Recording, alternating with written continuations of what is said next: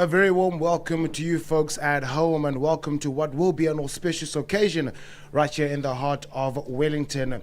We're reporting live on BMT this morning, and this time we are at Huguenot Hoërskool, where we are about to anticipate what will be a day filled with razzle-dazzling. It is the Premier Inter-Schools Cape Schools Sevens tournament right here in Wellington, and what will be an auspicious occasion. And of course, my name is Setu Time, flying this plane solo for the time being. I suggest you buckle up and get ready for some turbulence. It's about to go down. Beautiful scenes right here in Wellington. Lovely landscape, mountain area, winelands just across, and what is going to be a rather exciting display of a sevens rugby from all the prestigious high schools right here in the Western Cape. And also, you can catch us on the BMT app and also on the website, as well as our YouTube channel, not to miss any action that's coming in a few moments. As we are about to witness Bellville High School up against Porterville under 17s to kickstart procedures on the A field. And of course, we do have some rugby on the B and C field as well. But right here on the A field, we're about to get ready for what will be the start, breaking the ice. There's still some dew there. And on your screens,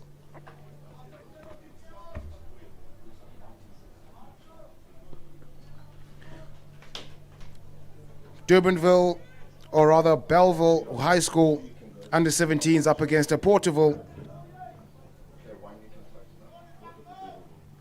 And Porterville to get us underway, courtesy of the boot of Ethan Fortain, and up and we are away. And first touch here for Durbanville. Strong carries here. Of course, it is sevens, so the acres of space, making sure that you fit and getting the pass away. Great touch there. Great handling from Bellville. Some space on the outside. This was his first attempt. Oh, it's a bar of soap. There was dew, ladies and gentlemen. I mentioned earlier, it will be a bit slippery for the early stages of this morning. And as you see there, just a handling error from the youngster. He only had the try line in front of him, but the ball had a different script.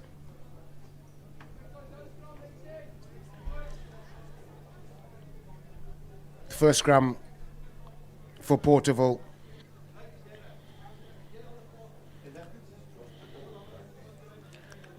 Herman Clutie with the feed, but a massive counter shove from Bellville Hoërskool. The kick downfield, the chase just as great, but the handling yet again is just unable to get any handling at the stage. You can anticipate some handling errors, folks, because it is a bit dewy underfoot.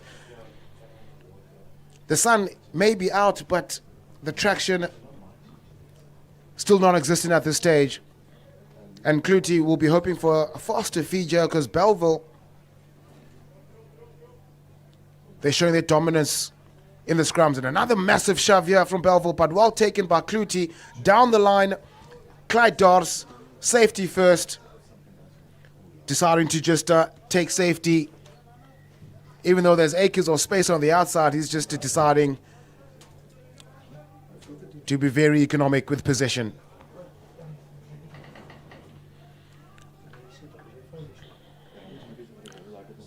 Line out for Bellville. Yeah, that's a throw downfield. Attacking opportunity here for Bellville. They swing it downfield. Well, not attacking the space, but until now, burst of acceleration from the youngster from Bellville. Still on his feet, looking for support. Boss is back inside. Oh, the pop pass play here from Bellville. Oh, surely that will be the first score. Letting the goose loose over the whitewash. Bellville up by 5.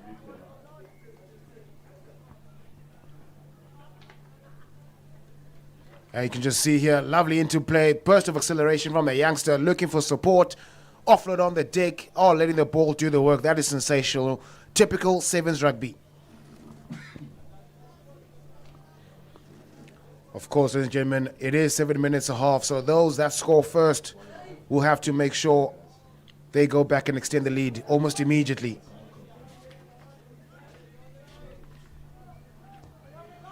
Restart. Durbanville Well, they're looking to let the goose loose here. Here comes Porterville. Oh, with that hallelujah offload. Where have you seen that? Here comes Porterville. Trying to identify some space. Oh, the ball just slipped through his fingers. Belleville in possession. Oh, lovely show and go. Oh, chicken wing. Who needs chicken Lincoln when that youngster's on the field? But Porterville, well, it is a game of hot potato, folks. The ball is unable to stick at this stage. Well, one thing is for certain, both teams are looking to play quite expansively despite the conditions early in this morning. And right now, Porterville are trying to get their tails up. They are behind by 5 points. They'll be looking to respond immediately. Cloutey with another feed, and Durbanville, oh, just losing it again is Herman Cloutey. Unfortunate. Oh, Durbanville, fortunate with those scrums. They are showing some great dominance in the set pieces, particularly in the scrums. Porterville have no answers at this stage.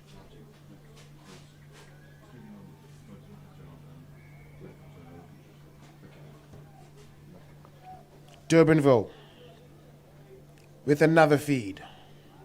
And they go to the short side. The try scorer looking to let the ball do the work. Here comes Durbanville. It's trying to get over the 22, and so they do. 5-meter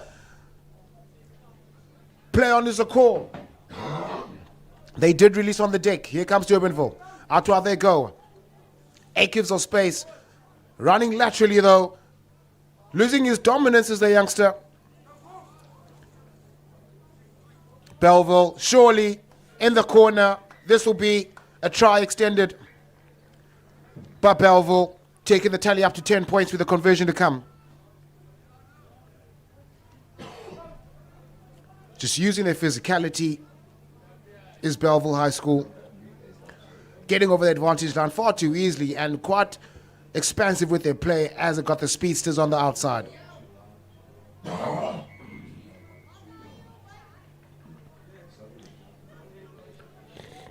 Porterville need to respond if they have anything to say in this first game.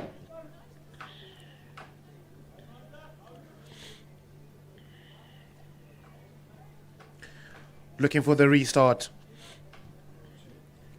And of course, up next will be the host, Huguenot, up against JSA Foundation.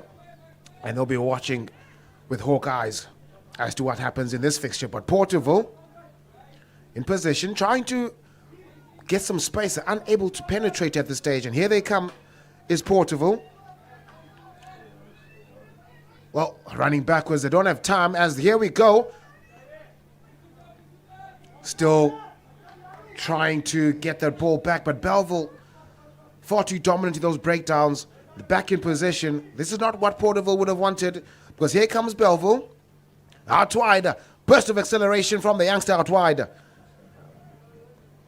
Still in possession is Belleville with the goose. Here comes the Belleville boys. Well defended by Porterville. Clear daylight, but the ball is still in the hands of Belleville. And out wide they go. Here comes Belleville, the Northern Burb sensation. Oh, I was looking for that chicken wing. Far too casual though. Oh, it's an error-ridden first half, folks. But Belleville will not mind at all as they are ahead by 10 points, which surely should be the last play of the first half.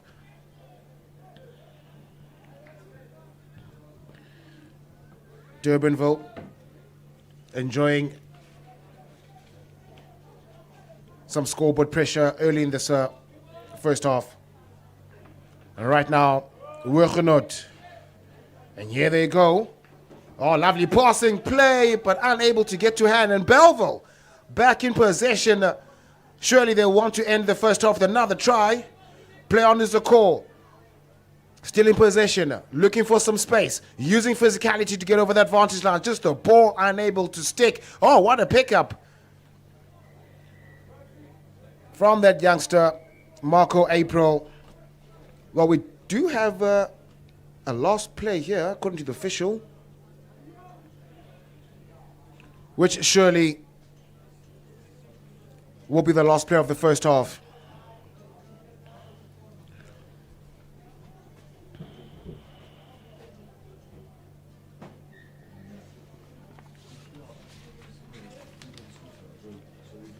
frantic start to this Premier Inter-Schools Cape Schools Sevens tournament.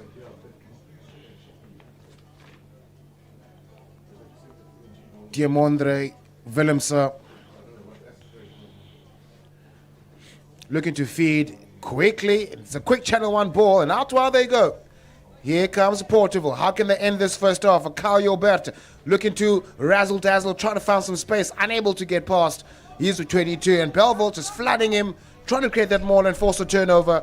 But here comes Dars, Clyde Dars, out wide, finding Zeeman van der Merwe. Over the 22 they go. Belleville flooding that ruck. Have they stolen it? Oh, sensational play from Belleville. Quick tap. Oh, that was cynical, and the official was on the spot. Yellow card. That's not how they'd want to end this first half. Great play from Durbanville, the youngster, Jean Stone. Here comes Joshua Marcus. Oh, just a lapse in concentration. And that's how the first half ends, folks. Just unfortunate from Belleville. They were looking to extend the lead yet again and creating more pressure. But the first half has come to an end. Do not go anywhere. We'll be back shortly.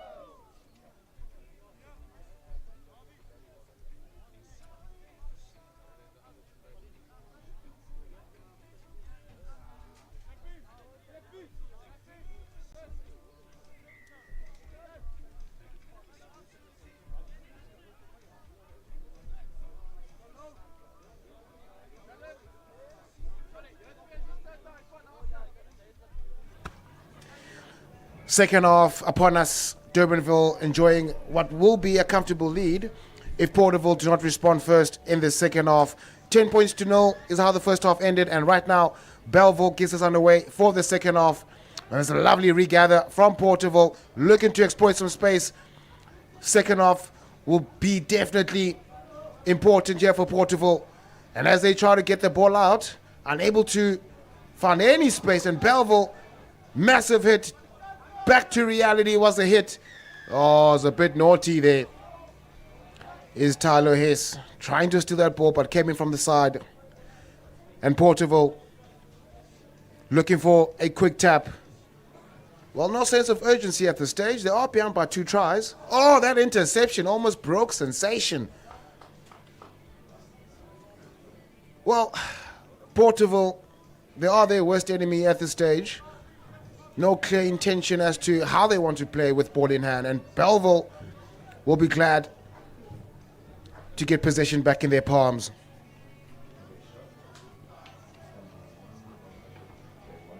To be another feed here from the young Herman Clutie.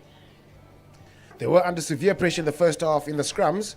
How can they fancy themselves in the second? And this time they were very smart, luring Belleville to shove, but it was early, and they've got a quick tap here. No clear indication how they want to play here. Here's Shadlin Schultz. Belleville's over that ball. They have to release. That's a Talin Rueda. Out wide, Clutie. Trying to find Friedrichs. Running laterally though is the young winger. And this time gets to the hand of Ryan Ferroa. Letting the goose loose. Flirting with the touchdown. How is he staying infield? Oh, trying to get over the advantage line. They do have an advantage here. Oh, that's great play from Porterville. They have to play with intensity. They have to force those gaps to open. And right now they've got a penalty. They take it quickly. Here comes Herman Clutie in the corner. But were they back 10? Porterville with their tails up. 6 meters shy of the whitewash. Clutie looking for that offload. Does a great thing and passing back to Kurtley Friedrichs.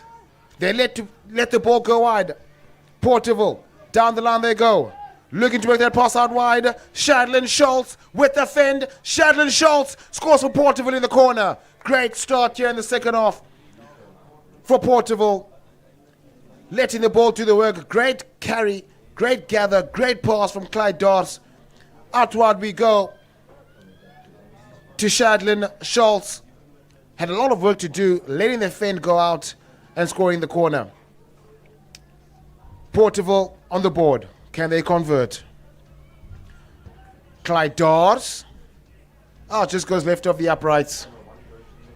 Well, one thing is for certain, Porterville are well within reach of this game.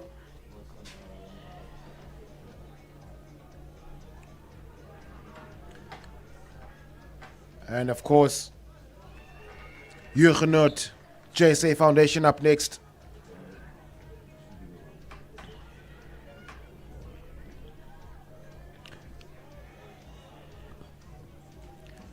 With the restart, Clyde Dars downfield, well gathered, lovely stepping from Belleville. They have to respond as Porterville are trying to get the tails up. Well, lovely show and go there. Oh, great skill. Oh, that pass just unkind for Copeland Jeffries. Just a knock-on advantage. Well, Belleville are starting to show some cracks here on the attack in the second half. Unable to replicate their first half dominance. And Porterville are enjoying their slight advantage with momentum in the second.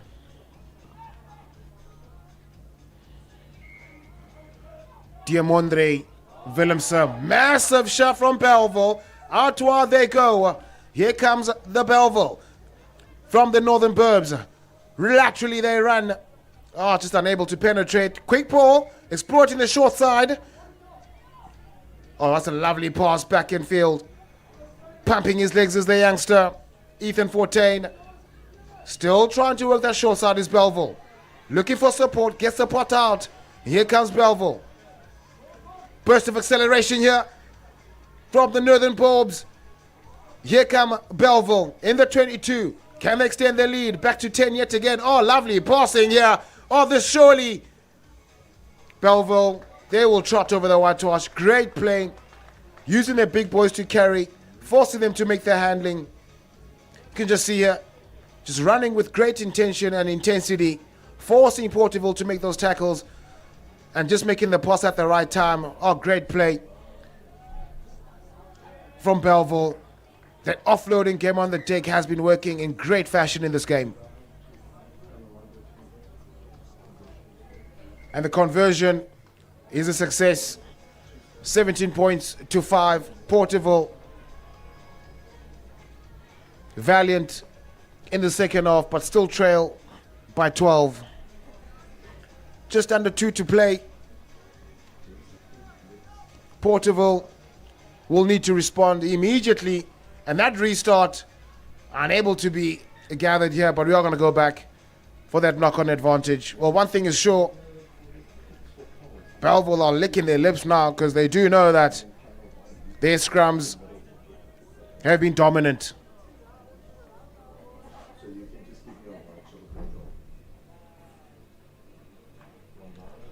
Beautiful scenes. The sun is coming out. the family, friends, supporters of all these prestigious schools slowly making their way onto this beautiful ground here from Huguenot Hoërskool.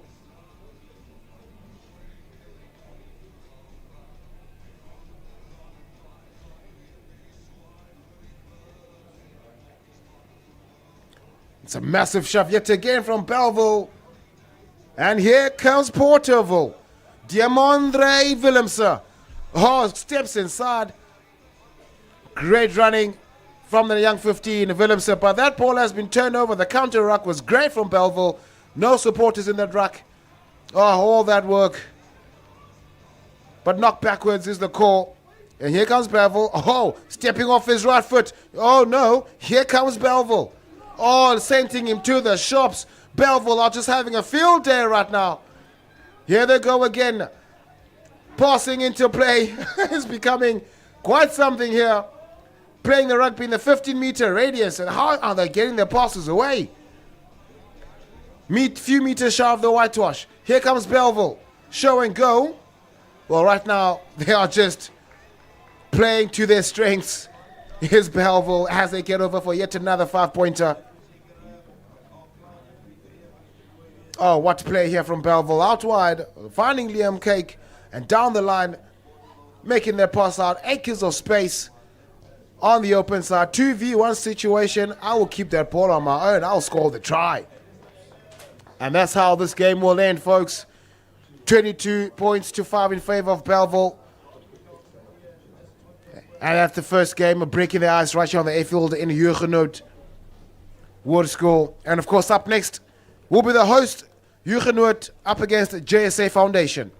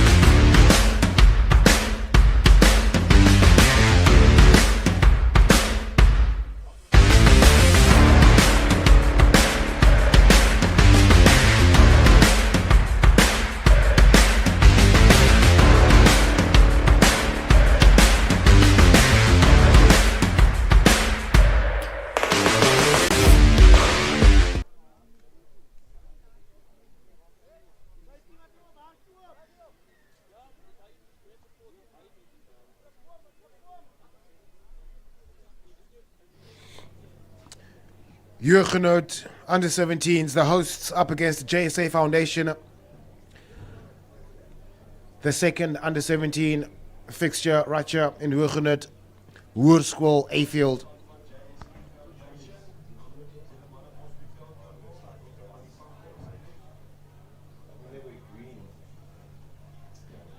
The hosts, Huguenot, in the traditional navy and white shade, up against JSA Foundation in the infamous blue and white strip. And the host, Huguenot, will be getting us underway courtesy of the boot of Lee Grant Summary. Can he create a summary here? And here we go from that restart. Ball in hand out the back door. That is sensational. What a great start here. And here comes Ravesh Padiachi. Lovely pop pass, well collated by Zeke Adams in the 22. Here comes Groban Jones. Out while they go. Sensational passing here, Jacqueline Ephraim. Oh, here we go. Is Huguenot Willem Spangenberg. Had to practice that one, folks. Here comes Huguenot. Out wide, the Lee Grant Summary to Jones. Out wide again to Padiachi. Unable to get that ball, but does well to clean up. And that strong fend, a strong upper body from the young number 2. Back in the 22. Jones. Lovely pass from the number 1. Lee Grant Summary with the switch to Ephraim. Oh, here we go. Zeke Adams. Here comes Ravesh Padiachi. Is loitering in the fringes and scores the first try for Huguenot.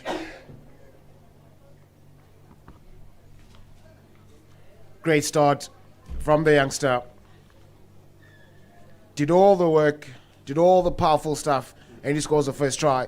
Just having a look here from Huguenot, doing very well to let the ball do the work, attacking that inside shoulder. Zeke Adams to the pass to Padiachi to score first.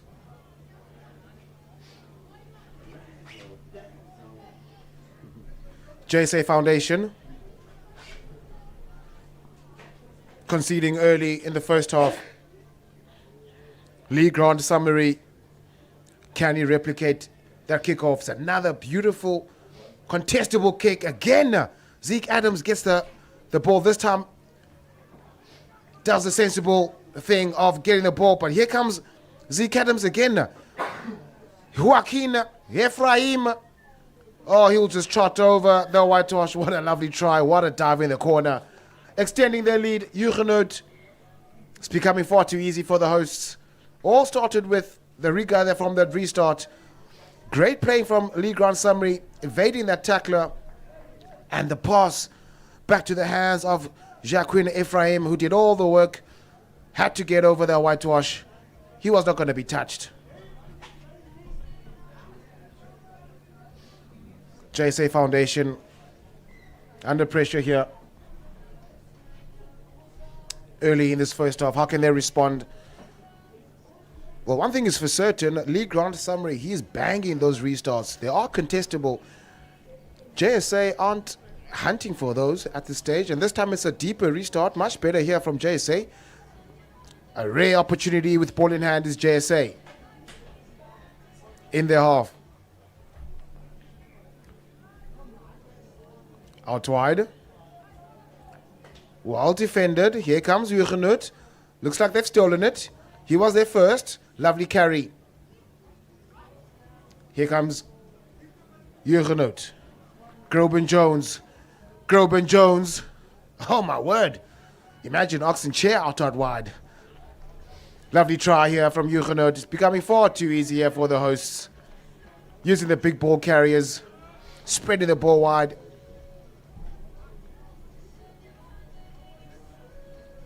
Well, it's becoming quite difficult here for JSA Foundation to have anything to respond.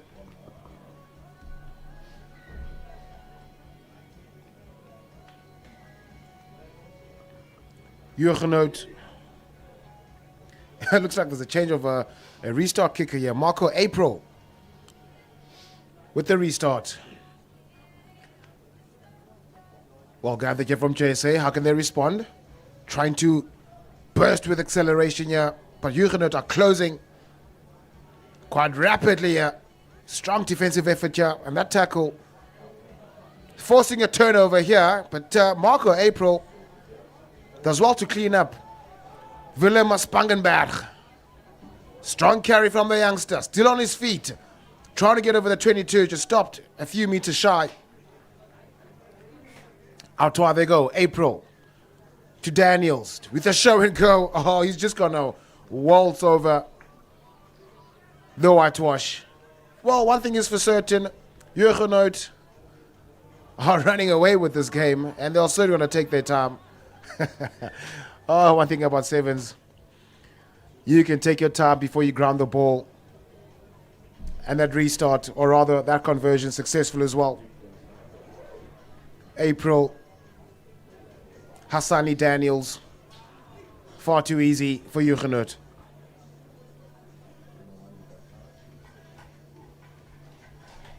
Marco April with another restart.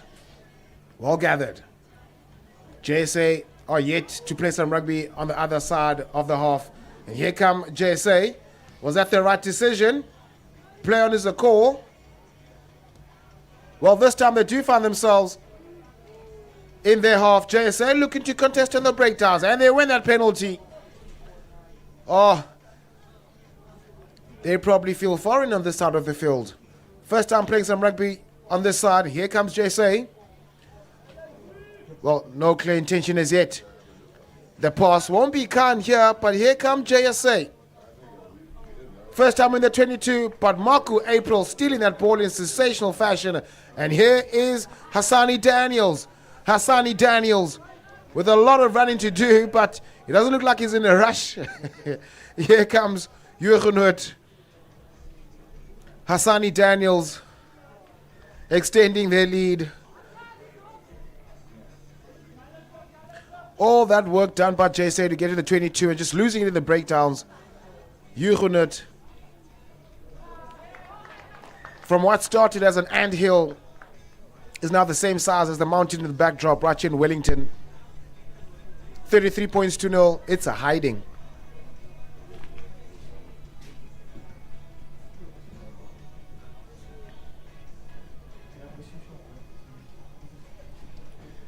Marku, April. It's another deep restart.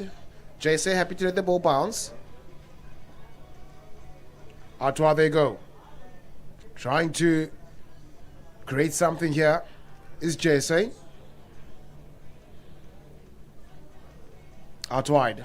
There you go. Trying to step in, but Huguenot is right over. Stolen by Huguenot. Stolen again by JSA. The amount of theft happening there, breakdown. But Huguenot will steal another try. Willem Spangenberg. Oh, folks. Clear dominance here from the home side. We're up to the 40s in this first half. And that's how it ends, ladies and gentlemen. 40 points to 0. And as you can just see here, Huguenot out wide. Liam Apollos does very well to keep control of the ball there, as well as making the pass out wide to Willem Spangenberg. Is that how they put an end to the first half? Ladies and gentlemen, do not go anywhere. See you after this very short break.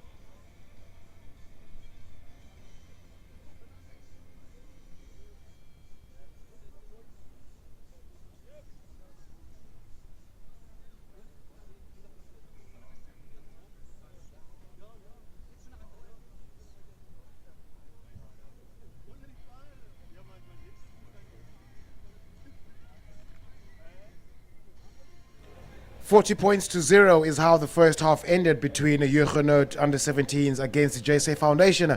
How can the JSA Foundation respond in this second half? 7 minutes to try and get to 40 points. But one thing is for certain, Huguenot will want to put this game to bed with their first touch. And JSA gets us underway in the second half.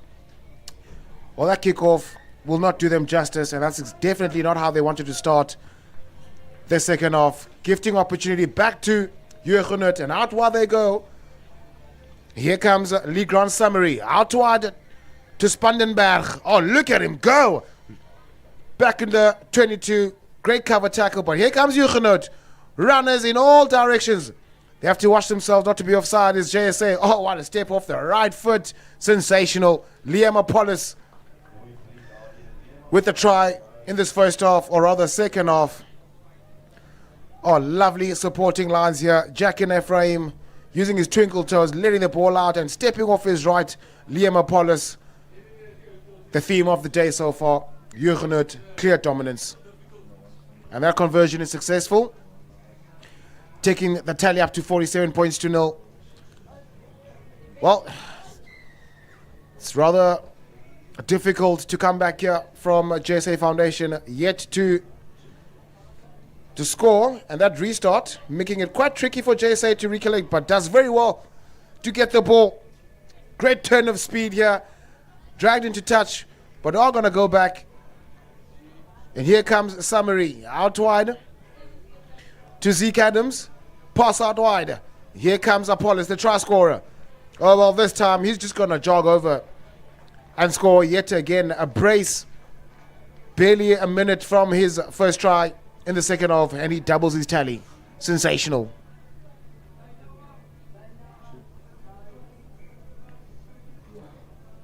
Huguenot, you can just see they are a well-coached outfit, letting the ball do the work, attacking that inside shoulder, forcing the defender to commit and making that pass. Great timing, forcing a 3v1 situation, and Liam Apollos with a brace.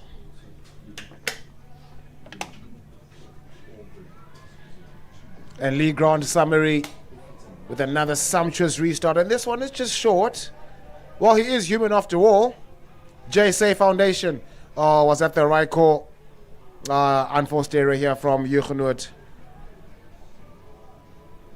But they are going to go back though for the scrum, and it's their feed. JSA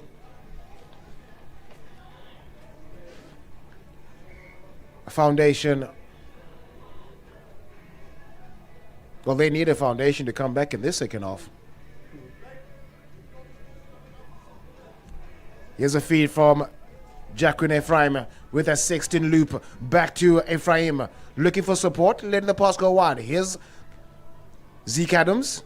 Zeke Adams, turn and burn, out wide. See you later, alligator. Here comes Zeke Adams. Another try from the youngster. Great turn of pace. Sent him to the shops with his pace. Lovely try from Huguenot, and the conversion. It's another successful conversion. Here comes Zeke Adams. You can see with the replay. Great turn of pace. Flirting with the touchline, but he prefers the whitewash instead.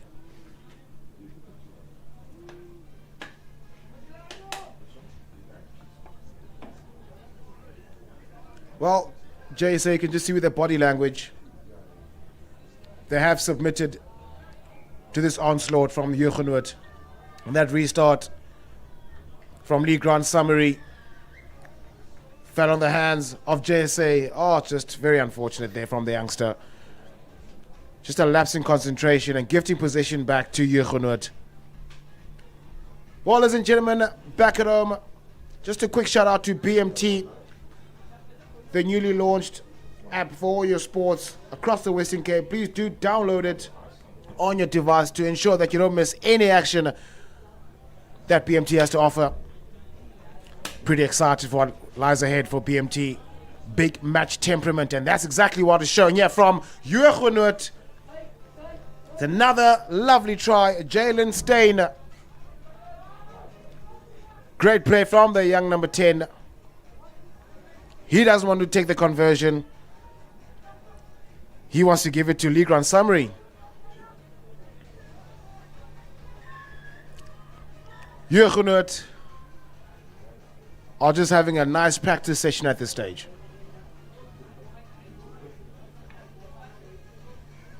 $68 points to nothing.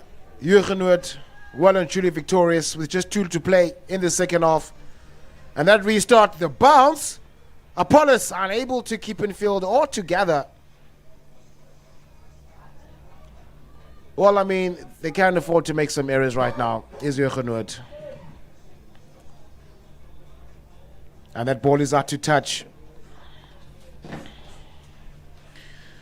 And JSA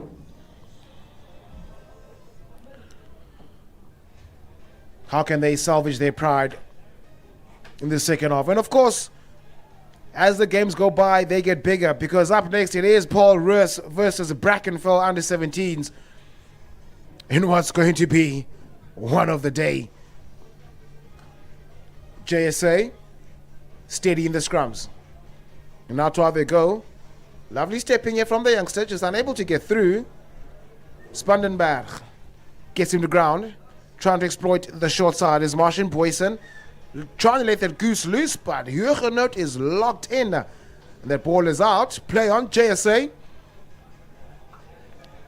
Exploiting that short side, but the try scorer Steyn does well to get his hands away. And here comes JSA. Wilbur Klaassen. Burst of acceleration. And the counter-attack from Spandenberg. Oh, that's a marginal one, but play on, and JSA win themselves a penalty. How can JSA respond here? It's a quick tap here with another switcher getting over the 22. They're looking for a scrum off JSA. They need to play with more intensity of these youngsters. JSA, well, that ball is loose and has been regathered again. JSA are trying to scrape their way to the whitewash, and Steyn, he had that ball, decided to let it go, and JSA is still fighting their way closer to the whitewash. Jalen Steyn, he's over it and he's got it. Sensational. Huguenot. Oh, they are looking to try and get the pass out, and here comes Huguenot. Oh, this is going to be a long run here. Marco, April, or rather Hassani Daniels. Oh, he'll be knackered after he grounds that ball. Try scored, Hassani Daniels, which surely will be the last straw drawn. And that's how this second encounter ends, ladies and gentlemen. Huguenot 75 points, JSA at nothing. And up next, it will be a humdinger as Paul Roos up against Brackenfell.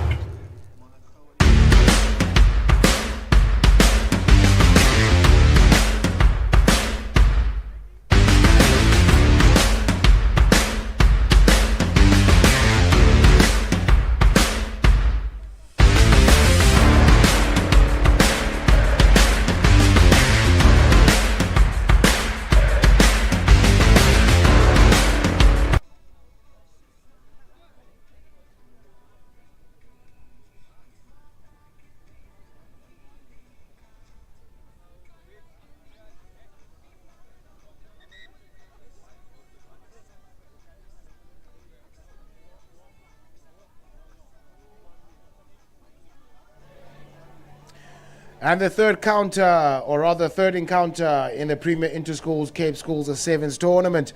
Paul Roos Gymnasium up against a Brackenfell in what surely will be a sensational game. And Brackenfell will be getting us underway. They are playing from your left to right. And that's a lovely kickoff. Well, that's a knock backwards, and Brackenfell are in possession. But you're going to go back for that knock-on advantage for the Brackies.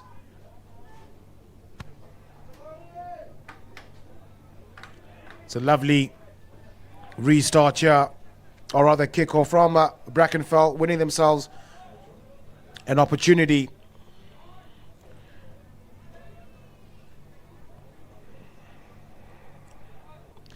And out while they go is Brackenfell, using their big ball carriers to get over the 22. And that's a strong run from Brackenfell. One thing is for certain, they're not shy to get some contact, but just unfortunate from Dionisio Africa. Was looking to make that pass out, trying to get some quick ball. And Paul Roos Gymnasium will be breathing a huge sigh of relief, because Brackenfell was starting at a very high tempo.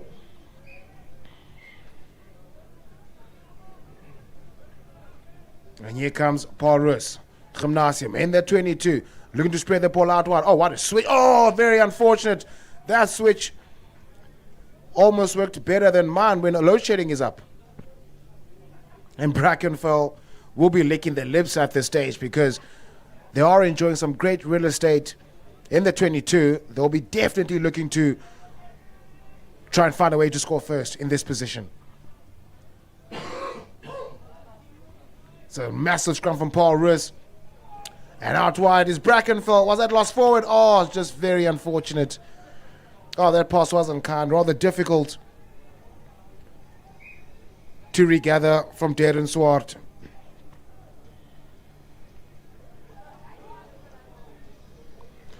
Paul Roos with another opportunity to get out of their half. Riley Combrink with ball in hand. With the feed. Combrink receives the switch. Trying to escape from a Brackies defender. And out wide is Jean Volschenk. Oh, great evasive play from Werner de Bruyne. Out wide we go again is Paul Roos. Gerard Becker.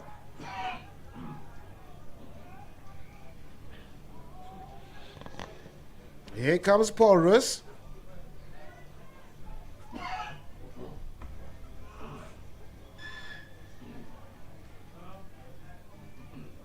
Brackenfell with the penalty out wider.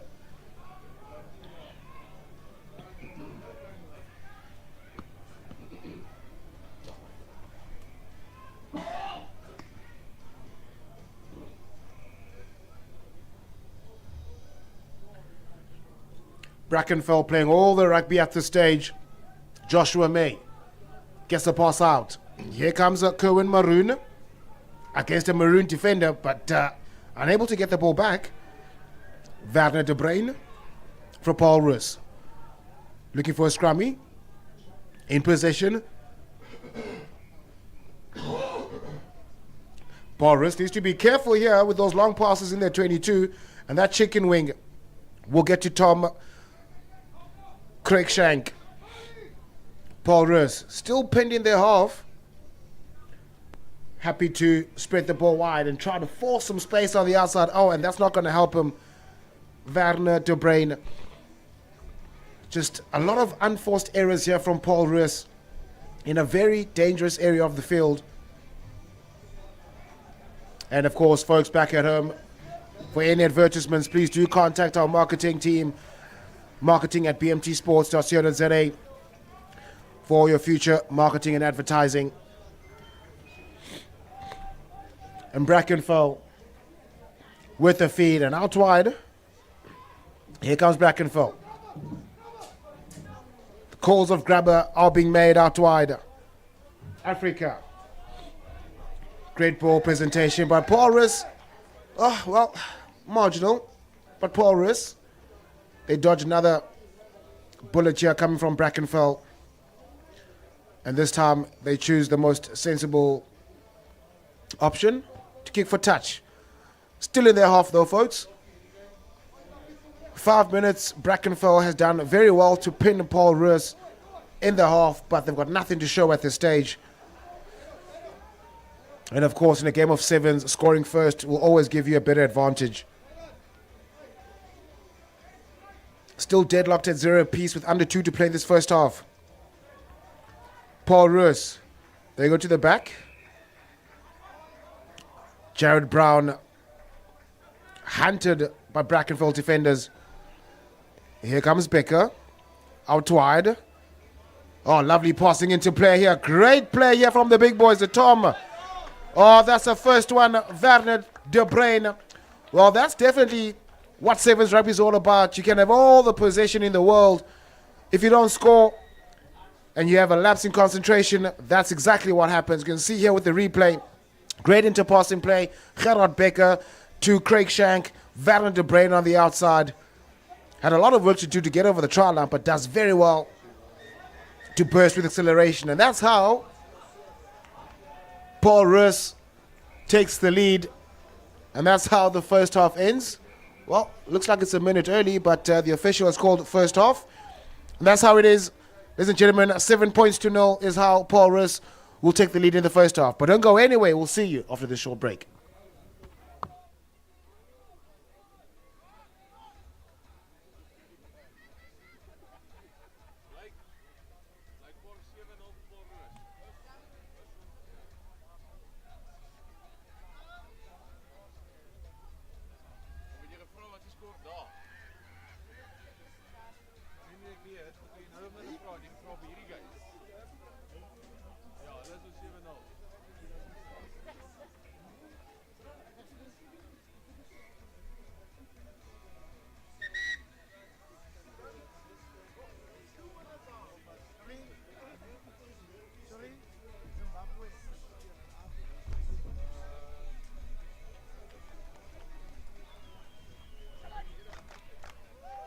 Aftuittelling aan 7-0 vir die manne van Paul Roos.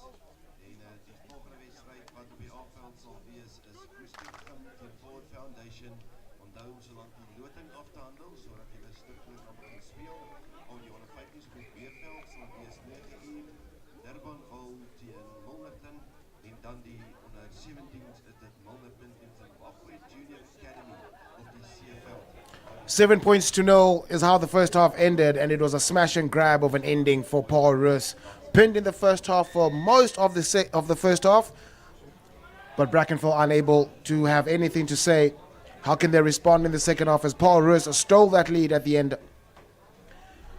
And now Brackenfell in possession. Here comes Temba Hawker,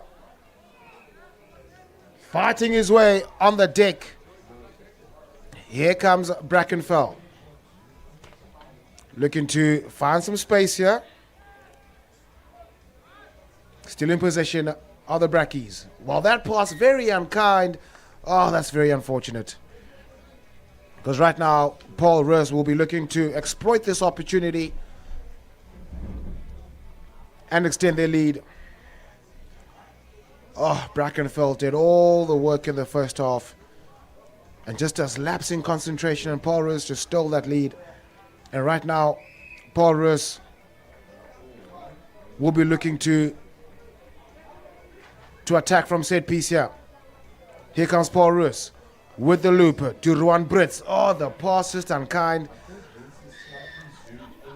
And conceding that penalty at the same time. Brackenfell, they take it quickly. Here comes Amila. Makes the pass out. They need to run straight and attack those inside shoulders as Brackenfell. Solomons, well, back in the hands of Paul Roos, and right now they've got the numbers. Here comes Oosthuizen, the try scorer, Werner de Bruin, isolated, but does well to fight on the deck. Here comes Oosthuizen, sumptuous pass downfield to Jean Volschenk, who does well to get the ball out to the hands of Riley Combrink. Oh, this is great offloading play from Paul Roos.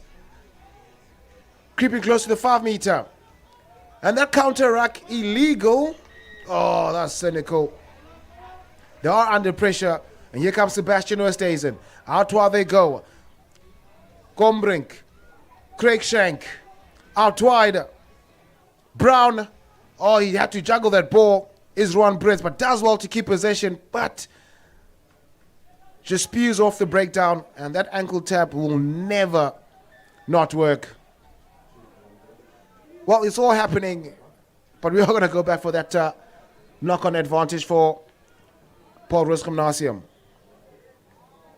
Brackenfell. Oh, they'll be kicking themselves right now. They are certainly ruining their opportunities missed in the first half. Because right now, this second half is a complete contrast of the first. Now Brackenfell are pinned in their half. With the feed is Paul Roos. And out wide we go. Jaden Powell. Brits. Steps off his right. Still with the ball is Ruan Brits. And that offload. Oh, doesn't get to the hand of Craig Shank, but will get to De Bruin. And that's a double for the young number 3 from Paul Roos. And that conversion from Jaden Powell is successful. You can just see with the offloading in the Paul Roos outfit, letting the ball to the work, a great passing into play between Tom and Craig Shank and Werner de Bruin, who scores his double.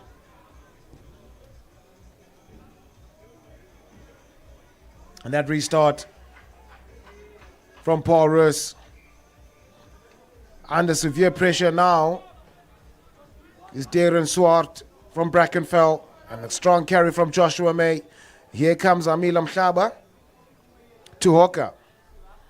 Brackenfell trying to find some space. And now the kick downfield. It will be a foot race. The bounce of the ball will be interesting. And the chase from Gerard Becker saves the day for Paul Roos. Inches out of the 22. Paul Roos in possession. And here comes Tristan Armitage.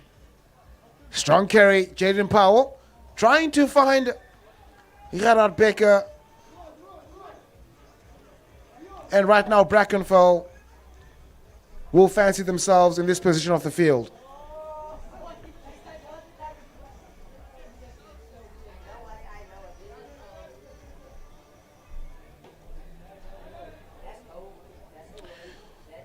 Brackenfell, should they get something on the board from this set piece,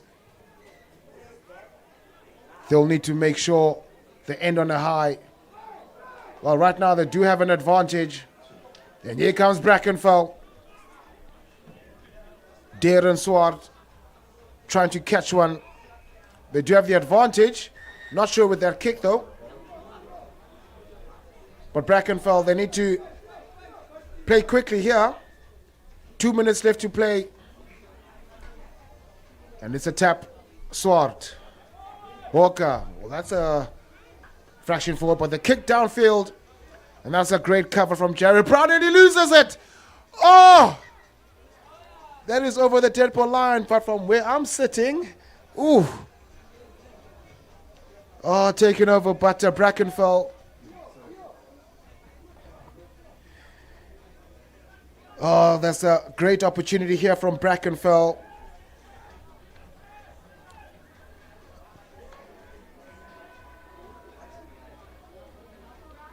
Well, it's getting heated in the commentary booth, folks. One thing's for certain.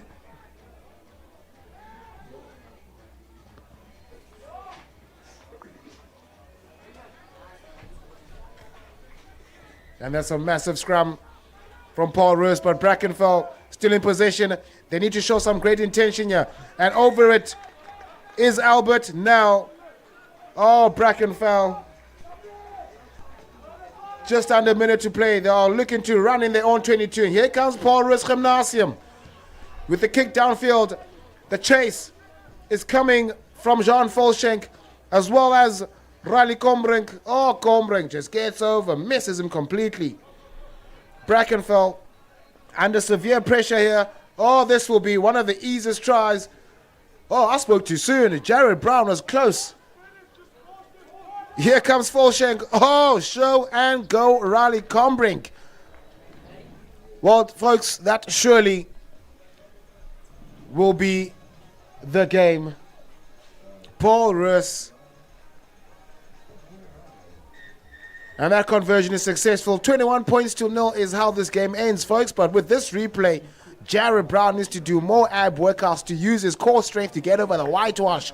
But Jean Volschenk at scrum off, out wide to Riley Combrink with a show and go. What a try from the men from Gymnasium. And that's how it ends, folks. Don't go anywhere. See you shortly as a Worcester Gymnasium up against Ford Foundation.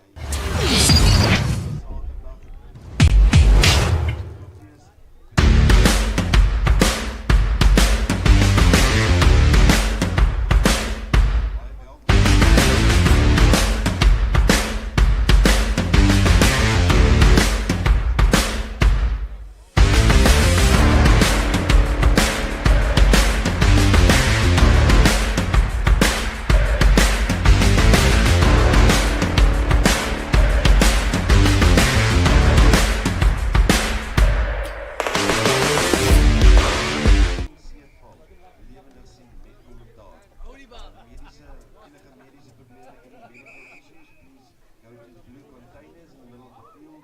That is our medical office, and you'll be helped there by Marty. You could just ask for her, and then that will be good for you. Right, enjoy the day. Let's go. The next game is about to start in the next 2 minutes. We'll see how we go today.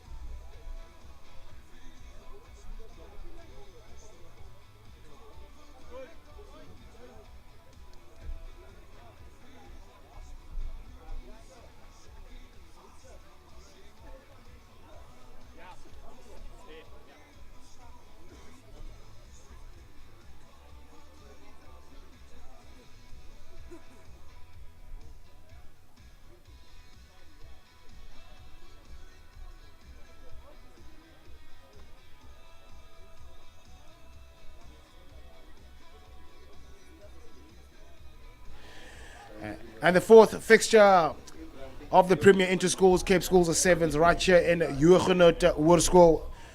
Up next, Woestergem under 17s up against Forward Foundation. We were enjoying some great rugby from Paul Roos and Brackenfell a few moments ago. And Forward Foundation will be kicking off from your right to left on your screens. And Worcester Gymnasium from your left to right. And that restart, it's a beautiful restart here. First opportunity, almost gone a begging. And that's a sumptuous restart, or rather kickoff from Forward Foundation.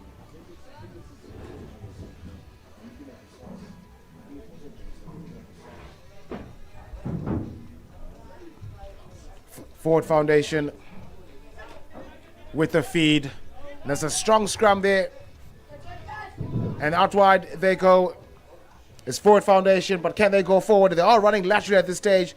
And now they're straight in line with the number 15, who's a tall, lanky youngster who trots his way with his first touch and the first try. Forward Foundation moving forward on the scoreboard. Lovely player from these youngsters with the goose, creating some doubt with the defense, just straightening his line. And that's a lovely piece of running there from the tall, lanky number 15. What a great run, great start. Woestergem finding themselves trailing, barely 2 minutes played in this first half.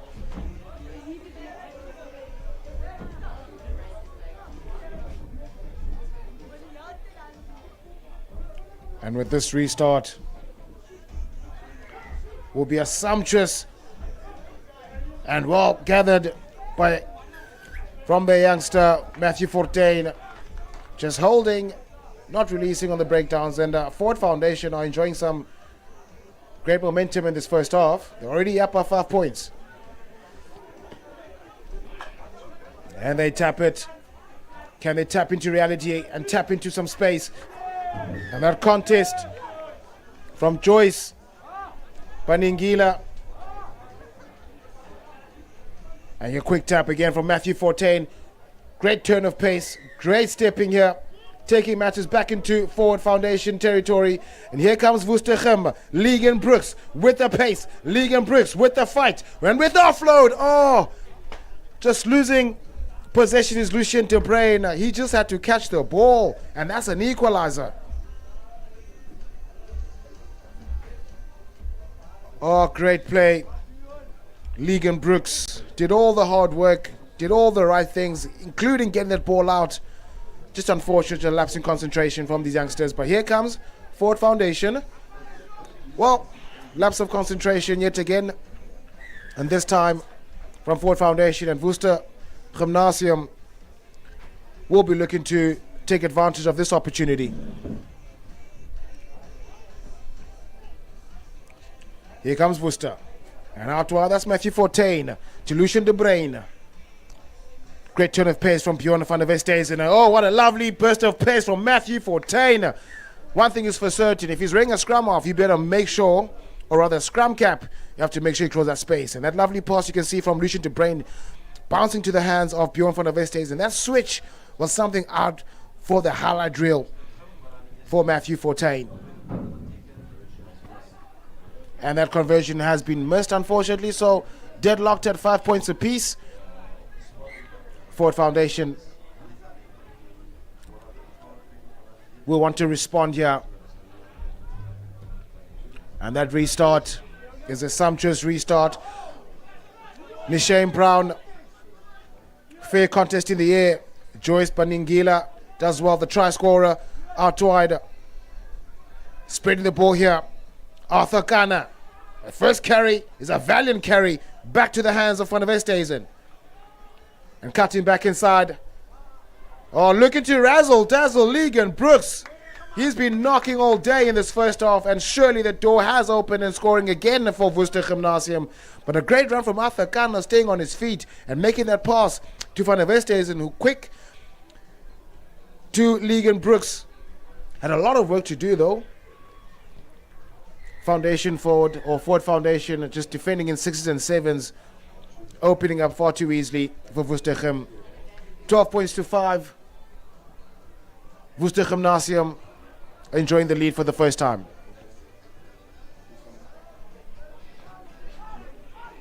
That restart from Worcester Gymnasium. Pinned in their half here is Ford Foundation. It's a lovely step. Oh, that step sent him to the shops. And here comes Ford Foundation, looking for supporting runners. Oh, that ball almost got to the hands of Joyce Baningila. You'll be happy that ball was lost there by Worcester Gymnasium, or rather Ford Foundation.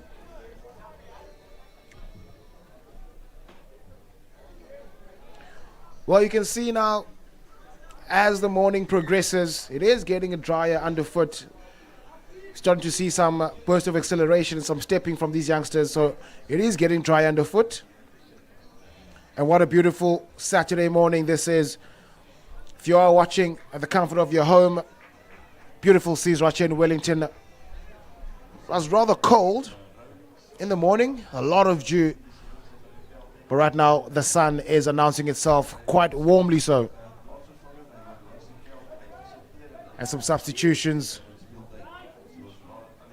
made here from Ford Foundation. Still trailing by 7.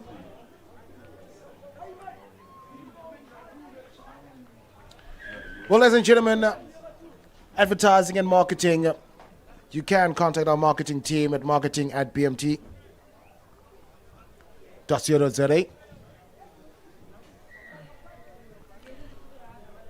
Bringing you nothing but the best sports that the Western Cape and the country has to offer. What a time to be alive. And here comes Worcester Gym Matthew Fortuin with the goose. He's going over the 22, another goose. Support. Sensational. Oh, unfortunate. Bjorn van der Westhuizen losing that ball, but here comes Ford Foundation. Oh, what a hit. Well, hello. Nishane Brown with the hit of the day so far. He folded him like his laundry. And here comes Ford Foundation. The try scorer looking to make the pass back inside. The Sexton loop, oh, just unfortunate. But here comes Worcester Gym. On the prowl again is Lucien de Bruin. To the big boy carrier, Arthur Kana, who's going to trot his way. Looking to bump off the defender. Still on his feet is the young number 1. Oh, did all the work. It's a slow ball here. Matthew Fortuin out wide to Brown. Decides to go on his own. Isolated though. Still in the 22 is Worcester Gymnasium. Exploited the short side again is Bjorn van der Westhuizen with the switch back again. The goose is working in great fashion here for Worcester Gym. Here comes Matthew. Joyce Baningila pumps his leg. Oh, here we go. It's Joyce Baningila. Fast his way with a whitewash. Oh, this is amazing play from Worcester Gymnasium. Rather making it difficult for themselves, but they'll not mind at all as the scoreboard pressure is mounting here from Ford Foundation. And you can see here the try scorer, Joyce Baningila, not tackled so he can play on. Great upper body strength from the youngster, fighting for that ball while pumping his legs, and the whitewash will be the one that stops the first half. Ladies and gentlemen, 17 points, or rather 19 points to 5 is how the first half ends. But don't go anywhere. We'll see you after the short break. Brah.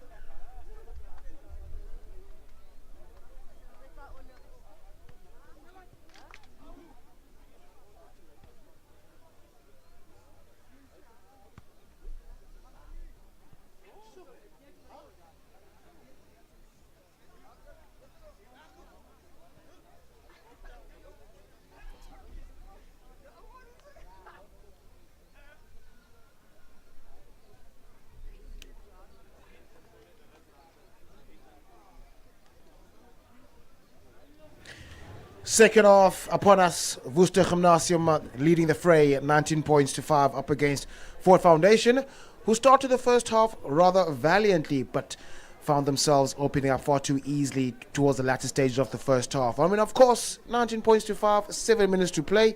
How can they respond if they want to salvage anything from this game? But Worcester Gymnasium, with the kickoff in the second half, will definitely be looking to add more to the tally. And here comes Ford Foundation in that 22. Happy to spread the ball out wide. Just rather isolated there. And Joyce Baningila does well to stop him. Unable to make that attempt. But Ford Foundation still in there, 22. Trying to get that pass out, but does very well to keep ball in hand, but just conceding it. Side entry is a call. Here comes a quick tap. And here comes Worcester Gymnasium. Well, that 50-50 is definitely something the coach will be very upset about. You are in the green zone, rather keep the ball. You're within reach to extend your lead. And now you're just gifting possession back to Ford Foundation, who will be desperately looking to get out of their half.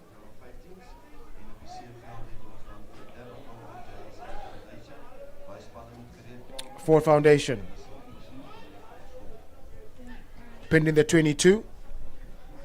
And now they go exploiting the short side, kick downfield. And that bounce will be kind, but cleaned up by Likaka Mayeki, who makes the pass out wide to Brown, or Legan Brooks, who's just fighting away from defenders here. Here comes Legan Brooks on the stride like a final bend in the 400 meter. Sumptuous try here from Legan Brooks, extending the lead early in the second half. They are running away with it now, is Worcester Gymnasium.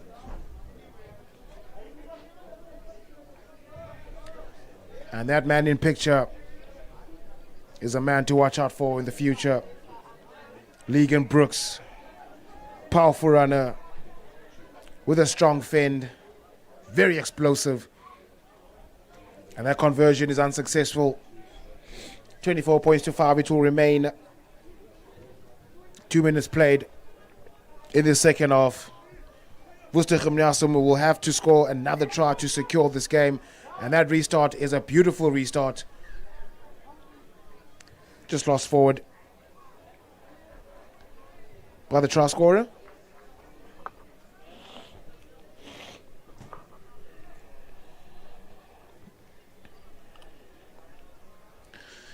Ford Foundation. How can they respond in this second half? Just under 5 left to play. Still enough time as far as Sevens Rugby is concerned. But what can they conjure up from this set piece? Marketing at bmtsports.co.za is where you can contact us for any marketing or advertising. And that era there from Ford Foundation. And now here comes Nehemiah Mare, and out wide to Lucien De Bruin with the kick downfield. The chase is on here. He just had to ground the ball, and Worcester Gymnasium, far too easy for them at the stage, as Ford Foundation are opening up far too easily. And that lovely passing into play, Lucien De Bruin with the kick downfield. The bounce favored him, the pace favored him, and the grounding was just as sensational. And that conversion attempt is over. 31 points with 4 to play. And of course, Legan Brooks taken off together with Nashame Brown. Just resting up those bodies. It's going to be a long day of Sevens Rugby.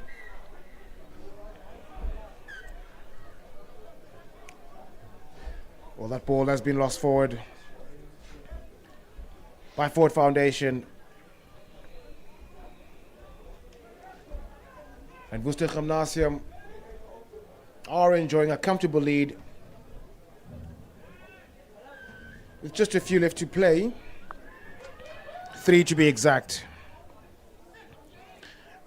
And the feed by Bjorn van der Westhuizen. Looking great into play. Another great carry here from Van der Westhuizen. Does very well to clean up. Here comes Mlanjeni. De Bruin. Well, not expected there. Likaka Mayeki. Just making it far too difficult for themselves here. Just unnecessary complications being made here by Worcester Gymnasium. I guess that's what happens when you've got a very comfortable lead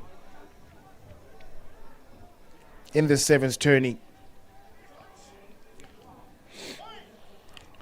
Another feed here.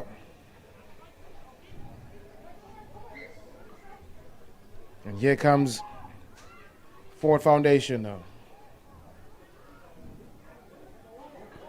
And here is a great turn of pace. Ford Foundation are going to respond.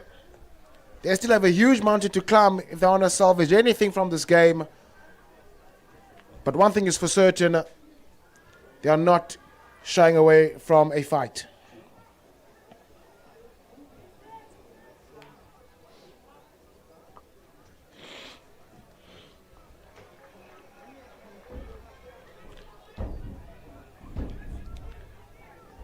And that conversion unsuccessful, 31 points to 10.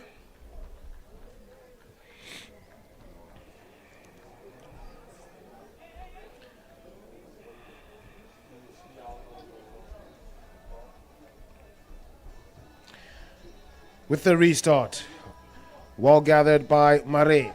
Oh, that goose almost loose. Oh, it's definitely loose. Here comes Worcester Gymnasium. Bjorn van der Westhuizen was looking to clean, just illegal.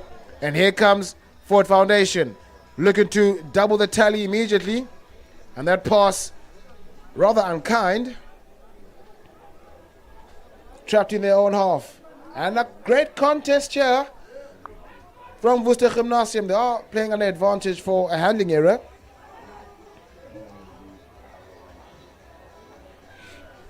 Well, ladies and gentlemen,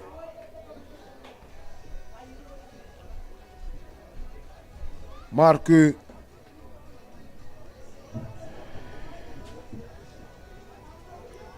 doing all what's necessary here to regather possession.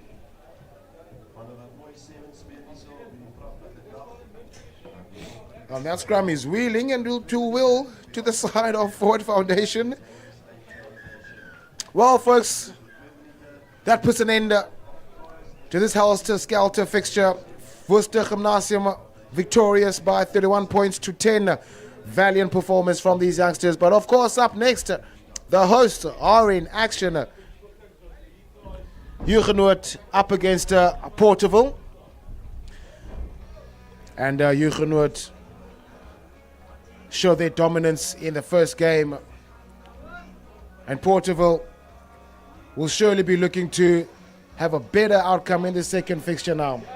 But don't go anywhere. We'll see you after the short break.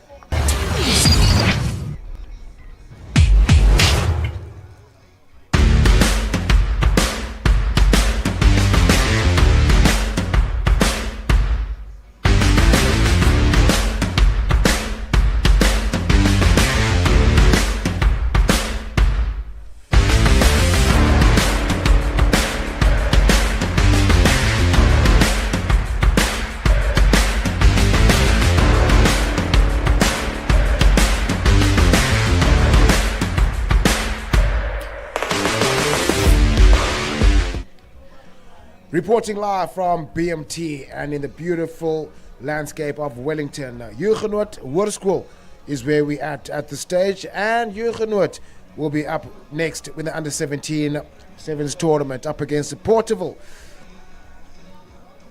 And Porterville will be kick-starting matters from your right to left. And well gathered here from Huguenot, looking to play the same theme and spreading the ball out wide, and that great play and that great start from Zeke Adams. Spangenberg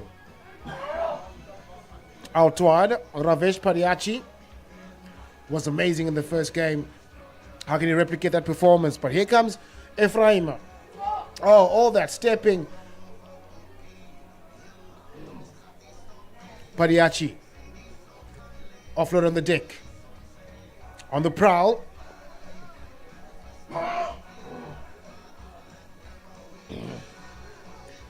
Huguenot, Crobin Jones. Back to Ephraim, back to Jones. Oh, great start here. Huguenot making it look so easy. You just see here, Crobin Jones does very well. No look pass out wide to Ephraim, who goes back to Jones. What a try.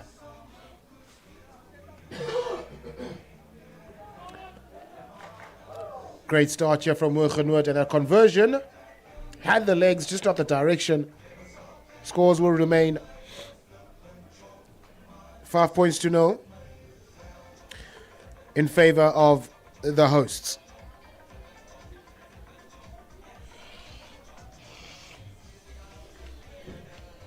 With the restart, Lee Grant summary. The chase from Adams is amazing as he gets the ball back.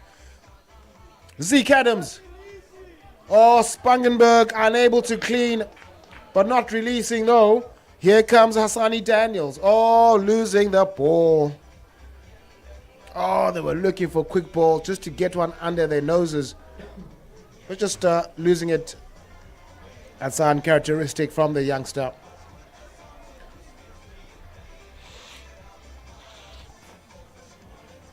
Huguenot.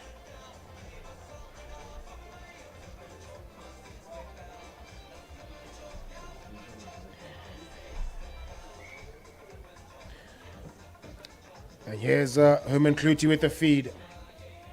Under severe pressure here. But Diamondre Willemse with a kick downfield for Porterville. The bounce.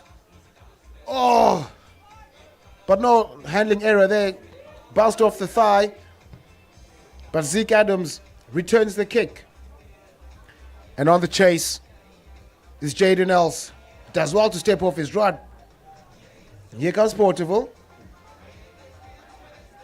Trying to Oh, that's showing. Go sold him to the shops. But back in his palms is Diamondre Willemse, who's happy to step his way through. Running laterally though. Here's Porterville trying to get away. Kurtley Friedrichs on the chase is Padiachi, but he won't get there. Oh, the goose is loose and Porterville are on the scoreboard. Oh, what a great play from Porterville.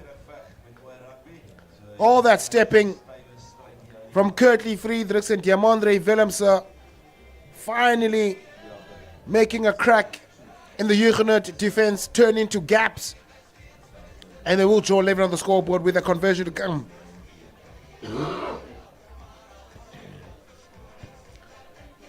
Well, that one's not going to go over. They will be deadlocked at 5 points apiece, and Diamondre Willemse unsuccessful with that conversion.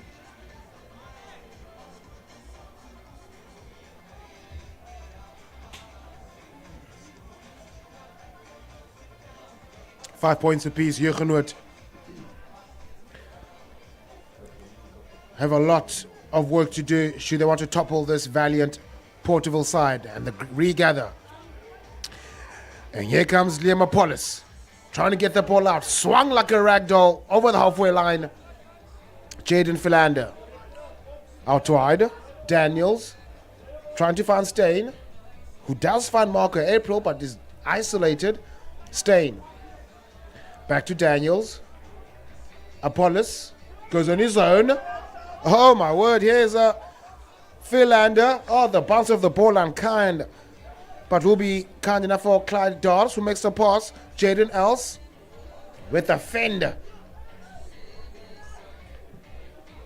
Porterville. Well, play on his call. Well, there's a lot of physicality happening in that breakdown. Jaden Philander does very well to clean up here for Huguenot. And Porterville looks to be over it, but they have to release, not supporting a body weight. Apollos out to Steyn. And that's a sumptuous pass downfield. Oh, unable to gather as Marco April. Oh, Porterville enjoying some momentum here. And they look to create some opportunity here. The scrums were under severe pressure in their first game is Porterville, and this time they'll definitely be looking to get better as they did against Durbanville.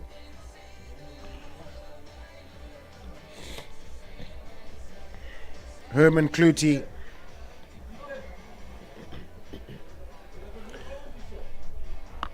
looking to feed a quick channel one ball here for Porterville.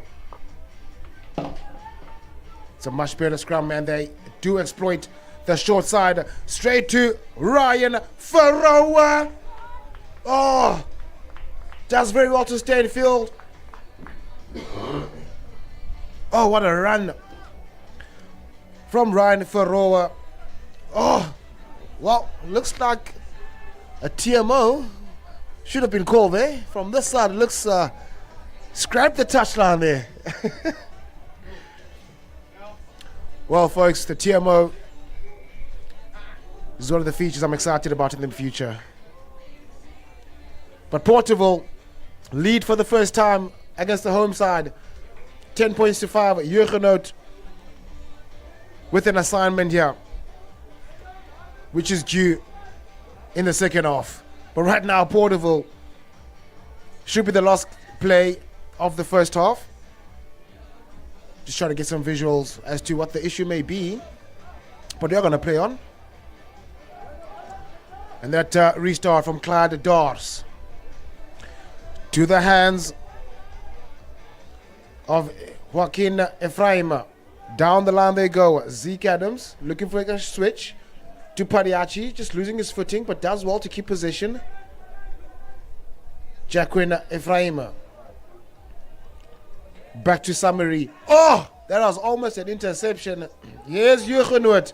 Burst of pace from Zeke Adams. Here comes Liam Apollos. Does he have the legs? Can't take him over, but the offload is just as sensational. Huguenot. Oh, when it mattered the most, unable to regather is Zeke Adams. And that handling error, Porterville back inside. Well, one thing is for sure, they still have a lot of diesel in the tank. Here comes Porterville. Well, was that tackle before the ball? Here comes Porterville playing under advantage. Because right now they are enjoying some great real estate here. Has been stolen, but you're going to go back for that early tackle. And Porterville, with all the opportunities coming their side, tackle before the ball was held. But Clyde Dars will put an end of the first half. And that's how it ends, folks. 10 points to 5 in favor of Porterville. But don't go anywhere. The second half will be a sensation.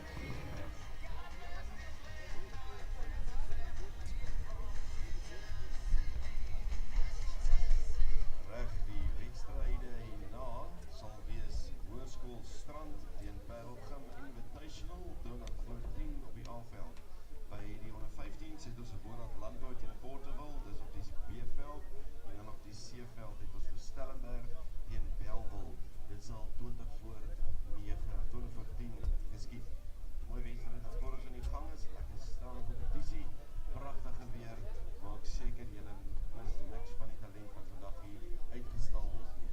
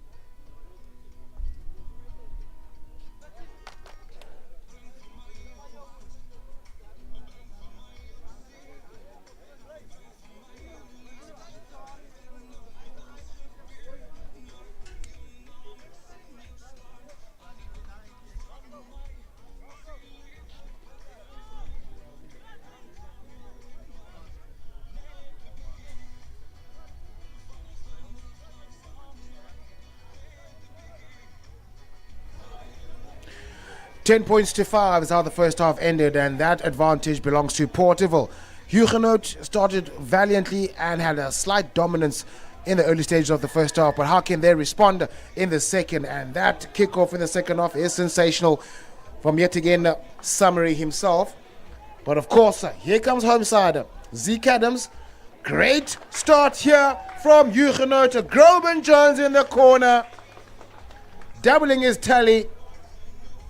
Is the number 1 from Huguenot. What a start here from the home team. All started with Zeke Adams making that pass out wide to Groban Jones, loitering in the far side. A lot of momentum to get over the whitewash, and what a start from Huguenot Hoërskool. I can almost imagine what was said in the halftime break. And that conversion will be unsuccessful. So right now, 10 points apiece, my 10-10 special. Who will want to break the deadlock, as Porterville are definitely not shying away here. And that restart. Oh, that's a great chase from Zeke Adams, and all sorts of pressure as Porterville unable to regather that restart. And right now, Huguenot are forcing the turnovers here, and they're enjoying some great real estate early in the second half. Scoring first. Right now they want to double their tally in the second stanza.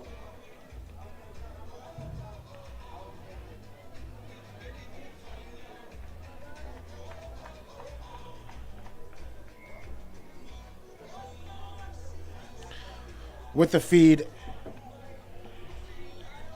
is Jacqueline Ephraim. But just a bit of argy-bargy happening in that scrum. We are going to have a reset just to make sure there is some stability underfoot.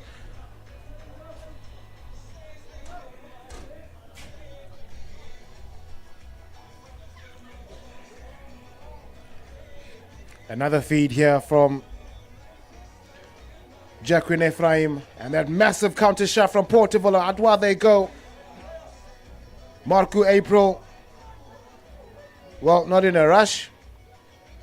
All these youngsters from Hoogenoord, can they exploit some gaps? Here comes Hoogenoord. Well, that pass will get to Groben Jones. He's already on a brace. Can he get a hat trick? Spangenberg, Ephraim, Atwa to April, or rather Hassani Daniels. And here we go, is Hoogenoord. Hassani Daniels will trot over the whitewash as easy as you like. They are back in the lead on the home side. Hoogenoord Hoërskool.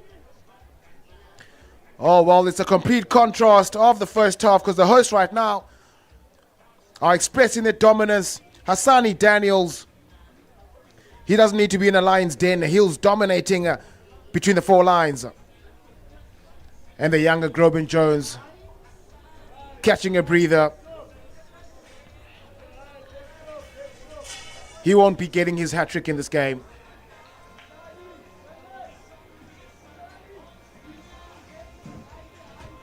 $15 points to 10. That conversion unsuccessful. And that's a cheeky restart here. But well gathered. Herman Clutie on the prowl. Herman Clutie tries to bump him off, but he comes off second best. Stays on the ground as a young Herman Clutie. I hope he's okay. All right, that's not a good sight. We hope that the youngster is okay. Herman Clutie. What a run from the young number 13. Trying to force his way through the solid figure of Zeke Adams. But from where we are looking, it's just a case of a collision. Didn't look high from where we are stationed, but of course we just hope that Herman Clutie is okay. He's still on the ground.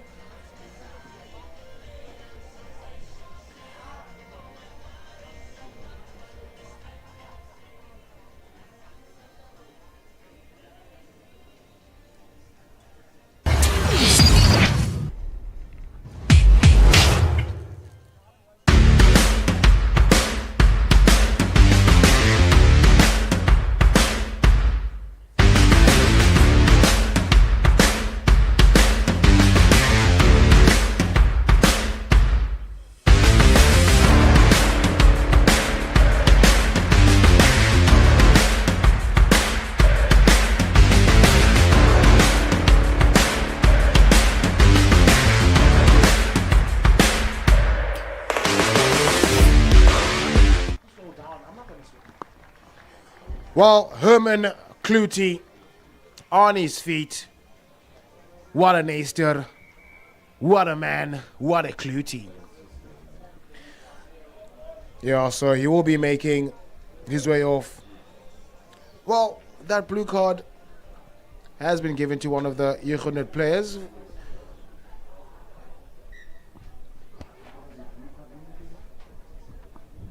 Well, it's just going to be a concussion test.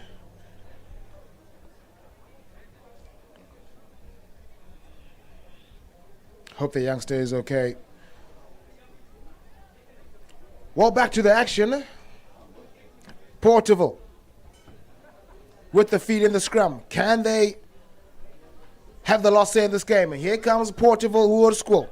Down the line we go. Akayo Barrett finding Ryan Ferroa, who's looking to take his time with the goose. Under severe pressure. Yeah, making the pass back to Willemse. Here comes Porterville trying to get some space. Exploiting the short side of Shadlin Schultz, who's had a rather quiet first half here. Very big ball carrier, and that pass will be unkind for Willemse, who's trying to clean up for Porterville. A burst of acceleration here from the number 15. Willemse is angry because no support. Here comes the Schultz with a kick downfield. The bounce of the ball will land to the hands of Diedrichs. Oh! Daniels back for Hoogenoord. Here comes Huguenot. Unforced pass. It will bounce kindly though for Spangenberg. No support at all here. It's all happening. And the counter ruck almost successful because Porterville with a great advantage here. All the rugby is being played in their half is Huguenot.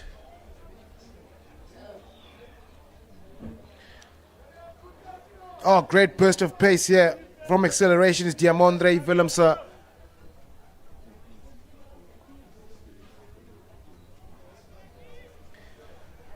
Diamondre Willemse looking to cause some problems here from Huguenot. Here comes Clyde Dors bumping off the would-be defender in Marco April over the ball. Huguenot under severe pressure here. Here's Schultz out wide. Zeeman van der Merwe. Sumptuous passing here. Oh, what a step from Kurtley Friedrichs. He grounds the ball. Oh, we are back up level, folks. 15 apiece with the conversion to come. Huguenot under severe pressure. Oh, sensational play. You can just see here from Shadlin Schultz. Pass out. Getting it to the hands of Carl Joubert. A great burst of acceleration from Kurtley Friedrichs. He had a lot of work to do, but does get the grounding. 15 apiece. This conversion from Clyde Dors. Clyde Dors. Oh, it just goes right off the uprights. And that's how it ends, ladies and gentlemen. What a game. 15 points apiece. Huguenot Hoërskool, Porterville Hoërskool. Sensational. 15 points apiece. But don't go anywhere. Some more rugby coming on your screens.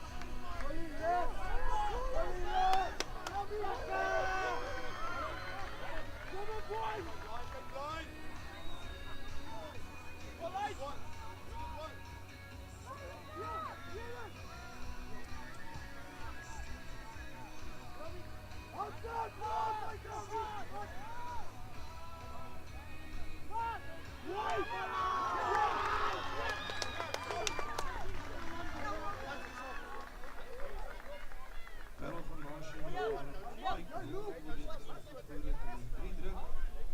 Maar nou moet net onthou die series. Baie mooi vir die inisiatief wat hulle neem, goeie 3 lekker tyd ekstra hier op die afveld.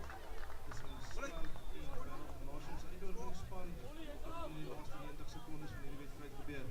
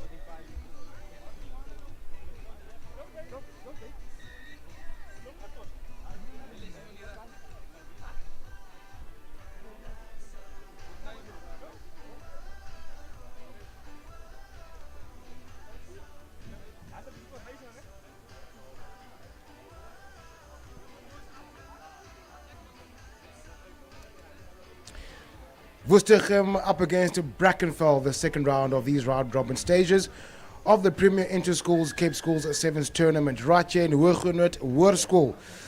Worcester Gymnasium looking to make sure they polish up from their previous fixture, as well as Brackenfell, who went down to Paul Roos Gymnasium after dominating the first half. And right now we are under away. Cohen Maroon. Well, that restart won't do justice to the quality player that he is, because right now Worcester Gymnasium are going to take it quickly though. Here's Matthew Forte. They have to watch out there. And Arthur Ghana. Another strong carry from the man from Worcester Gymnasium. Great upper body strength. Gets over for the first try for Worcester Gymnasium. Great start from these charges. You can just see from the kickoff, strong run from the young Arthur Ghana, who gets over for the first try for Worcester Gymnasium. Well, this time Brackenfell have not started the way they would have wanted. And that restart from Legan Brooks, well contested from Joyce Baningila. Brackenfell this time in possession. On the base, out wide, looking to find some inroads. Here's Brackenfell, looking to run their way out of the 22. Of course, there is acres of space, but just unable to find any at the stage. Here comes Brackenfell. Down the line they go. Back inside. Strong carry from the young Andre van Dijk. Play on is the core. Darren Swart does well. Xavier Solomons out wide. Brackenfell still pinned in the 22. They're doing very well to shadow here as Worcester Gymnasium on the tackle.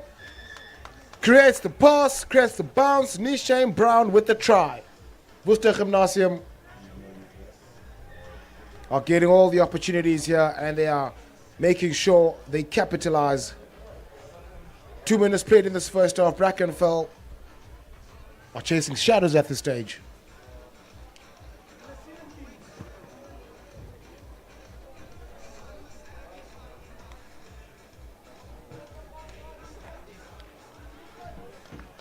Great start here from Worcester Gymnasium.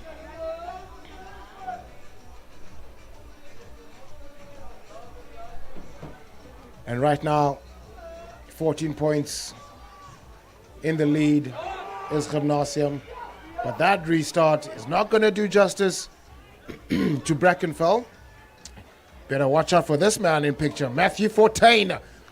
Does he have the legs to get him over? Well, definitely he does have. And the ABS brakes are working in splendid position and condition. And he scores another try here for Worcester Gymnasium. Matthew Fortain just getting that ball here. Burst of acceleration. Great attempt from Darren Swart, but unable to catch the fly here. Matthew Fortain. 19 points to 0. Conversion unsuccessful. Or rather, 21 points. Another restart here. Lucian De Bruin. Ball gathered here from Brackenfell. They have to respond next. Still trapped in their half. Out wide, Xavier Solomons. Back with Solomons. Here comes Xavier. Looking for support. Trotting his way back into the Worcester Gymnasium territory. Here comes Brackenfell with a show and go. Great into play here. Well, that was naughty. And Brackenfell here. They take it quickly. Dionisio Africa isolated. Well, that ball was stolen. He just let it go. Well, there was a certain 3v1 situation. Cause of penalty try being made here. Someone is heading to the bunker. And it looks to be the talismanic Legan Brooks. And out wide, Cohen Maroon Back inside. Here comes Brackenfell trying to get something on the scoreboard here. Looking for options. Maroon to Africa.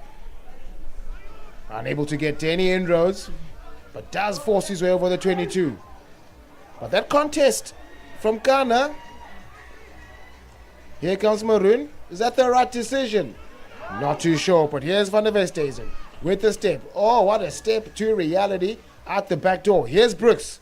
Of course he kicks downfield. His legs will carry him. The bounce will be in favor of Logan Brooks. Oh, that's a great play from the young number 7. Worcester Gymnasium unable to support the youngster. And that's another penalty in favor of Worcester Gymnasium. But great work from Logan Brooks. Does the great thing of kicking downfield. The bounce does favor him. But right now, better watch out for Bjorn van der Westhuizen. And of course, watch out here from Matthew Fortin. Doesn't get that ball, but Logan Brooks continues with his high scoring tally. His Premier Inter-Schools, Cape School 7s with yet another try. 26 points, Worcester Gymnasium with a man down. Finding it relatively easy to find space.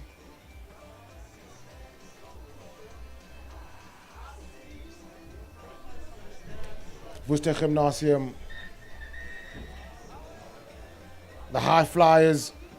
And that's how the first half ends, ladies and gentlemen. 28 points to 0 in favor of Worcester Gymnasium. Only one team showing dominance, and that's Worcester Gymnasium. With a player down, the second half will be one for the works.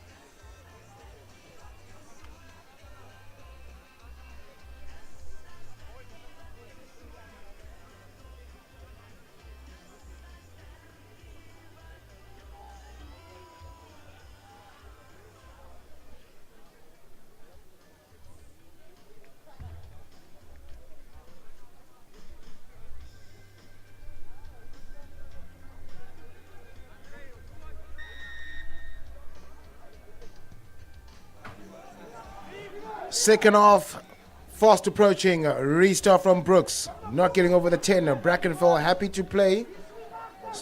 Exploiting the short side. Here comes Xavier Solomons. Out wide we go. Temba Oka. Well, that's rather high, but what a great fight. Oh, he just had to stretch his hand. Brackenfell will surely. Oh, this is not good news here for Worcester Gymnasium. They are already a player down. Now it's 7 versus 5. Brackenfell have a glorious opportunity here. He can just go on his own. Complicating stuff here, but try score from Brackenfell. They're on the scoreboard. They still have a lot of work to do to catch up to the lead from Worcester Gymnasium. But that conversion will get them 2 points closer or not. Taking it quickly here was Brackenfell. Great pass to the high flyer to score the first points for Brackenfell. They will need a very short and contestable restart here. And the chase is just as great. But the security of that restart did justice from Worcester Gymnasium. Here's Brown. Unable to get away. And again, it's Brown out wide to Enzo Comfort. Fortunately for Worcester Gymnasium, they do win themselves a penalty. Here comes Bjorn van der Westhuizen to the high flyer, Joyce Baningila, trotting his way over the 22. They're not going to stop him. Worcester Villages, or rather Worcester Gymnasium, well, I'm sure one of them want to play for Worcester Villages for the top 12 tournament. Oh no, they're probably still young. But Worcester Gymnasium back up on the scoreboard, 33-5, conversion unsuccessful.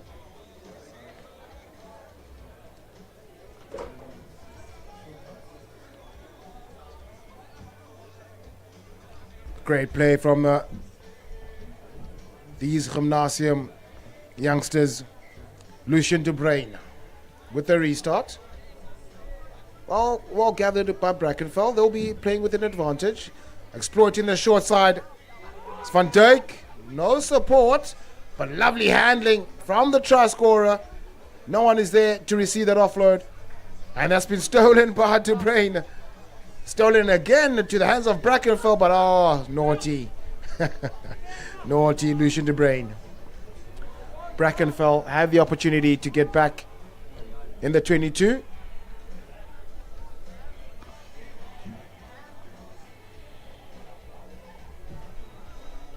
It's a quick tap here.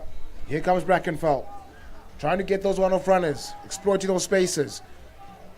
Brackenfell. Van Donde. Exploiting the short side. Here goes Brackenfell. Trying to use their twinkle toes to evade tacklers. Play on is a call. Unable to get forward.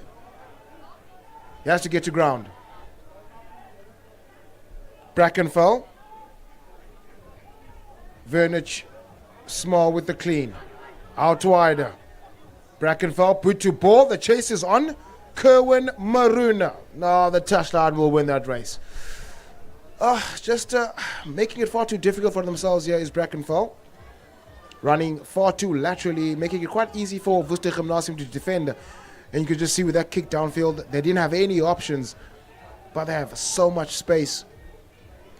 Should just keep ball in hand, attack that inside shoulder, force that defender to commit and make that pass out. There's already a space the size of my wardrobe for you to run. And right now, Worcester Gymnasium under pressure, and they line out on the 5 meter.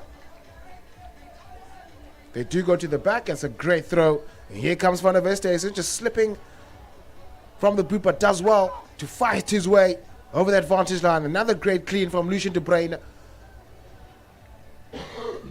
Well, playing in the danger zone here is Worcester Gymnasium, living life dangerously. But they don't mind at all, because here we go. On the outside, Worcester Gymnasium. Oh my goodness, can you believe it?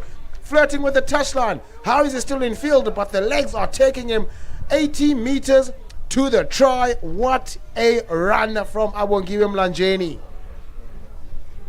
What a run. Living life dangerously. Worcester Gymnasium in the try line. And just making it far too easy to find some space and scoring what is a 90-meter try. I know if I was on making that run, I'd be knackered before the halfway line. That's a great attempt for the conversion, just unsuccessful. Well, please excuse me, folks. The touch judge did raise the flags. 40 points up. Worcester with a comfortable lead. Brackenfell just making it difficult to regather, but they are in possession. Brackenfell. Small. Dragged it to the ground. Again, Darren Swart trying to exploit those fringes, unable to get away. Nehemiah Mare matches that physicality. And there's a lovely line ran by Dionisio Africa. It's just running out of options as Brackenfell. That kick will bounce to touch.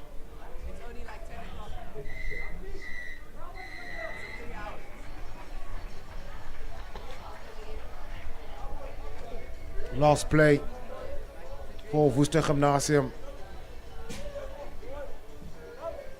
They go to the front, well contested, well cleaned up by Matthew Fortain, who's been sensational in this game. Here we go. It's Worcester Villagers or Gymnasium. Well, that bounce, not kind. But Likaka Mayeki cleans up. That's a strong runner from the number 9. Fends off the would-be defender. Here comes Worcester Gymnasium. De Bruin, kick downfield. The chase from Siswana. Oh, Brackenfell under all sorts of pressure here. Oh, well, folks, that's how the enticing fixture will end. 40 points to 5 in favor of Worcester Gymnasium. And of course, the show carries on because up next, we do have quite a blockbuster of a day. Because Milnerton up against Montague will be razzle-dazzling in a few moments.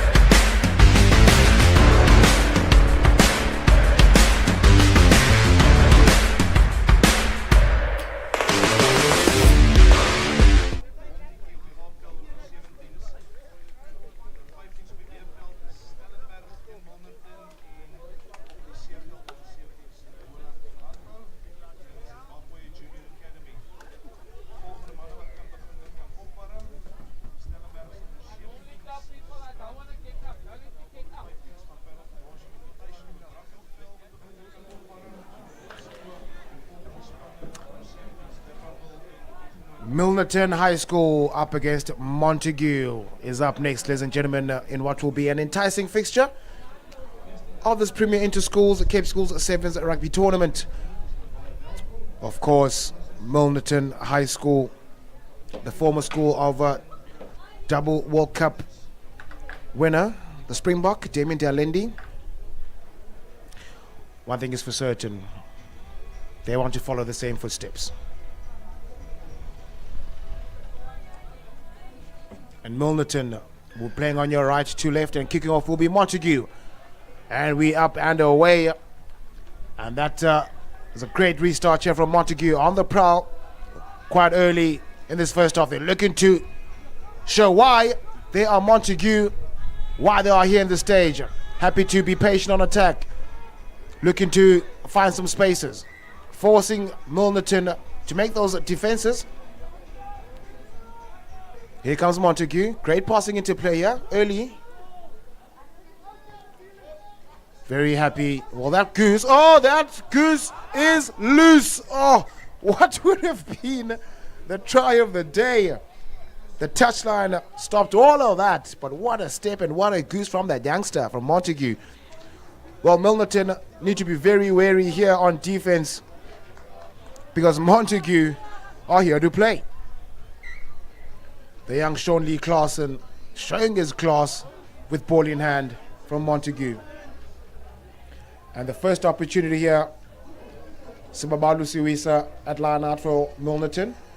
Great contest, still in favor of Milnerton, under pressure. Making the pass out to James Ferreira. And here we go as Milnerton trying to burst with acceleration courtesy of Joshua Maran. But here we go as Nuruddin Wanza letting his foot down. Turn of pace of note. Milnerton with a whisker of opportunity. They capitalize and they're up first on the board.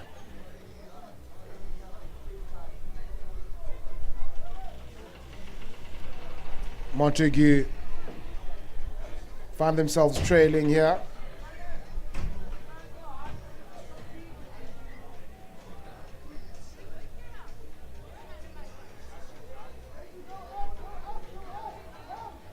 Restart from Siwisa. So great gather from Clayton Opperman. And out wide they go again. Just losing his footing is the younger Jean-André Cocker. And out wide they go again. Clayton Opperman trying to find off the foot, play on. Opperman out wide. Sumptuous passing. Oh, just a lapse in concentration. Oh, from the younger Sean D. Claassen. He's human after all.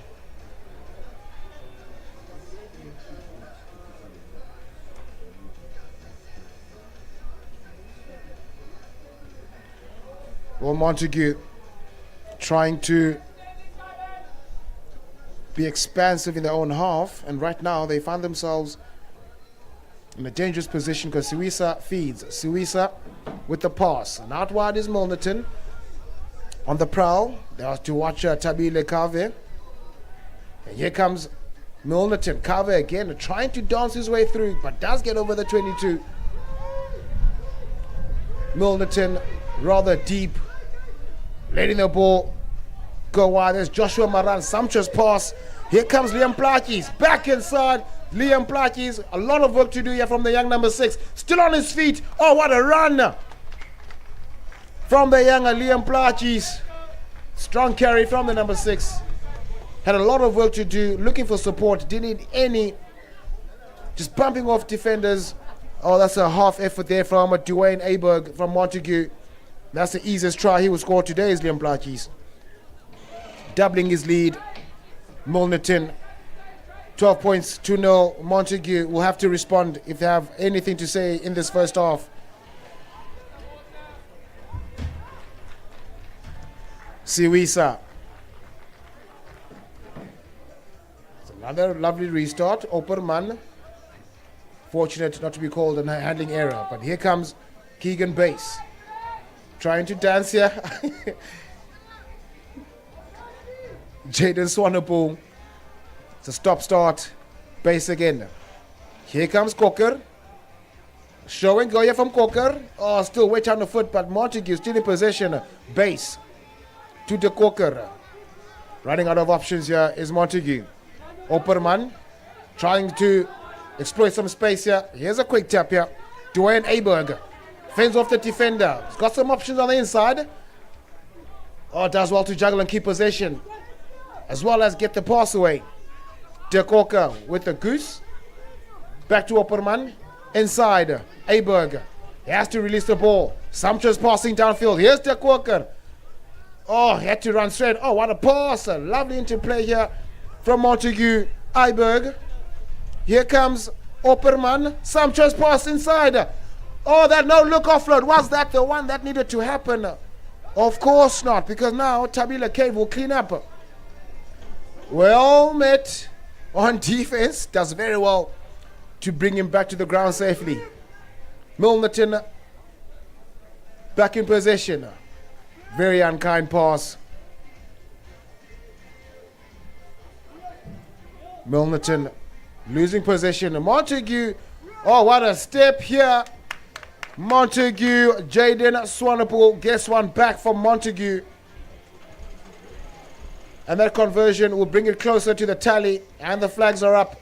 14 points to 7 with under a minute to play in this first half. Montague are here for a fight.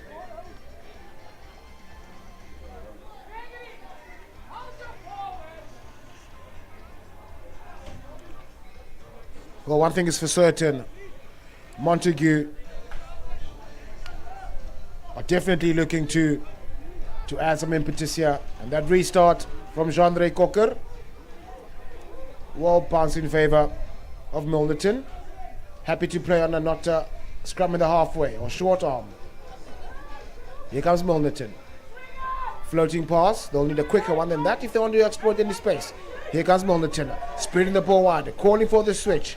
Oh, that's a lovely floater. Back in the hands of Tabila Cave. Here comes The younger. Oh, here we go. Cave. It's a long pass, fairly deep here is Milnerton.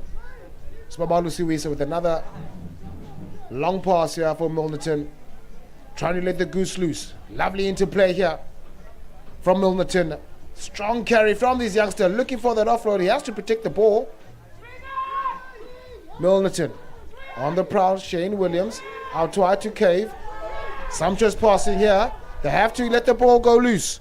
Shane Williams is calling it on the outside. He gets it. Steps inside. A lot of work to do here from the young Williams.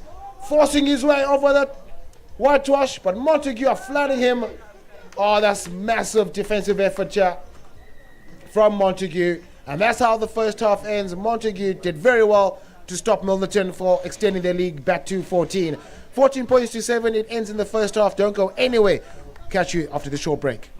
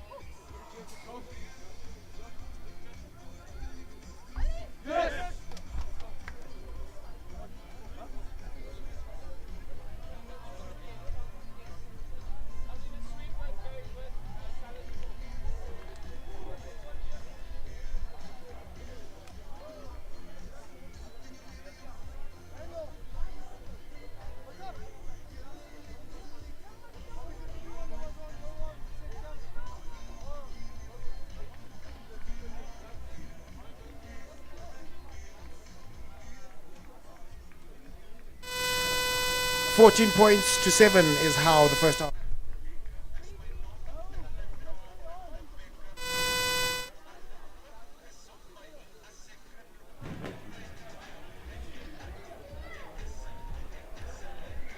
$14 is how the first half ended. How will this end? Milnerton with a 7-point advantage. And as they kick off the second half, Montague will have a lot to play for should they want to salvage anything in this game. But right now, a great start here from Jaden Swanepoel with his first touch of the second half. He just gooses his way as he looks him over. Oh, was he far too casual? Oh my goodness. Oh, far too casual was the young Jaden Swanepoel. And that ankle tap. Faf de Klerk, look at what you've done now. Oh, what a saving grace is that ankle tap. He'll never outgrow that. When all is lost, tap those ankles. Jaden Swanepoel had the try line begging for his embrace. Just unable to meet those demands.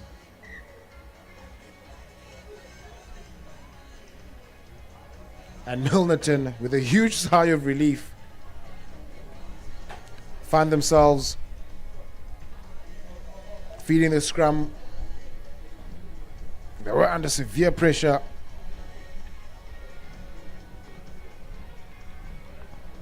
And to be a feed for Siwisa. And down the line they go. Happy to play it in the half. Kave, strong tackle from Montague. They are here to play, and that is from Mitch Nell. And Montague within reach of an equalizer.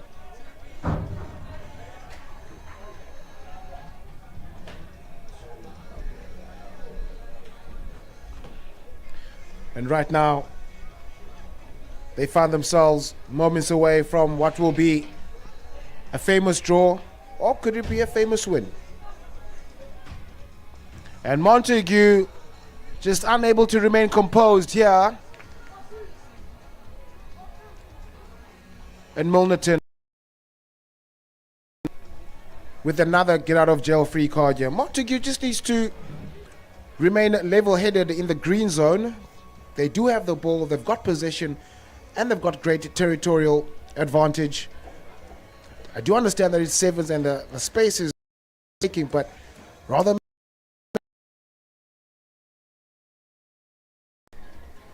are pinned in the 22. Montague will need a better scrum. Dominance from the Milnerton. And that kick downfield. Ooh, nobody wants a ball. Well, that pickup from Cave cleans up for Montague. It's a strong defensive effort there from the youngsters. And here comes Milnerton. Luke Fiddler fiddling his way through the defense. Does well get the pass out. Here's Suisa. That offload back to the hands of James Ferreira, looking for offload, but still going on his own is the young number 10. Still on his feet. Here comes Caver with the pass out wide. Suisa out to Maran. Oh, that pass gifting it to Montague. Is he gonna go all the way?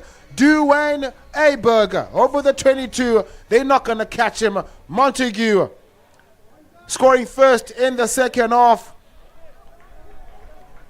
with the extras to come to draw level. Montague,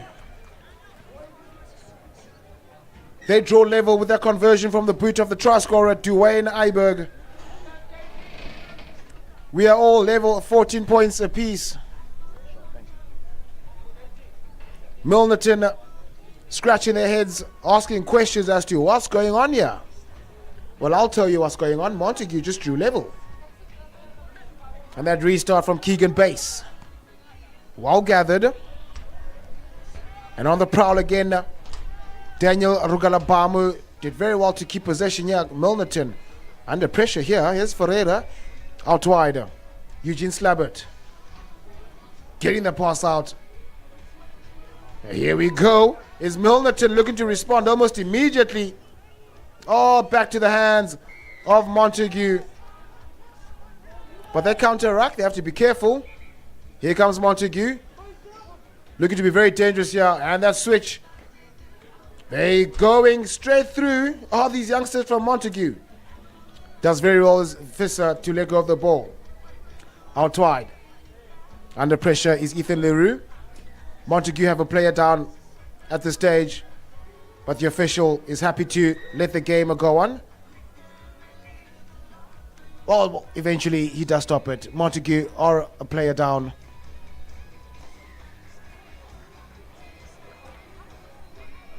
Well, one thing is for certain, folks, this game is helter-skelter, coast to coast, a lot of running from these two schools, Milnerton and Montague. Deadlocked at 14 apiece. We've already had a game ending in a draw previously.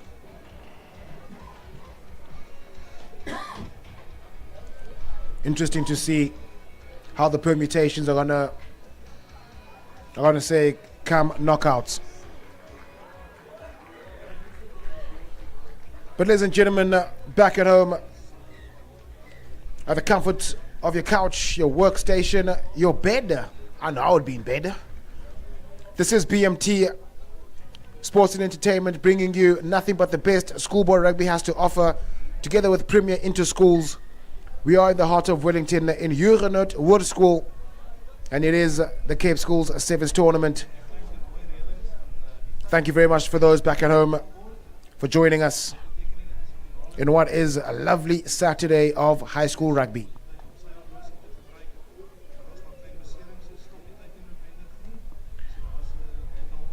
Ethan Leroux will feed for Montague.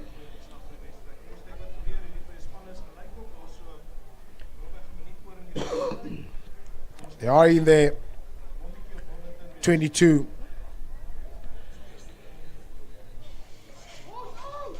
And that feed to the hands of Montague. And that Goose forcing the space out. Here's Montague. Another Goose letting it loose. Oh, and that pickup by Keegan Bass won't do justice. And now Milnerton with great real estate. Should be the last play of this game. Still deadlocked at 14 apiece. And the throw here from James Ferreira will be a very important throw. Well, gifting it back to Montague. That was not part of the plan from Milnerton, because right now, Montague are certainly looking. Oh, that step, can you believe it? He sent him straight to the shops. And that kick, will it be the right decision? Oh, back to the hands of Shane Williams under severe pressure, and they win the penalty. Surely they have to go for pulse, but they take it quickly. Here comes Leroux. Oh, just a slight handling error. Here comes Jean-André Tekwaka. Oh my goodness, and that's how that game ends. Why not take the poles and win the game? Montague with a glorious opportunity for a famous win against Milton High School, unable to get that glory. And the game will end at 14 points apiece. Ladies and gentlemen, don't go anywhere. We have a rugby for the whole day. And up next is Stellenberg up against the Strand.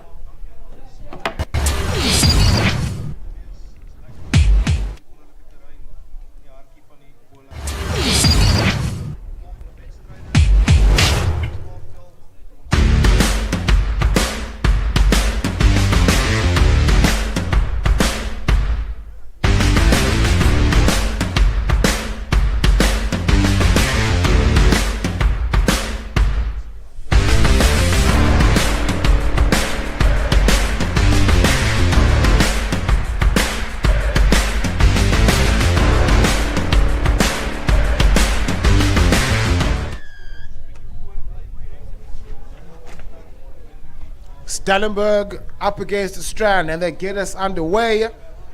And that retake, sensational from the men from Strand. And the first opportunity here, out wide, Waldo Newton. First touch here for Logan Breintjes.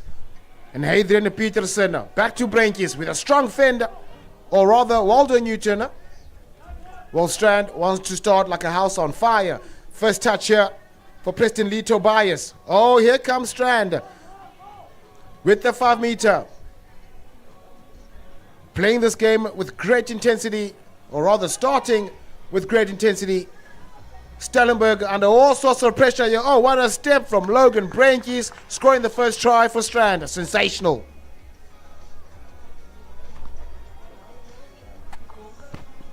Well, one thing is for certain, the surface is it's got some traction here, and now you can see with that step. Oh, sent him to the shops. Logan Breintjes. What a try.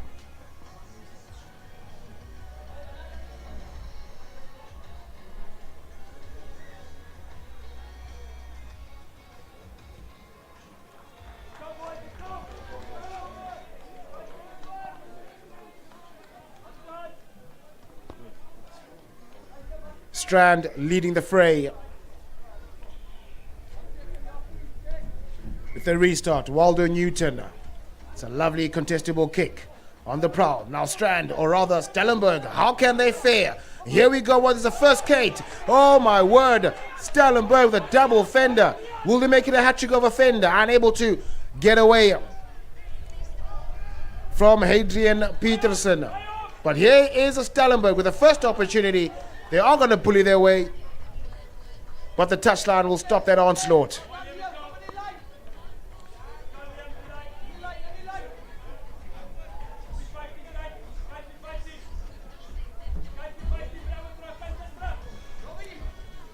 Preston Lee Tobias with the throw. They go to the front, well gathered. Tobias out wide. Breintjes with the 16 loop. Oh, going back, change of traffic. Oh, just unfortunate, losing the ball backwards, but does very well to regather is Braden Ludovic. He has to stay strong, still in his 22. Bezuidenhout makes the pass. Here comes Brainkies. Have to watch him. Oh, what a switch here. Back to the hands of Skalk Bjerkes. Still going as Bjerkes. Trying to find support. Oh, should have kept the ball as a youngster. He'll be very fortunate that possession is still with Strand. Well, one thing is for certain, Strand are not going to shy away from contact and physicality. They're here to play.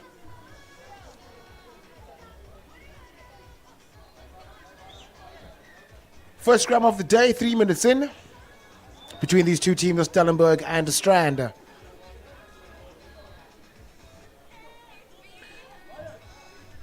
And the feed here. Brainkies with the switch. Back inside to Tobias. Burst of acceleration. Can his legs take him over? That strapping is not going to stop him as he scores a second for Strand. Preston Lee, Tobias. It all started with that switch from Brainkies. And Tobias forces his way over the whitewash.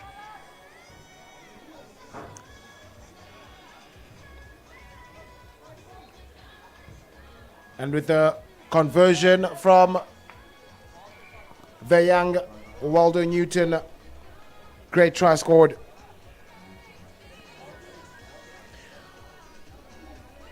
Right now, Stellenberg need to respond to get something on the scoreboard, trailing 12 points to 0 in this first half. It will be very difficult for them to come back should they concede another in this first half. It's a better gather here from Stellenberg. Oh, just also winning that penalty. They'll be happy with that result. They have to get back to the other end of the half. Here comes Stellenberg. Happy to spread the ball out wide. Oh, just losing possession. Oh, that's going to be very disappointing for the coaching staff.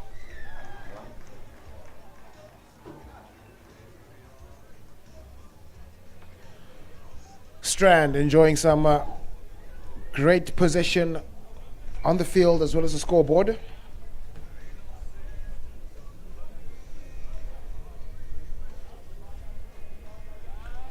Stellenberg will need to respond almost immediately. Here's Brainkies, a sumptuous pass downfield. Happy to spread the ball out wide to Strand. It's a quick show and go. That's Christopher Betteridge. On the prowl again now. Ludovic to Tobias. Strand imposing their dominance here. Strong carry from Shaquille Adams. Still in possession is Strand. Here's Ludovic. Lovely pass. The goose there from Skalk Bjerkes, who makes it inside for Ludovic. Oh, just losing it. Oh, that definitely would have taken the tally up to 17 for Strand. Well, Stellenberg have a lot of questions here that they need to answer. Because Strand is playing all the rugby in the right areas of the field. Trying to impose their dominance or physicality rather is Stellenberg, just unable to get those passes to stick. Here's a figure from Strand. Brainkies, have to watch him. Here is the high flyer, Logan Brainkies, with his double. He's having a field day here. All started from the scrum. Lovely passing from Newton and his steps, beating his inside man. Turn of pace is sensational from Logan Brainkies with a brace. 17 points up is Strand. Can they make it 19? Yes, they can. 19 points up. And that's how they will end the first half. Clear dominance from the men from Strand. 19 points to 0. It will be a big second half for Stellenberg. See you after this short break.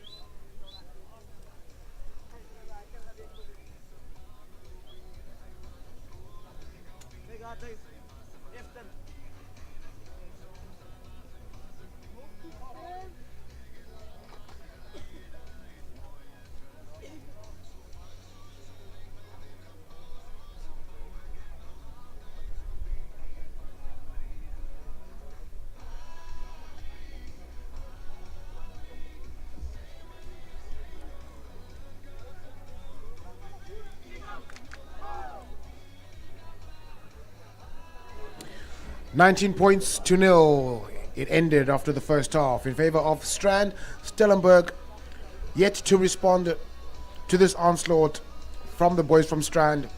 Of course, it is a game of two halves, but this time you have 7 minutes to conjure anything from this game. And of course, folks, it's all to play for, because the second half of the day will be playoffs. So all is up for grabs. And Stellenberg will get us underway for the second half. How can they come back? And as we are up and away in the second half, what will be a very exciting end. As exciting as that youngster who went on the deck, Logan Brainkies. And the first opportunity here for Stellenberg to attack in the green zone.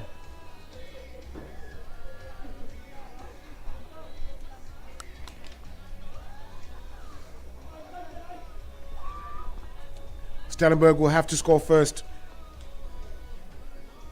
if they want to come back with any positives in this game. And that's a strong scrum from Strand, but Stellenberg still in possession. And here they go. Oh, what a hit. Shoulder to the sternum. Preston Lee Tobias. Here comes the Stellenberg. 3v2 situation. Let the ball do the work. Here comes Strand. Strong carry from the young number 5. And here they go again. Spreading the ball quickly. Would have loved to see them attacking the inside shoulder and just forcing them to make those tackles, making it far too easy for Strand to defend here. But still in possession is Stellenberg. Sumptuous pass downfield. And here they go. They need to straighten. It's a 3v2 situation, and that fend will delete that defender. And Stellenberg here within reach of the whitewash. And that is a strong run from the young number 1 from Stellenberg. Oh! And that is held up. Oh, interesting call, but Stellenberg will still have the feed in the 5 meter. And that run from the number 1 was in vain. Some substitutions being made. Right here. Stellenberg will want to feed the scrum as quickly as possible.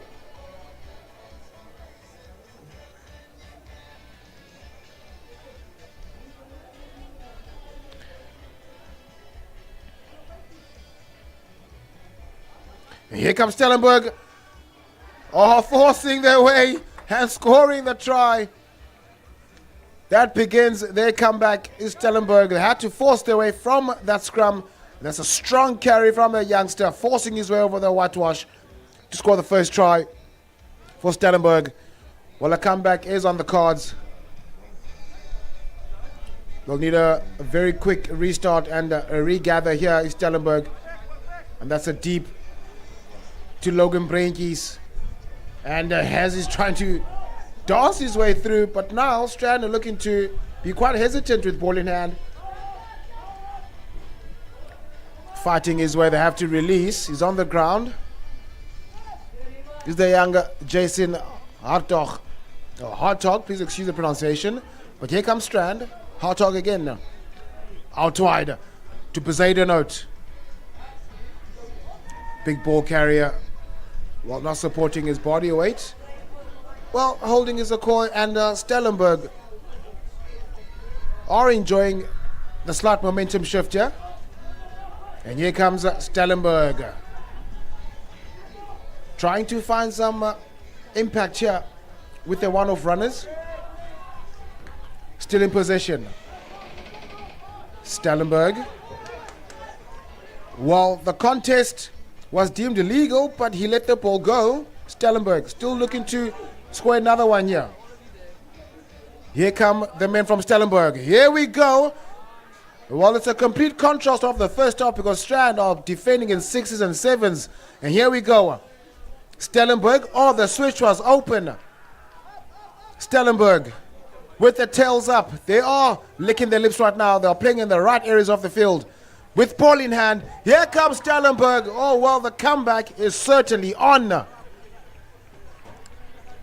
One thing is for certain, it's not over until the final whistle. Stellenberg within reach of this game.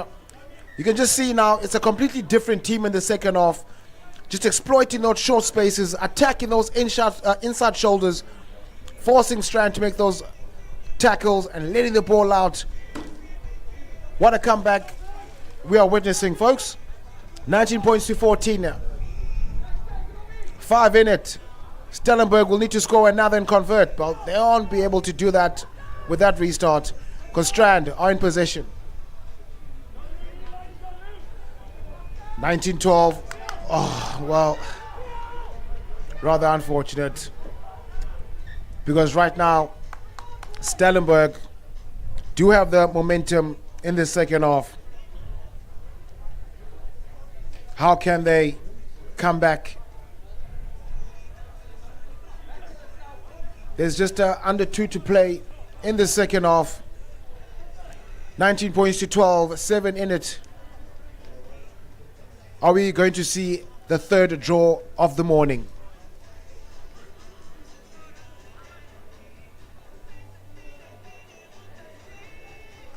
That's a strong scrum there from Strand, but Stellenberg still in possession. And here come the men from Stellenberg. Out while they go. So 1v1 situation, unable to get away. They do make the pass out though. Strand forcing their phases here, and out while they go. They've got numbers on the outside if they need quick ball. There's a chance. And here comes Strand. Oh, that pass. Here comes Strand. Or rather Stellenberg. Oh. Scrambling for dear life here is Strand. Stellenberg on the prowl in the 22. Here comes Stellenberg. Surely it's written all over it. Why did he not make the pass? Sensational defensive effort here from Strand. Here comes Stellenberg. Still playing on the advantage. A burst of acceleration from the young number 8. Oh, defending in all 6s and 7s here. But oh, that ball was lost forward. Oh. Strand are doing everything in their might to come victorious here because they're trying a conversion will cause another stalemate after the 14th minute.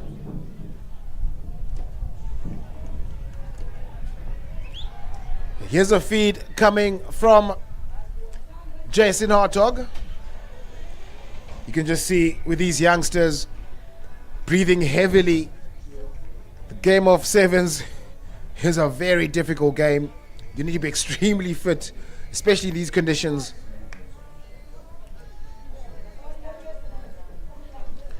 Strand holding on for dear life here.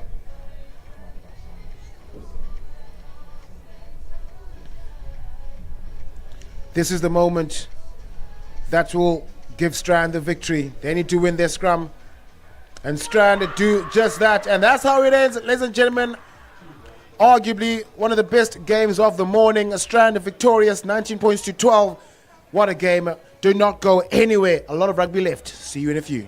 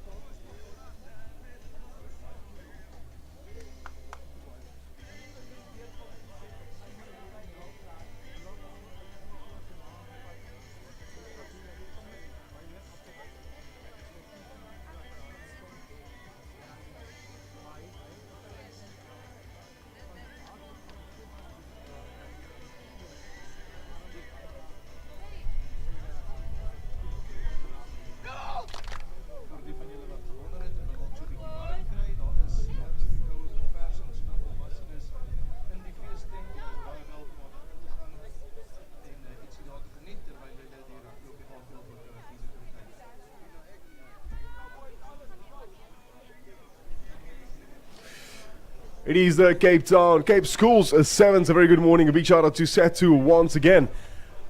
11 o'clock right now, taking over this morning now for the next couple of games. Paarlgem Invitational.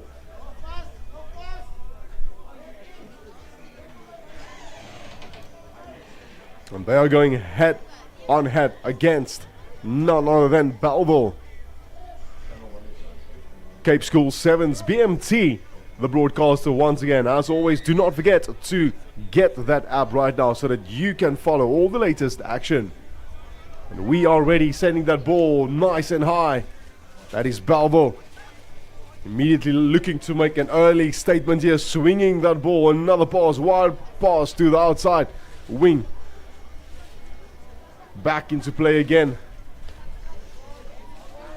Just zoning for now in their half, in their territory. Game of 7s, quick and fast. And it's Bellville showing some great resilience. Still available for them. Phase number 7 already. Big tackle, big hit coming in from Paarlgem. But it's Bellville maintaining that ball. Referee, yep, out goes the arm. Holding on to the ball is the call. Paarlgem Invitational now. Into the first minute. With a massive boot to ball. Great clearance, fantastic clearance. This also will be the first attack for Paarlgem. Once again, a good morning here in Wellington. My name is Brent. Blue Skies. Home of Boland Rugby as well. Live and eat and breathe rugby here. Boland, of course, doing so phenomenal right now in the Currie Cup. Paarlgem now, Invitational.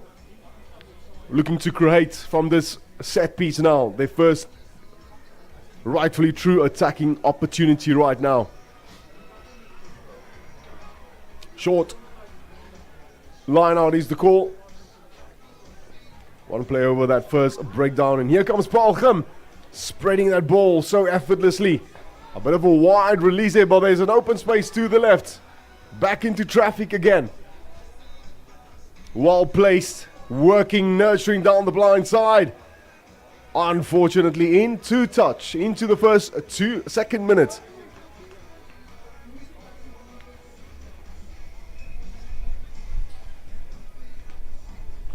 Quick and fast.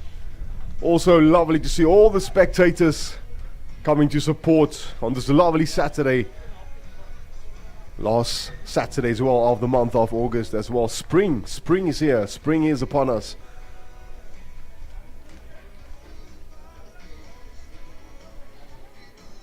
Yet no score with about 5 minutes to go to the halftime whistle.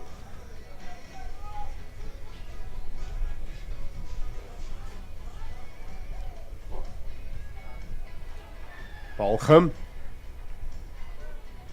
Bellville stealing that ball away. Oh, look at the youngster stepping his way through. And this is what Sevens is all about. He needs the support. There's one on the right and the left looking. Switching up the speed here. A bit of a handoff there as well. Back into traffic. Dancing his way in and out. Bellville. Still there for them. Need some support. Asking all the right questions here, Bellville right now. Back into territory. It's been all Bellville. The very famous cross kick there as well. Ah, the youngster slipping his way.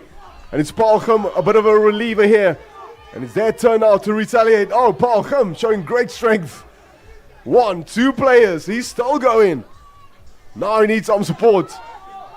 Paarlgem Invitational. With just under 3 minutes to go. No one there, no one at home. Scrum half position. Bellville looking to compete. But it's Paarlgem Invitational. Just trying to compose themselves here. Yeah, gaps are opening up. Patience required. 2 minutes and 30 seconds to go to the half. Back into play, but there was no one to receive that ball. Paarlgem back into play. By the looks of it, at Neil. Samuels and Christian Rossley as well in there. It's available there for Cohen Pakir.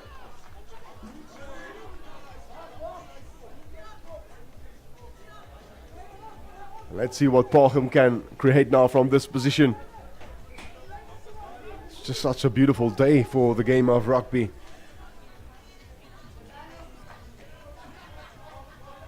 And it's Paarl deciding to go to the touch. 5-meter line out.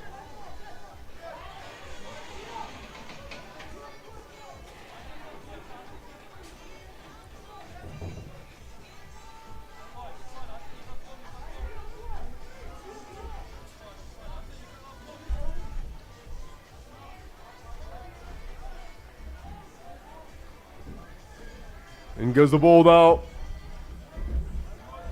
More been formed and they are moving, progressing forward. Paarl Invitational and they are over the try line. Touchdown. First try. It took a while for them to get themselves over the try line and of course on the scoreboard.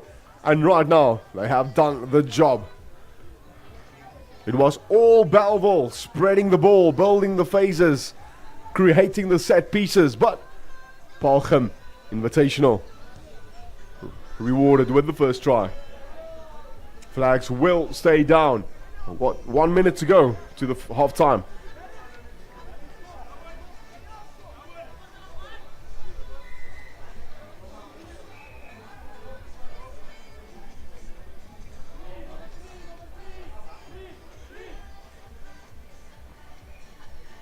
Paarl with the restart. Nicely gathered by Bellville now. Been isolated there by two Paarl plays and the ball back to Paarl. There's no one home. It should be try number 2.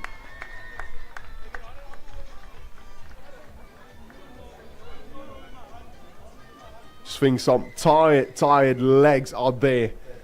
The speed of this game is just absolutely so quick. Look at Paarl once again.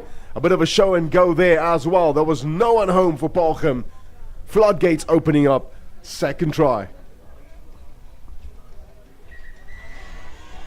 And that is a half-time whistle right here in Huguenot High School, the host of this Appy Cape Schools 7s. Once again, do not forget that BMT broadcaster. Do not hesitate to grab that app right now. We'll be back for the second half.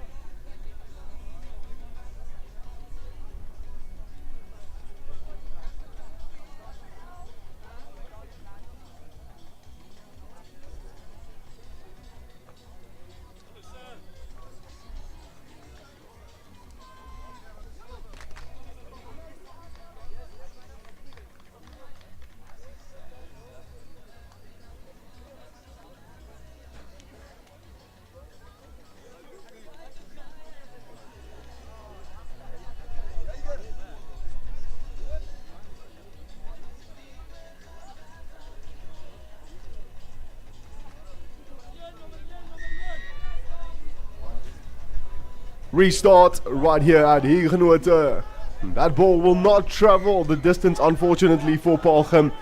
2 tries scored in that first half. 2 epic tries for Paarlgem Invitational. It is the Cape Schools 7s. A very good morning to you. Bellville now. A clever little grubber kick through. And 2 players are chasing after this one.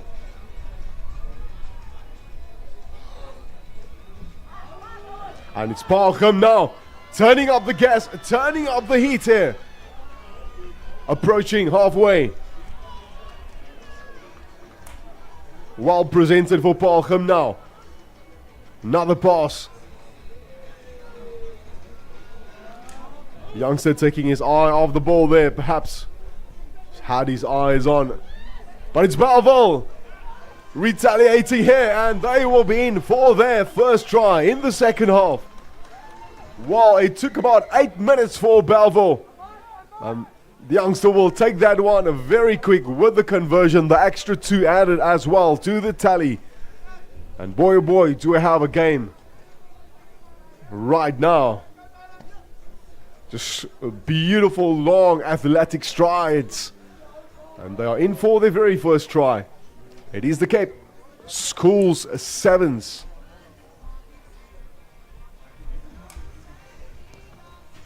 And it's Bellville with the restart. Paarlgem now. 3 points separating these 2 teams right now. Once again, another handoff by the youngster. Earlier on, we saw the similar sort of run from Paarlgem superstar here. Just so strong. And here they come again, looking for a way through. And it's the boy with the jet shoes. But unfortunately, ball straight into touch.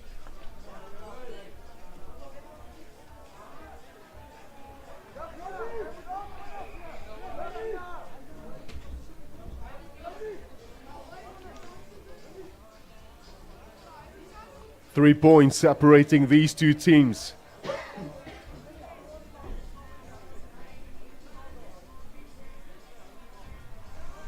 And it's Bellville with the line out. Lovely line out secured. Beating 1 player, the first receiver. Bellville now looking to raffle their way through this Paarl Gymnasium defense. Managing to make some meters. Open space here. Oh, what a step by the youngster. Still going.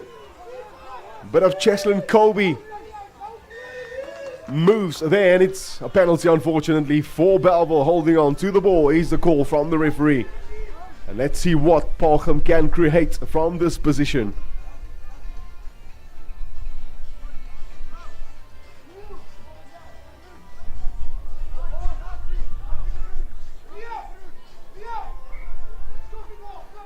And Paarlgem Invitational, they will call for a scrum. I'm pretty much sure that something is cooking here. A possible set move. Midfield, center field.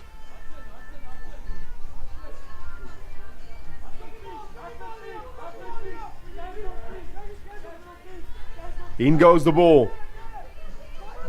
And the left side is the call. Look at. I believe it's Cohen Pakeer there. Paarlgem is just so strong. And it's a try. Referee rewarded that one. One of the Bellville players just asking the referee there, maybe perhaps if there was a possible knock-on. And it's Bellville's play actually that ripped that ball out of Paarlgem there. But it try will stand, and the kick from out wide, and that ball is traveling to the left. Flags will stay down. But Paarlgem Invitational now with a very comfortable lead.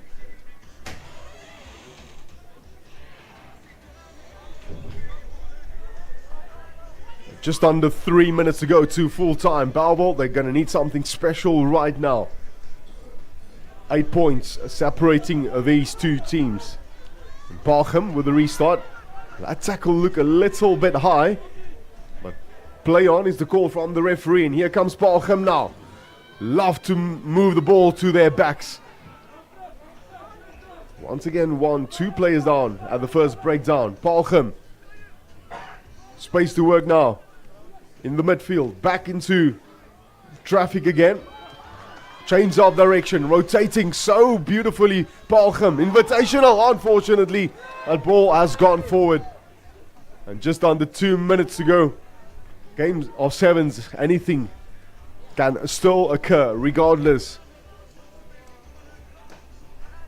of the time. Seen some epic tries in 1 minute from an international perspective.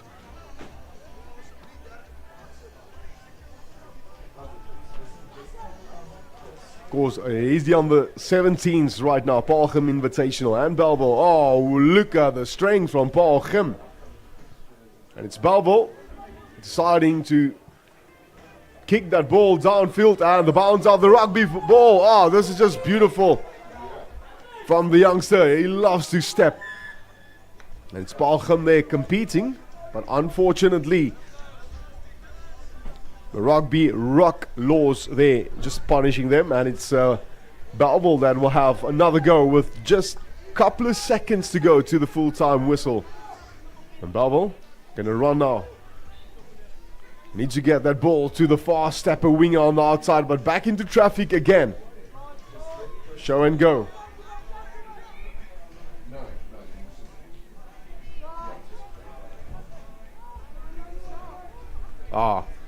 One thing about sevens, school sevens, they will step you all day long.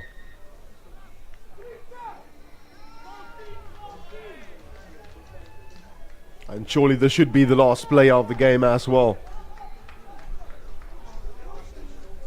Well, it was all Bellville in the first couple of minutes, but Palchem Invitational bouncing back so quickly. That's why they are in the lead, and it's going to be now so difficult here with time finish as well. But this is so brilliantly done by Bellville. The bounce of the rugby ball for the youngster. Bellville finishing on a very high note. Absolutely fantastic.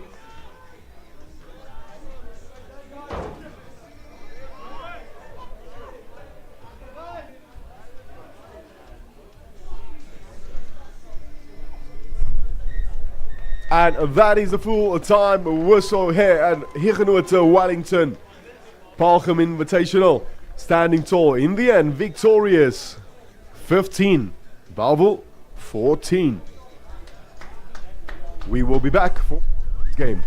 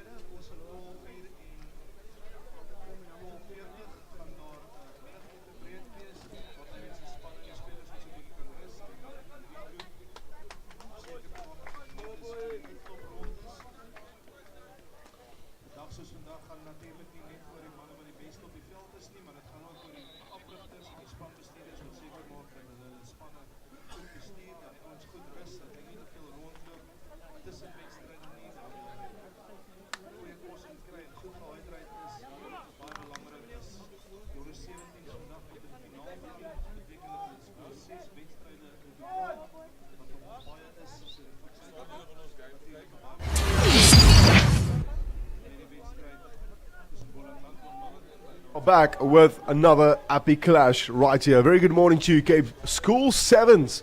And right now, it is Boland Landbou taking on Milnerton. My name is Brenty in the commentary. And look at Boland Landbou already want to make an early statement here. In their traditional colors in black and yellow. Offload was there, but unfortunately just a bit too much on that pass. But it's still available for Boland Landbou now. Space on the outside once again. Just too much strength on that passes of Boland Landbou. But he's the under 17s right now. And that's the first unforced error coming through. So a bit of a relief because Boland Landbou was just so on fire since that kick. Just going through the team sheets here. Johan Versaghi, Daniel Hansen, Josh Creer, Stein Lambrecht, Divan Meyer, Aleid Stander is the captain, and Kobus Immelman. That is of course Boland Landbou on the 17. In goes the ball now, Milnerton. Out goes the arm, free play for Boland Landbou. Beautifully collected by Divan Meyer. There's no one at home. Boland Landbou in for the first try. It's Divan Meyer. He's been busy. He's been busy the first couple of seconds for Boland Landbou. Right time, right place. He will take this one for his team. And with a kick to come, it's an easy one. 2 points added to the tally for Boland Landbou. I've got 7 on the board. Let's see what Milnerton can reply now from the start from an awesome Boland Landbou team here, ready to play. Giano ready with the restart.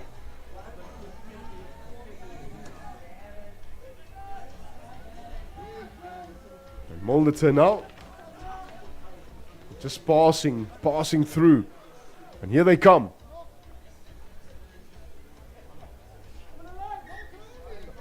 It's a hand in there by Boland Landbou, so it will be a scrum down for Milnerton.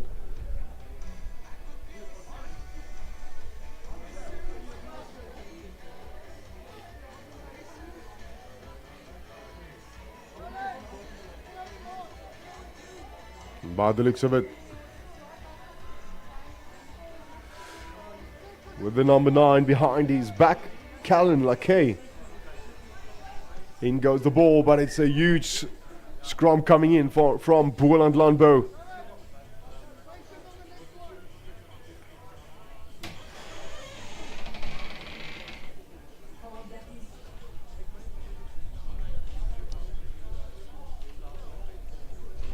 It is, of course, the Cape School Sevens. Good morning to you. Out comes the ball now for Milnerton.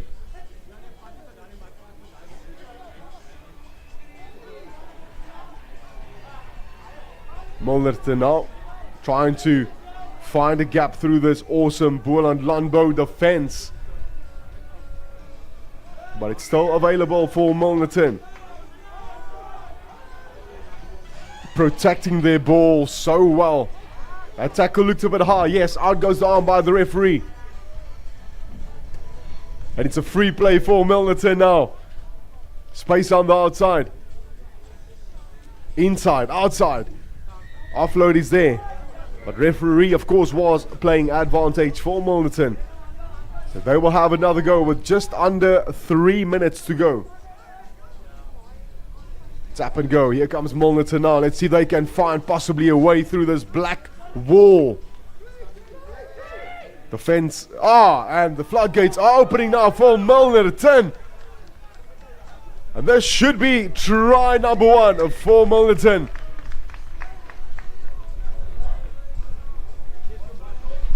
Absolutely sensational. Well, it was well spotted by James Ferreira, and he needed the offload there. Found his mate to his left. And that, of course, with the number 9, Callan Lakay.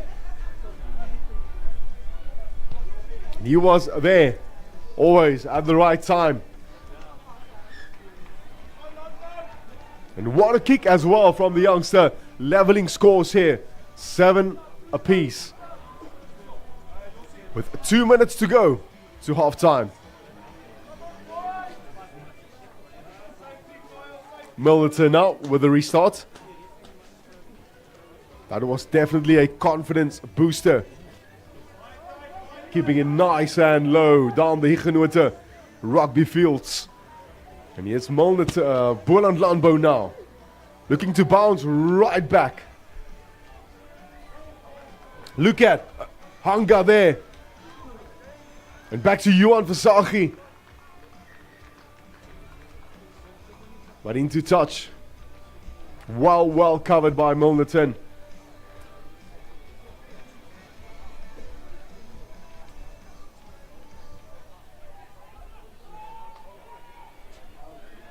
Wow, it's going to be a cracker of a second half coming up with the scores level here as well.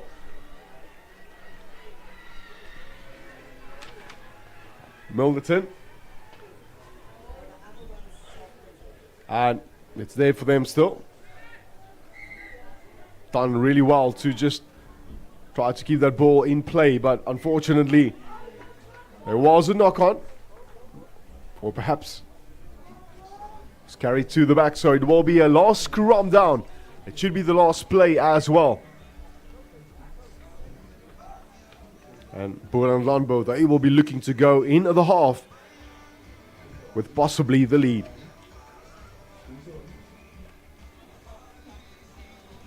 All depending now, what can they create from the set piece.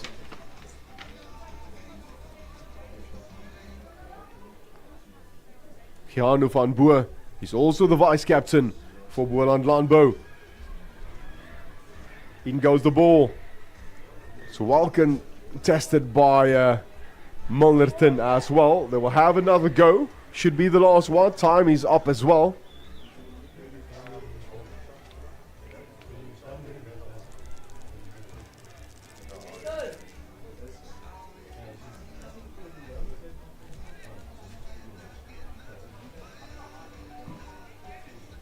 Keanu van Boer. There should be another one. Easy for Boland Landbou. On half time. And they will take the lead.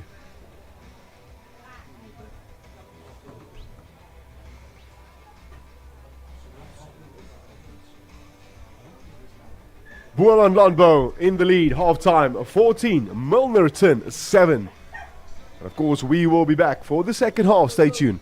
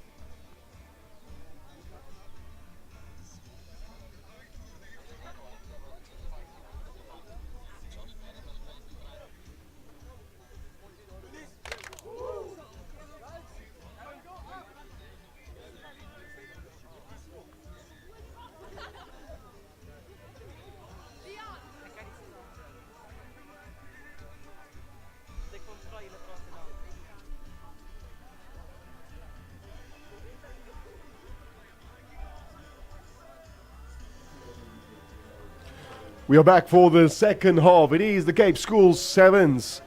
Right here at Huguenot High School Sports Field. A very good morning to you, Molnerton and Boland Landbou. Boland Landbou that went into halftime in the lead, but let's see what Molnerton can come and prompt from this, and already just coming with the ball.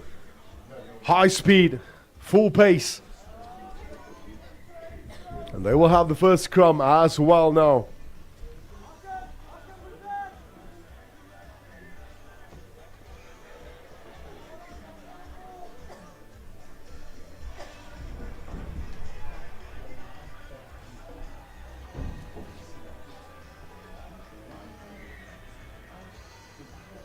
It is Sevens Schools Rugby.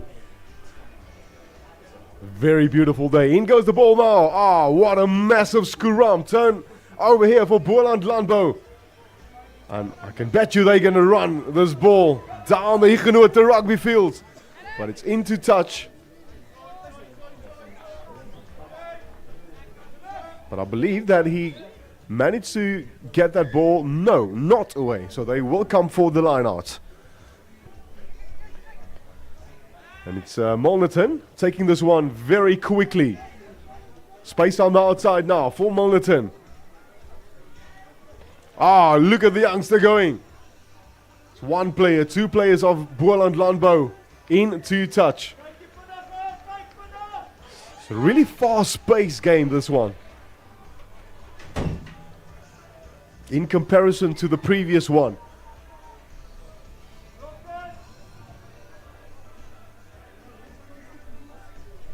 And of course, once again, do not forget to download the BMT app. It is available right now so that you can be updated with all the latest fixtures, results, highlights, teams, players on Google Play, including Apple as well, Apple Store as well. And it's Boland Landbou now, just stepping, dancing with the ball.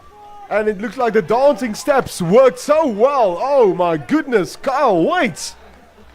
Can you believe it? Touchdown, Boland Landbou. That was just sensational. Well, it was just champagne rugby. Beautiful to watch.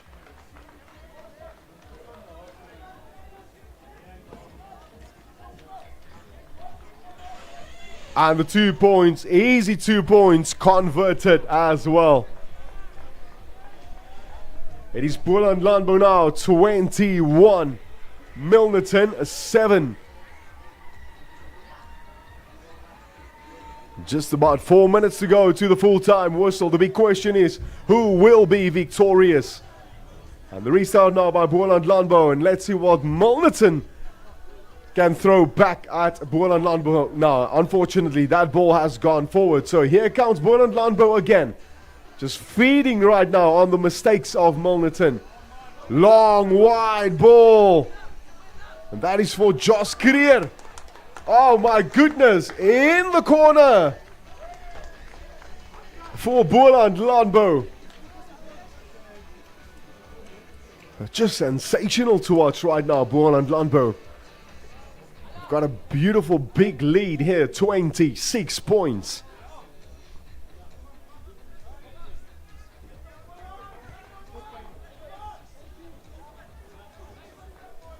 And it's Dion Meyer from out wide, but that ball will swing to the left. Flags will stay down.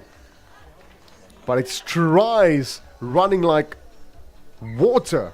Running water here from the Boland Landbou boys.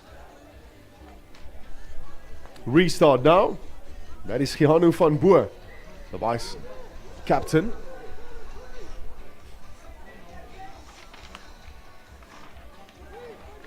Quick tap and go now. Calvin Lakay for Milnerton. And he's been held up so strong there by Divan Meyer. Indication coming through from the referee as well.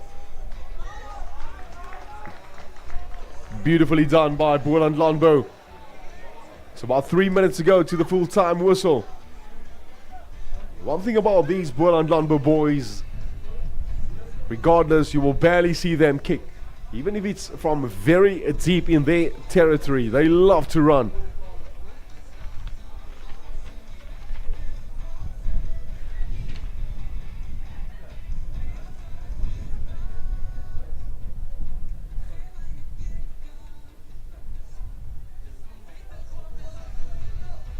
Boland Landbou now. In goes the ball.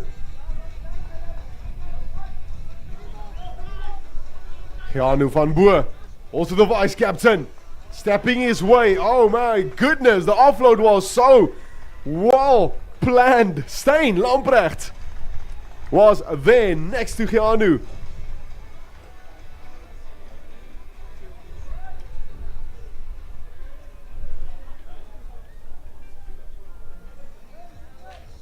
And it's Boland Landbou with a massive lead here. 31 points. And of course, with the 2 points added to the tally, 33. Milnerton 7.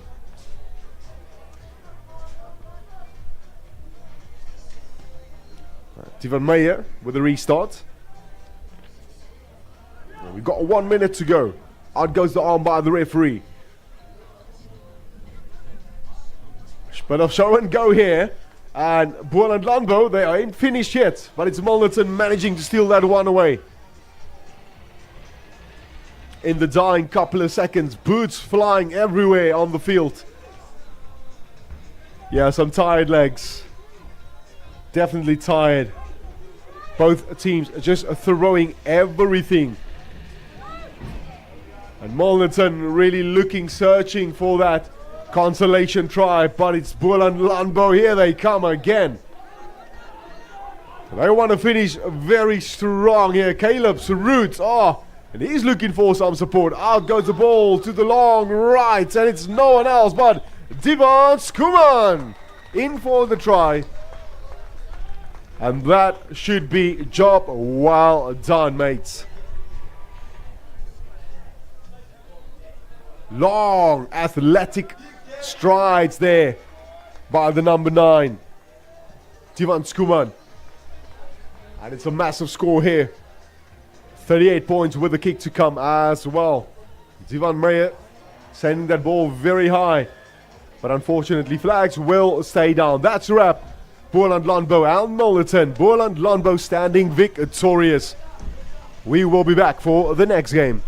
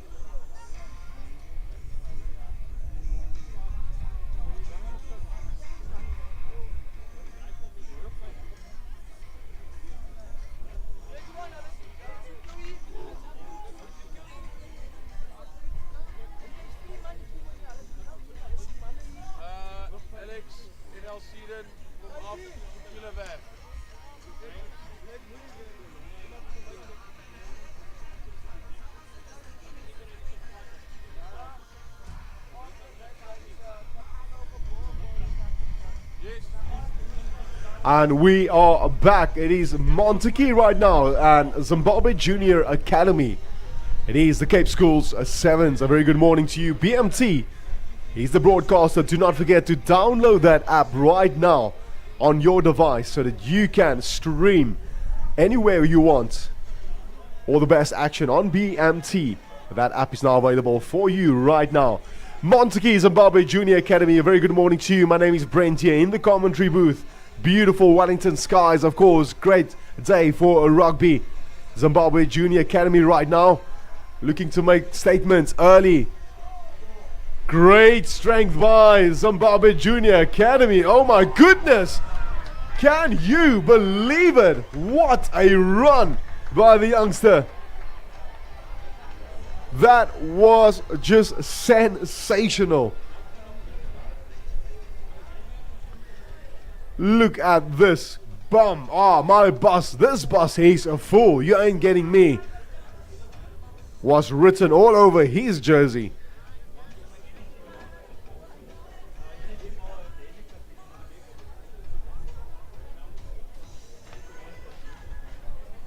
I think that could have been Zaid Janica there that scored that try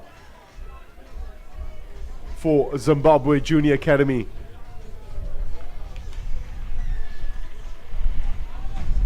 It's Martian Boyson now with the restart. But here comes Montague now. They want to bounce back and they do not want to waste any time moving that ball along, and we know they love to run as well. Montague now. The outbacks standing very, very, very wide. And back into play for Montague in their beautiful traditional colors, red, black and white. No way through this Zimbabwe Junior Academy defense here. Line of green jerseys just isolating them, and as a matter of fact pushing them actually backwards now here as well. But it's still available for Montague. Jordan McGregor as well in there, but it's Montague now breaking away. And it is McGregor. He needs some support. Unfortunately, the rugby rocks haunting Montague there. But it's Zimbabwe Junior Academy coming away now. Josiah Yonkers, also the vice captain for Zimbabwe. And here they come. Managed to score the first try, the opener, just to settle things down. But they ain't finished yet. Oh, look at this, beautifully done by Jaron Isaacs. Space on the outside, but it's intercepted by Montague. To Wayne Aberg. He's away, he's gone. Making Superman a number 2 movie here.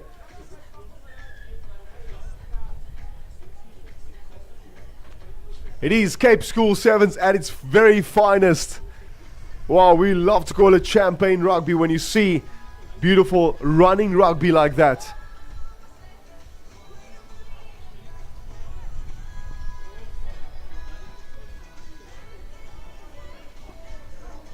Wow, it's Montague bouncing right back, and as a matter of fact taking the lead here as well with 7 points.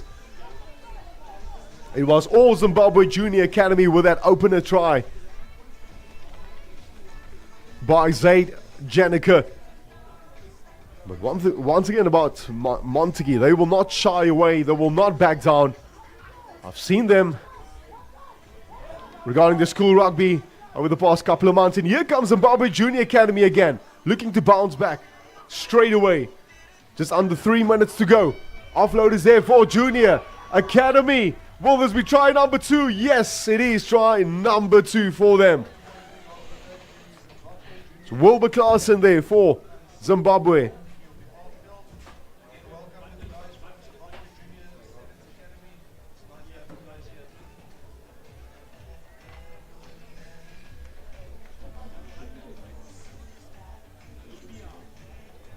And from out wide, but it is a bit too far. It is the first half, and Zimbabwe Junior Academy, they are in the lead back with 2 tries. Montague managed to score 1.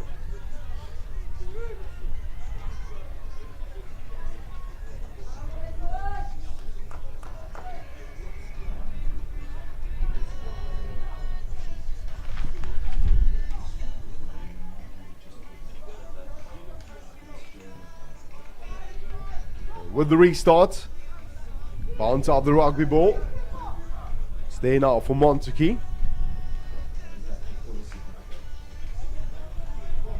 Jaden Swanepoel, he's straight through.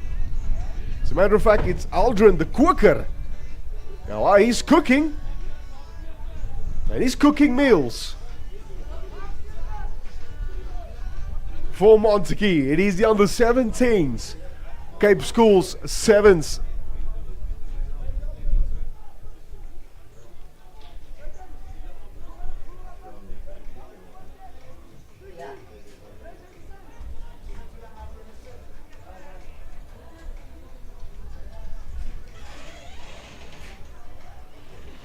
And flags will stay down, but it is Montague in the lead with 12. Zimbabwe Junior Academy 10.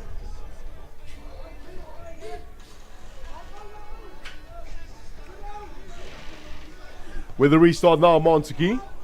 And this should be the last play as well. Well fielded. Beautifully taken in the air from Zimbabwe Junior Academy. And he's been brought down. Penalty granted for Montague now. Last play of the game.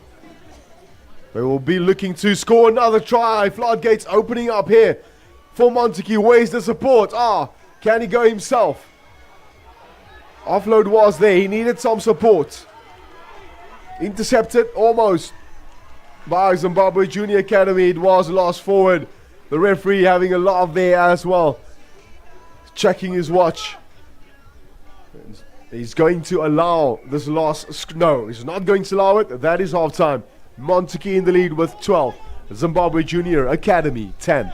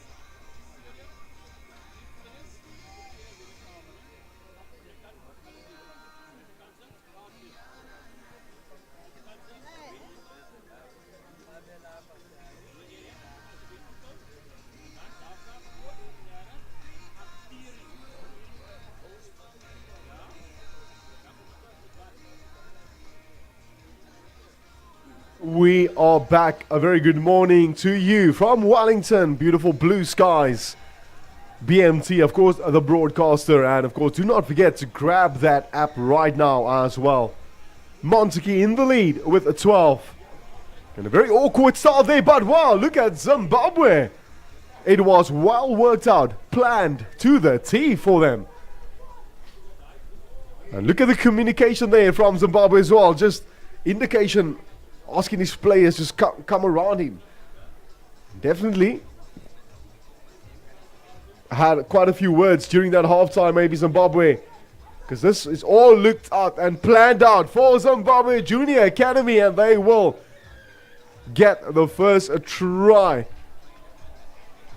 And of course, they are right back in the lead. And look at this replay once again.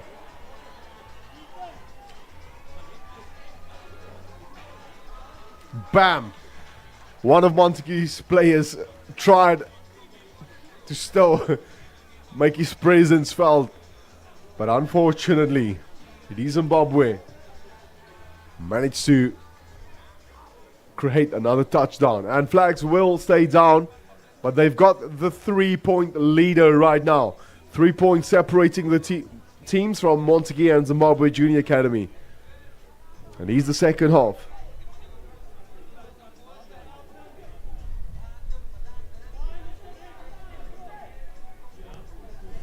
And it's Zimbabwe Junior Academy with the restart. And it's Montague trying to find a way through. They've got 2 players on the outside to work with. But in comes Clayton Opperman. Zimbabwe stealing that ball away. Looking for the support. It's there. It's got the legs and the drive. Over they go for another one.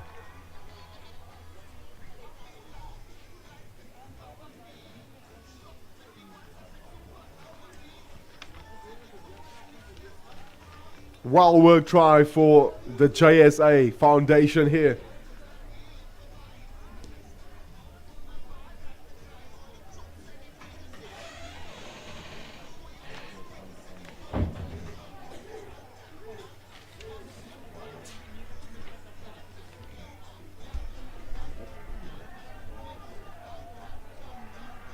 It is Zimbabwe Junior Academy. They are back in this game.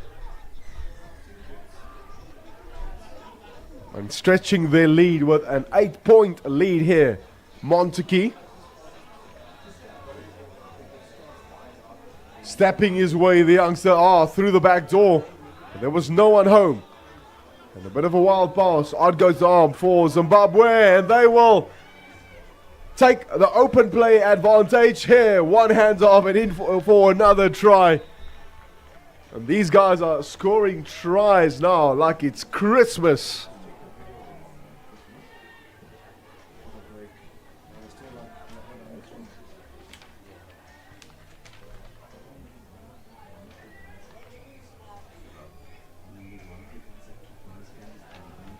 Montague, they're going to have to maybe change their sort of game plan here. And 2 points added for Zimbabwe Junior Academy. They've got 27, Montague 12.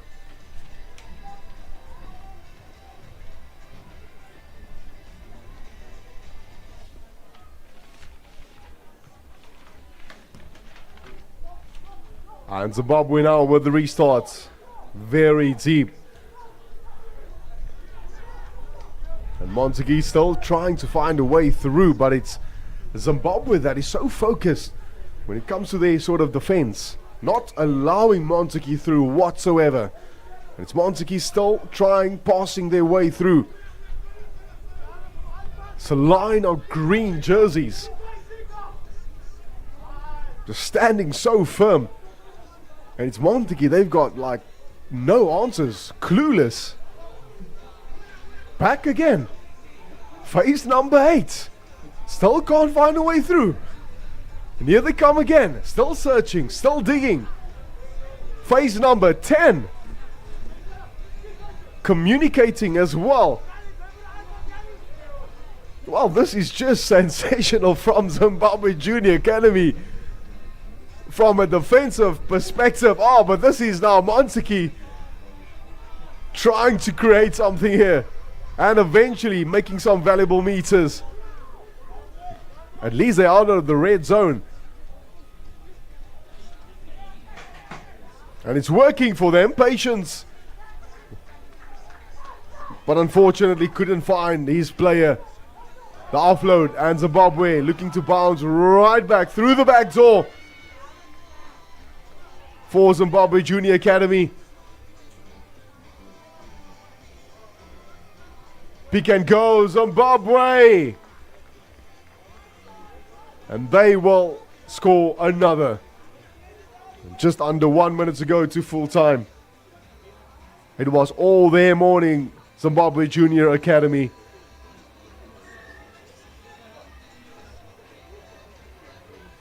Well, this should be the last game, ladies and gentlemen, and we will take a quick break. And we will be back.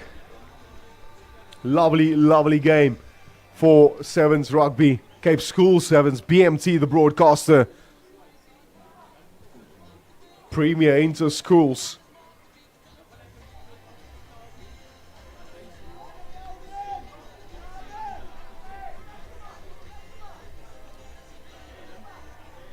This should be the last play as well. Restart Zimbabwe, and here comes Montiki. They will run. Oh, look at this, is so beautiful. Long stretching legs. Montiki, they will get the try. Jordan McGregor, he is there for Montiki. Well, they've been working tremendously hard, Montiki, trying to find a way from this epic, awesome Zimbabwe defense, not allowing Montiki through. Think about earlier on, they had about 12 phases they tried to create Montiki. Here comes Zimbabwe, 34 points. 3 tries they scored in the first half.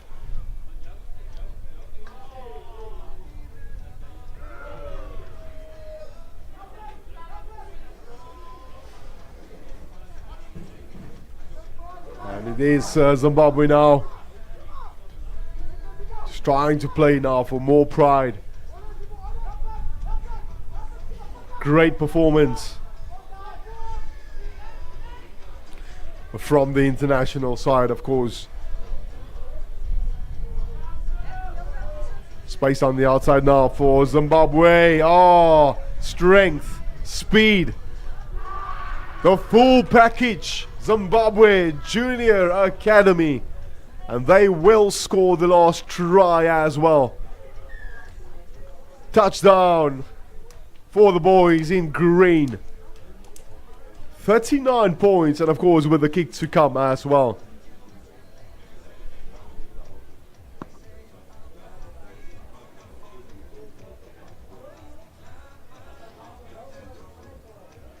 And over the ball goes. What a performance from Zimbabwe. 41, Montiki 19.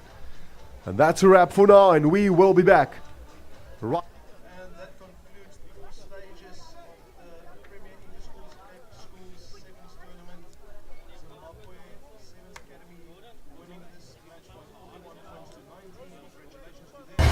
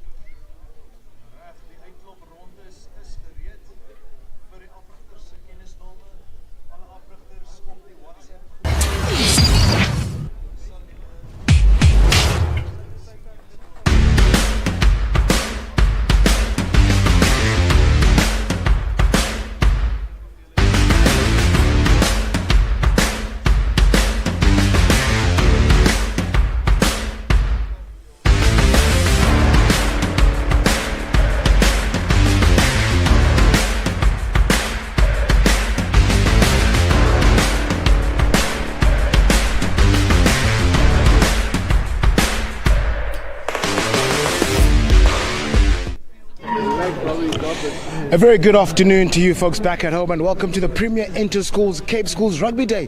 My name is Usetu Team. I'm joined by my best mate and co-commentator Nathan Kogela. This morning, or rather this afternoon, it's an auspicious occasion right here in Huguenot World School, of course in the heart of Wellington, under the landscape which is so sumptuous to the eye. Of course, we are dealing with some sevens rugby, high school rugby. It's been fast, it's been scintillating, started a bit moist underfoot, but some razzle-dazzle and some traction is fast approaching us, of course. I mean, there's been rugby played in the A field, the B field, the C field. But just before we run down the results, let's just get the thoughts of my mate here, Nathan Kogela. What's been happening in the Seaside? So obviously I've been involved with the Seaside, commentating the Seaside this morning, and we've seen a few good encounters. Again, it comes down to attrition. We saw Paul Lewis, Borland up front and doing very well up front, but again, second game they're starting to struggle. I think the legs starting to tire down a bit, but again it comes down to time management. So we see in the Pool A, we see Borland and Paul Lewis in Pool B, obviously top set, obviously Strand. So Strand, funny enough, someone I've worked under or worked with, Branko Dupré, a former Blitzbok. He's the coach there for Strand. So a lot to play for. I mean, we're a lot to look forward to, especially in the playoff stages.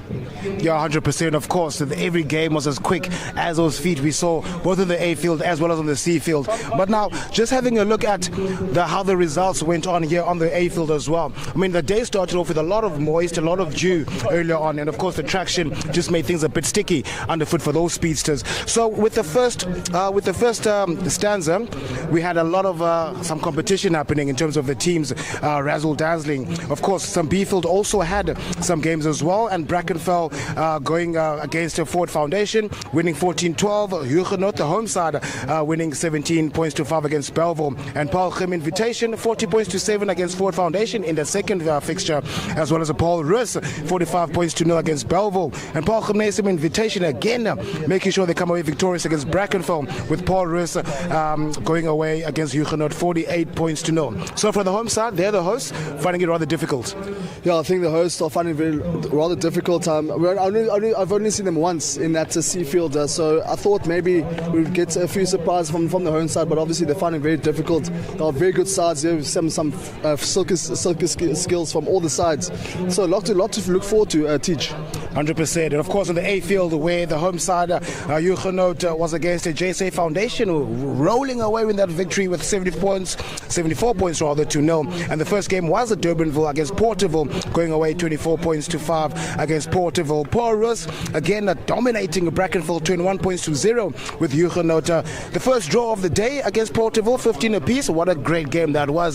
That's when the ground is a bit firm for those sides stepping up and in. But of course, the group stages is over. Where to from here?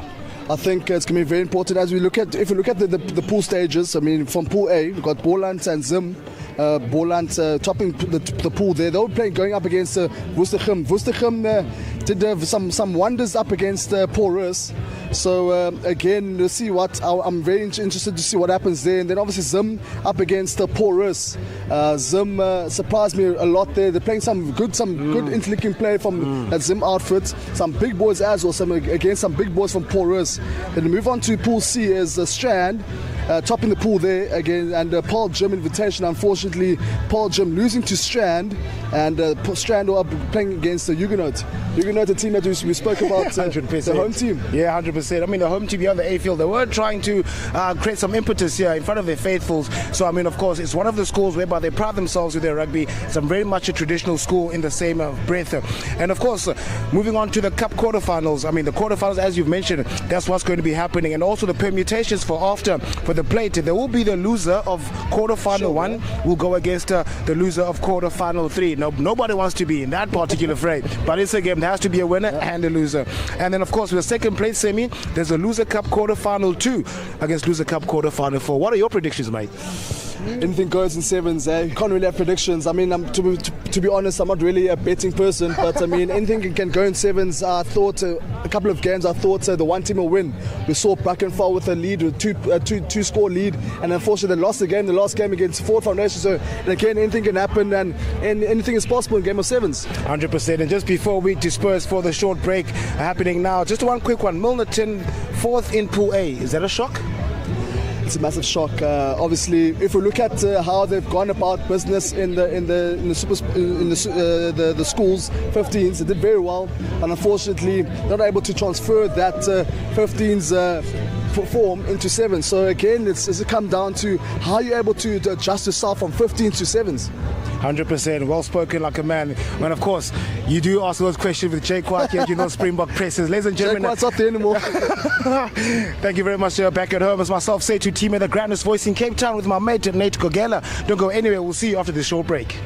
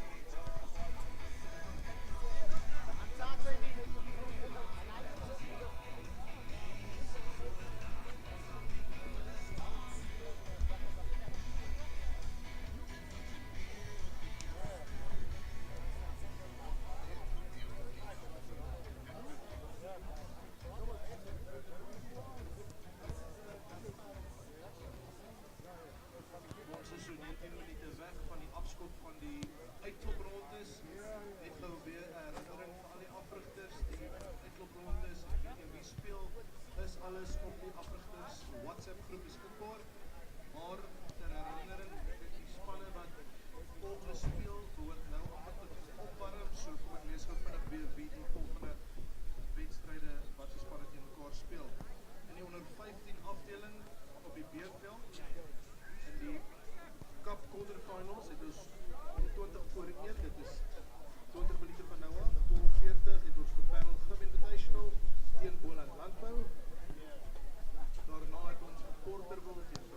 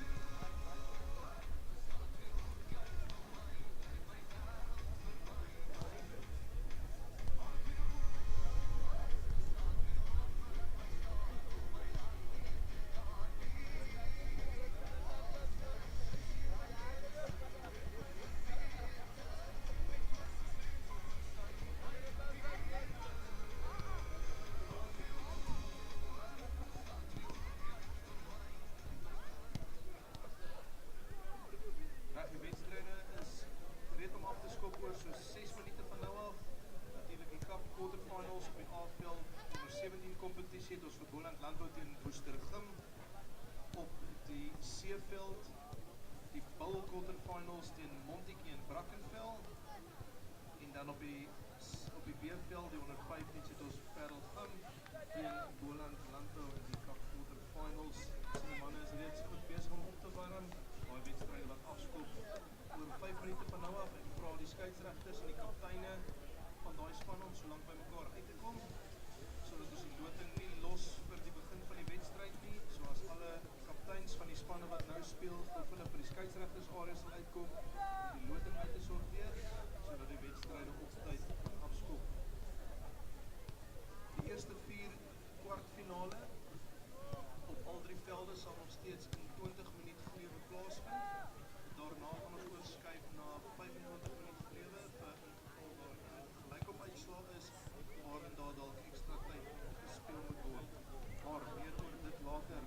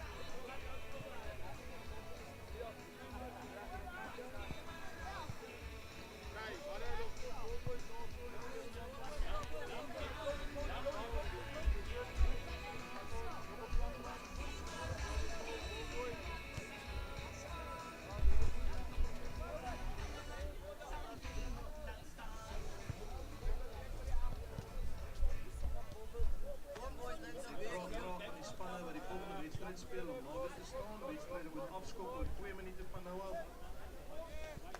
Op die B-veld by die 115 het ons Parelgem teen Boland Landbou waar daar gaan speel.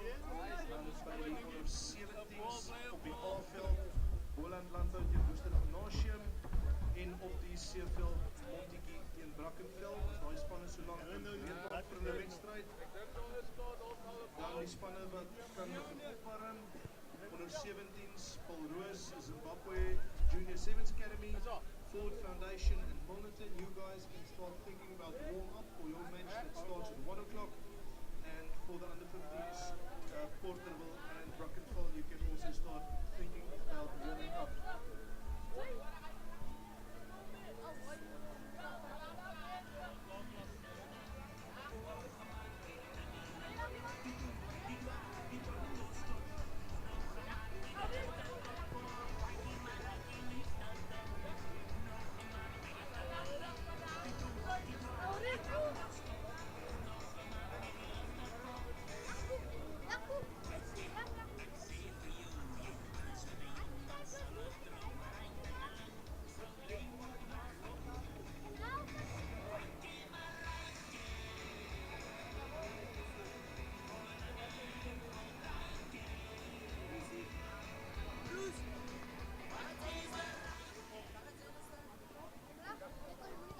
op die A-veld wat lyk of hulle gereg is vir hulle wedstryd. B-veld onder 15 lyk of hulle gereed is.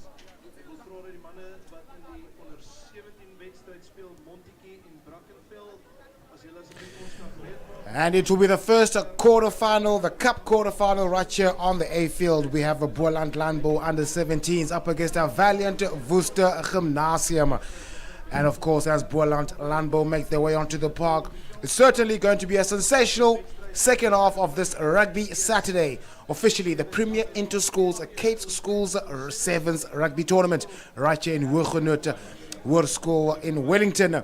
What has been an emphatic first half of the morning, seeing some various rugby talent on display on all fields. Right now, it's the business end of this rugby day, and it's playoff rugby, and what will be a great turn of events. And of course, Worcester Gymnasium will be looking to get the quarterfinal up and running, and off we are away. And that's a deep kickoff here. Boland Landbou will be happy with the first carry, because here comes Gehano van Boer letting the ball on the plate, and Boland Landbou, very first touch, Divan Meyer with that run over the whitewash to score first for Boland. That's definitely not how Worcester Gymnasium would have wanted to start this cup quarterfinal, as Boland draw first blood in this first cup quarterfinal. 5 points to 0 with the extras to come. Well, you blink once, you miss a try. The try scorer looking to convert his own try. Divan Meyer raises the flags. 7 points up, Boland Landbou with the lead. Barely a minute played in this first cup quarterfinal. How can Worcester Gymnasium respond here? And that great restart here from Boland Landbou, driven by Herschel Anger. But Gymnasium still in possession. Oh, sold to the highest bidder, Carl Waite. Hitting Nehemiah Mare in his tracks, and Boland with very much great momentum in this early stage of this first cup quarterfinal. They are certainly drawing some inspiration from their Currie Cup side, who are currently enjoying a beautiful campaign at the stage as they are preparing to face the Sharks. 2 games left in round-robin stages. But right now, Boland, Gehano van Boer, scrumming from the side against Boland. But here comes Worcester Gymnasium. Logan Breintjies with a chip and chases Mare. The pass of the ball will fall kindly. Here we go. It's Joyce Banangila, who's been having a great tournament thus far, just unable to gather that chip and chase of his. But we are going to go back for a Boland Landbou feed in the scrum. Well, one thing is for certain, Worcester Gymnasium are waiting for an opportunity with open play. They do have some very exciting runners in a Leighton Siswana. Legan Brooks is one to watch out for Worcester Gymnasium, as well as Joyce Baningila with the number 3 in the center position now for Worcester Gymnasium.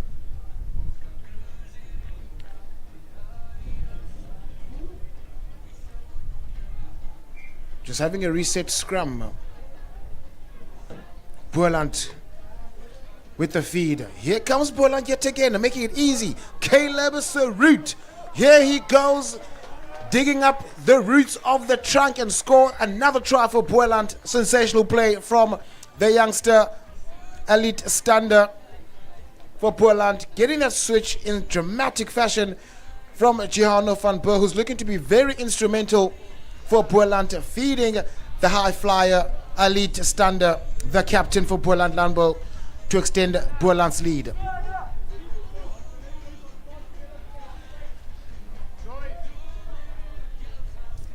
To add the extras, that's a sumptuous kick here. Caleb Sarut. He uproots the flags and adds the extras. 14 points up in favor of Boland Landbou. Worcester Villages, or rather Worcester Gymnasium, will have to respond, as already down 2 converted tries to none. Divan Skuman with a lovely contestable restart, and it's lovely gathered. Juan Visagie, hello, welcome to the game, mate. Oh, he looks to have fallen awkwardly. Is a youngster. Oh, that does not look nice. Oh, what a catch though from Juan Visagie, just landing awkwardly. He looks to be clutching his right ankle in despair. Looks to be his knee. Well, folks, he's just getting some medical attention. Kobus Immelman can't bear to look his teammate. Oh, well, he is a naster. Juan Visagie, he's on his feet. He doesn't need any assistance to catch a breather off the park. What a naster. Hope he's okay. But what a catch from the young Visagie with the number one jumper. Getting that restart from Divan Schoeman. But unfortunately, he just fell awkwardly. He's just getting some medical attention on the far side in your screens. But in the meantime, here comes Schoeman, Van Boer. Oh, what a lovely play here from Boland Landbou. Again, outward, Elite Stander with the brace. Oh, what a try. Great variation from the backs here from Boland Landbou. It all started with a double switch there. But on the outside, loitering is Elite Stander, the captain. Had a lot of work to do to make sure he gets the grounding, and he does so in dramatic fashion. Boland Landbou are running away with it in this first half.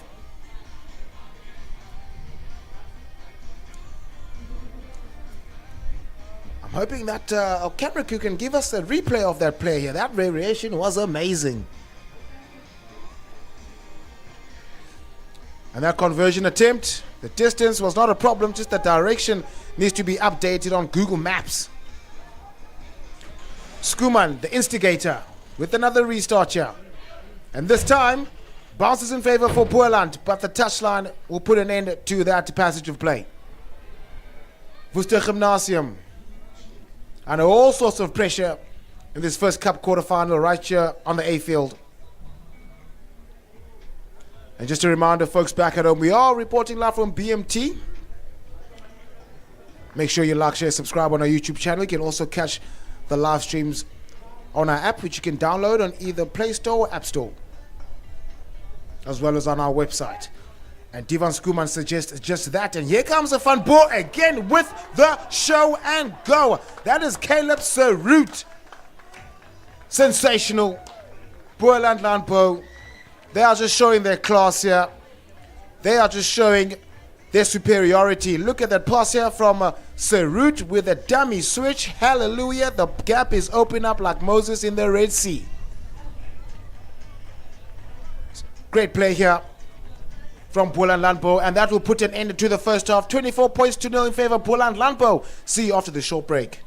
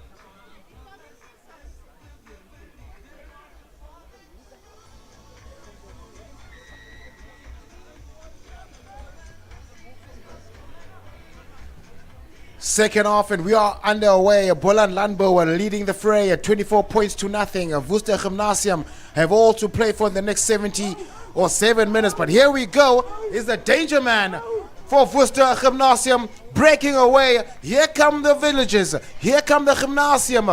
Worcester fighting by all means, unable to get over. Oh, what a great start here. They have to watch out for their number 4 from Worcester Gymnasium, Matthew Fortain, with that scrum cap. He can dodge through raindrops. He can dodge bullets in a telephone booth. And Boland almost bared witness to that razzle-dazzle from the youngster. But right now, they've got a pressure line out here, well secured by Boland. And here they go, the men from Boland Landbou. Lovely passing into play here, but guess who's there to pick up? The danger man. Stepping, 3 players unable to bring him down now, but they will have to release as he gets over. Oh, great play. Great awareness from Matthew Fortain. The smallest boy in the park, but causing the most danger in the second half. He wants to play.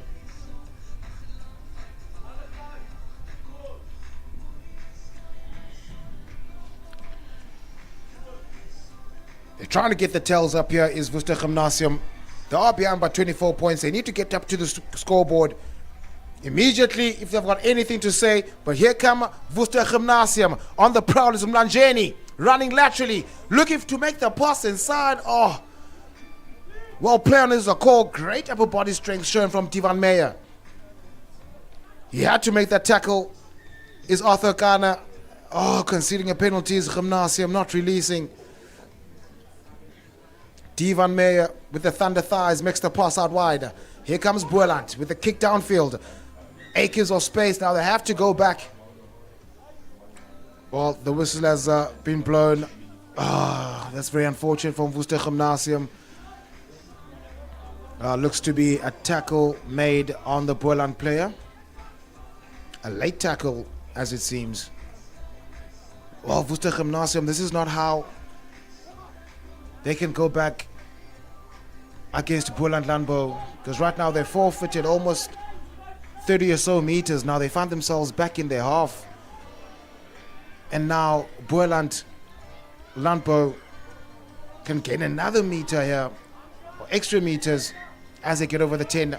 Between the 10 and the 22, Boland Landbou with the throw.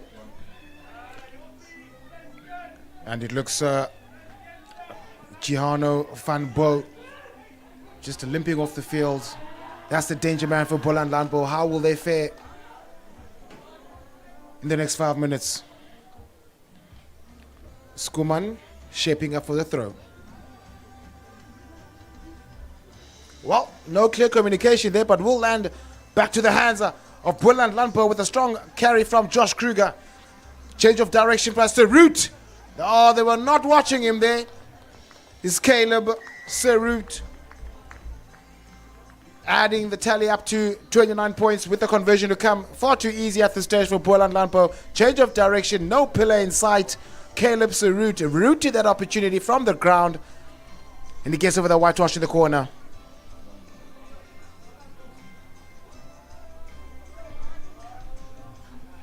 And the conversion attempt from Divan Skuman. Oh, that bounced on the crossbar. Did that go over?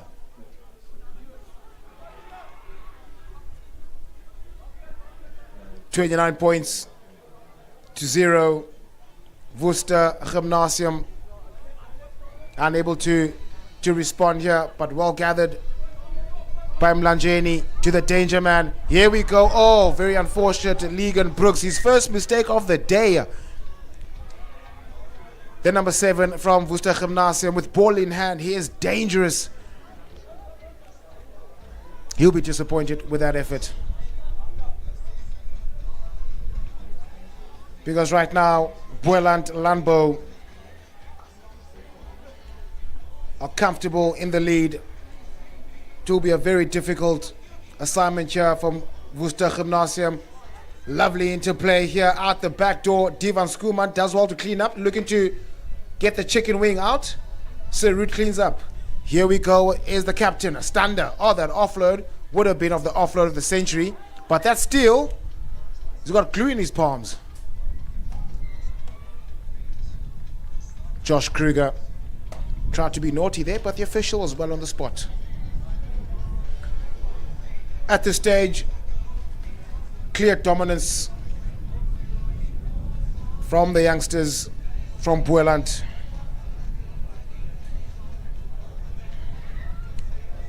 And of course, up next, it is Paul Roos and Zimbabwe, who have been playing a sensational rugby. All the youngsters from Harare. But right now, Worcester Gymnasium just rolling the dice here, and the pass of the ball should be in their favor. They are playing under advantage here for a handling error. Pinned in their half for the first time in the second half. Boland Landbou. Daniel Hanser did well to clean up. But right now, Worcester Gymnasium with a glorious opportunity. Gymnasium on the pounce. Try scored. Leighton Siswana gets one back for Gymnasium. Just under 2 to play. Is it too little, too late? You can just see. Took it quickly. Is it number 11 from Gymnasium. Gets one back for Worcester Gymnasium. Ligon Brooks. The score will remain at 5. 29 points to 5. A minute to play in this first cup quarterfinal. Boland Landbou well and truly running away with it. And here's a restart here from Worcester Gymnasium. Play on. Great catch there. Nishane Brown, but very unfortunate. It will be a short arm on the halfway line. Boland Landbou can attack on either side, and they quick. And guess who's back? Jehan van Bo. Well, that is not going to be an allowed try. Knock on. And that's how it ends, ladies and gentlemen. Boland Landbou was straight through to the cup semi-finals. Victorious 29 points to 5 against Worcester Gymnasium. And of course, up next, Paul Roos and Zimbabwe.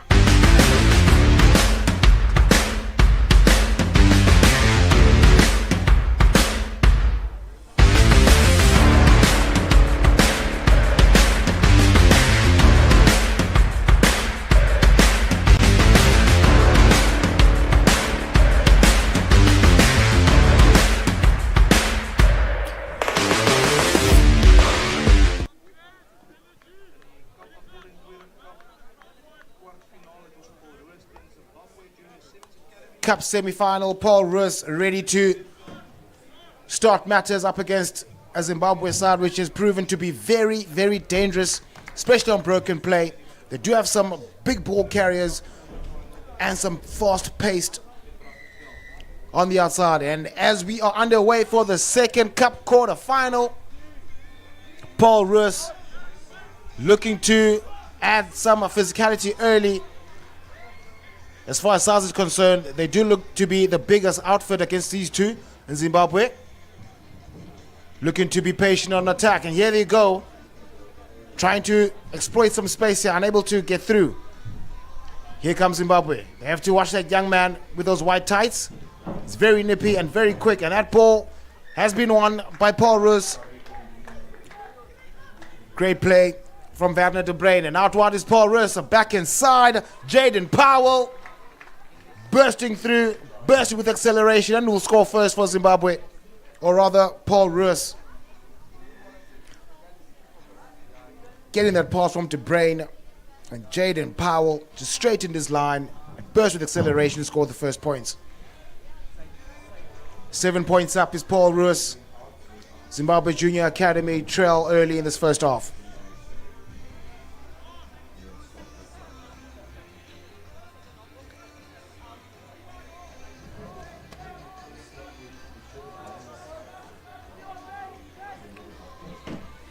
Try scorer, Powell with the restart. Tackle in the air.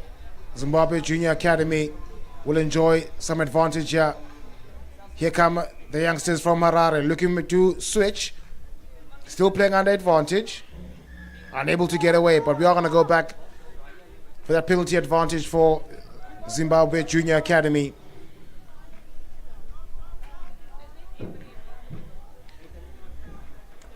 What can they conjure up with this opportunity? All the youngsters from Zimbabwe. deciding to be patient on attack, taking their time, still trailing by 7 points to 0. Looking to find some space, unable to get any.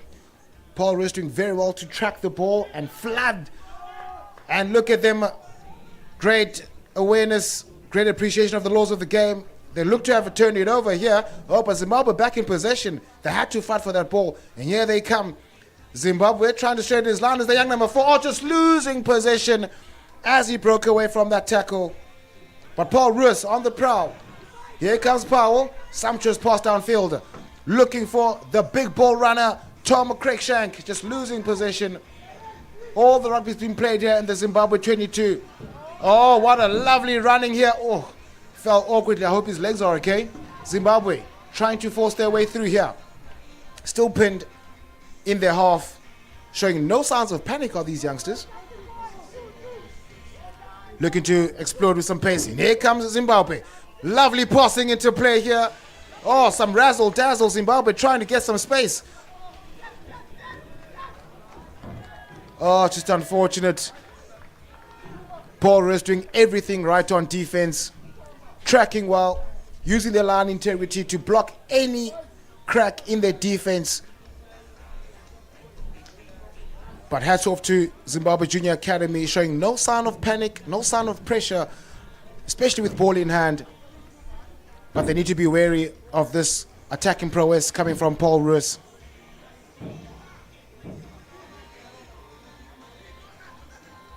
And here's a feed here from Paul Roos. Strong run from their number 10, Jared Brown, driven into touch. Oh, Zimbabwe had to scramble for dear life there. Still pinned in the half is Zimbabwe, unable to play rugby on the opposite end.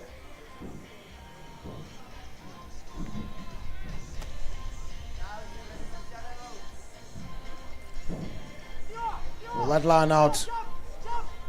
Very unfortunate that they're not going to be getting it. Tristan Armitage goes to front. Well, here we go. It's Gerard Becker, or Gerard rather, with a strong leg drive from the Paul Roos number 1 now. De Bruyn, sumptuous pass out wide. Armitage, Powell, down the line they go. Here we go with Combrink, using his upper body strength, but well met on defense. Zimbabwe playing the rugby in the wrong areas of the field here, unable to get away.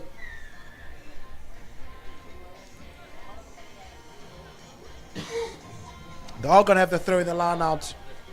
High pressure situation. Zimbabwe Junior Academy need to hold on here in this first half. They need to make sure that Paul Roos doesn't score more points. And that's a great variation in the line out here from the Junior Academy. And that counter-rack from Powell is sensational, or rather De Bruyn forcing his way over the whitewash. Oh, that's I would say the easiest try. Then he would score. He had to work for that counter-rack and get the ball back. Great dominance, great physicality from Werner De Bruyn with a counter-rack. Zimbabwe Junior Academy were caught napping there. It is quarterfinals rugby, folks. You have to be online. You have to be awake. You have to be alert, because you will have big figures like Werner De Bruyn with that counter-rack.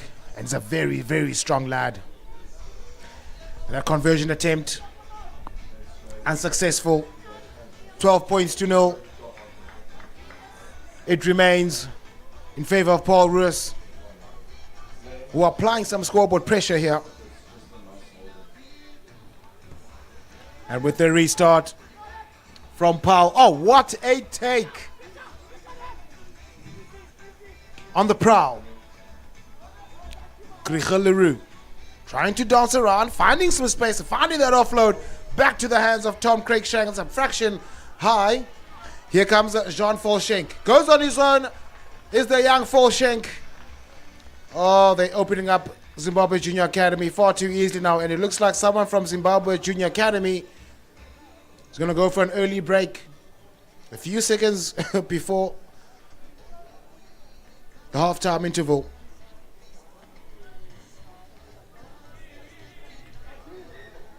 it just got a bit more difficult here for Zimbabwe. And that brings the end of the first half. 19 points to 0. Paul Roos leads the way. You can just see here the try scorer, Jean Folshenk. Far too easy. Bringing that to the halftime break. Don't go anywhere, folks. We've got more action coming right up.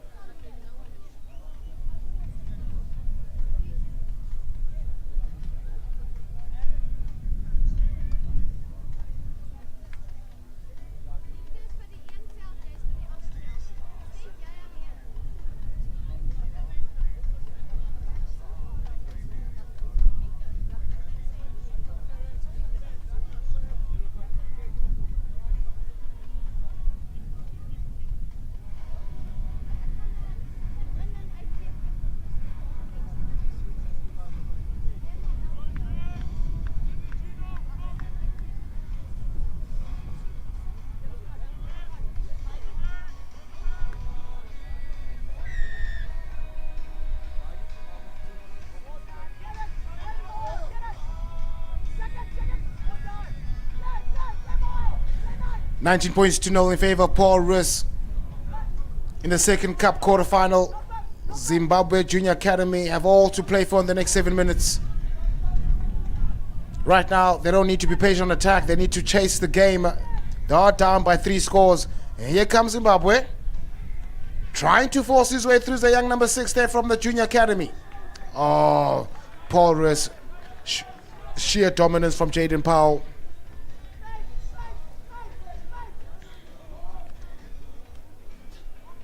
Winning that penalty, not releasing is a call, and a resounding touch finder. Taking matters just a few meters shy of the 10 meter.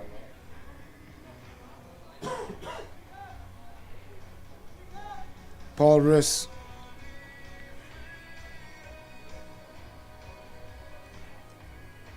in command at the stage.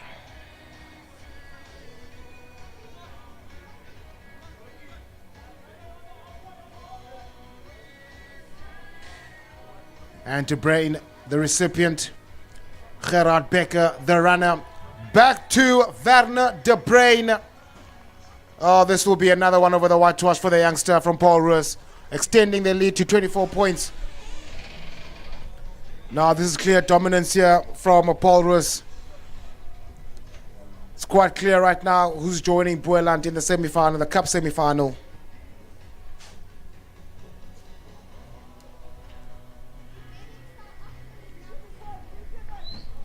And the young Krieger Leroux with the conversion attempt.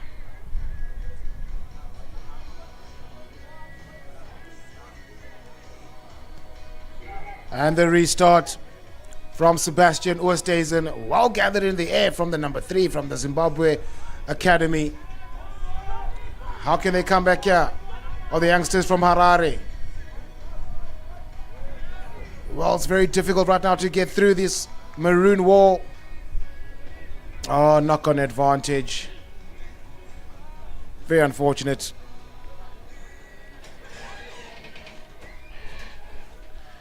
$24 points up. Just under 5 to play in the second half. At this stage, Paul Roos are well and truly joining Boland Landbou in the Cup semi-final, which is fast approaching. Zimbabwe Junior Academy did so well in the group stages to make it to the playoffs. But right now, they can't stamp their authority. And of course, they can't stamp the authority in that scrum, because here comes Paul Roos in the hands of Jared Brown, looking to dance his way through. Still in possession. Back to Bierke. Trying to find that offload, the number one. Great clean there from Werner de Bruin. Outward again. Here comes Powell. That's Oosthuizen trying to dance his way through the Zimbabwean wall, just unable to. Does make the pass outward to Werner de Bruin. Looking for support. Happy to go in his zone. Gets over the 22 is de Bruin. They're just making it far too easy right now. Oh, just lost in as he got to the deck. The strong run there from the youngster Werner de Bruin. Just adding some proper impetus here. One to watch out for come semi-final. Of course, we are reaching the business end of this Cape Schools of Sevens tournament, brought to you live by BMT and Premier Interschools. Well, one thing is for certain, there's no dew anymore on the surface, so you certainly can expect some twinkle toes. And there's a feed. Another dominant scrum here from Paul Roos, picked up by the big Albert Nell. Albert Nell gets over the whitewash and gets the ball to ground. A sensational play here from the young number 8, getting it as it spewed off the scrum. How did he break away so quick? Show and go, as easy as you like. None of you want to stop me. I'll add the extra 5 points for my boys. 31 points up. Paul Roos well and truly making their way to the Cup semi-final. They are going to be joining Boland. Now question is, who's going to be joining them here? Well, the bounce of the ball for Zimbabwe Junior Academy, finding it very, very difficult against this juggernaut of an outfit in Paul Roos. But right now, trying to force their way out the 22, same side. Well, there is number 7, trying to open up some space here. Here comes Zimbabwe. Does the youngster have some legs? Well, the support just gets there. They need to run direct and straight. Here comes Zimbabwe. They need to attack that inside shoulder. Far too easy to defend here. Here comes Paul Roos, just shadowing Zimbabwe Junior Academy. Great clean here. They need quick ball just outside the 22. Oh. Now that just sums up their day. Is the Zimbabwe Junior Academy a glorious opportunity, finding themselves inside Paul Roos territory for the first time in this game. Just unable to convert from that very rare opportunity, because right now Paul Roos will slow this down. They are up 31 points to nothing. They are making their way to the Cup semi-final.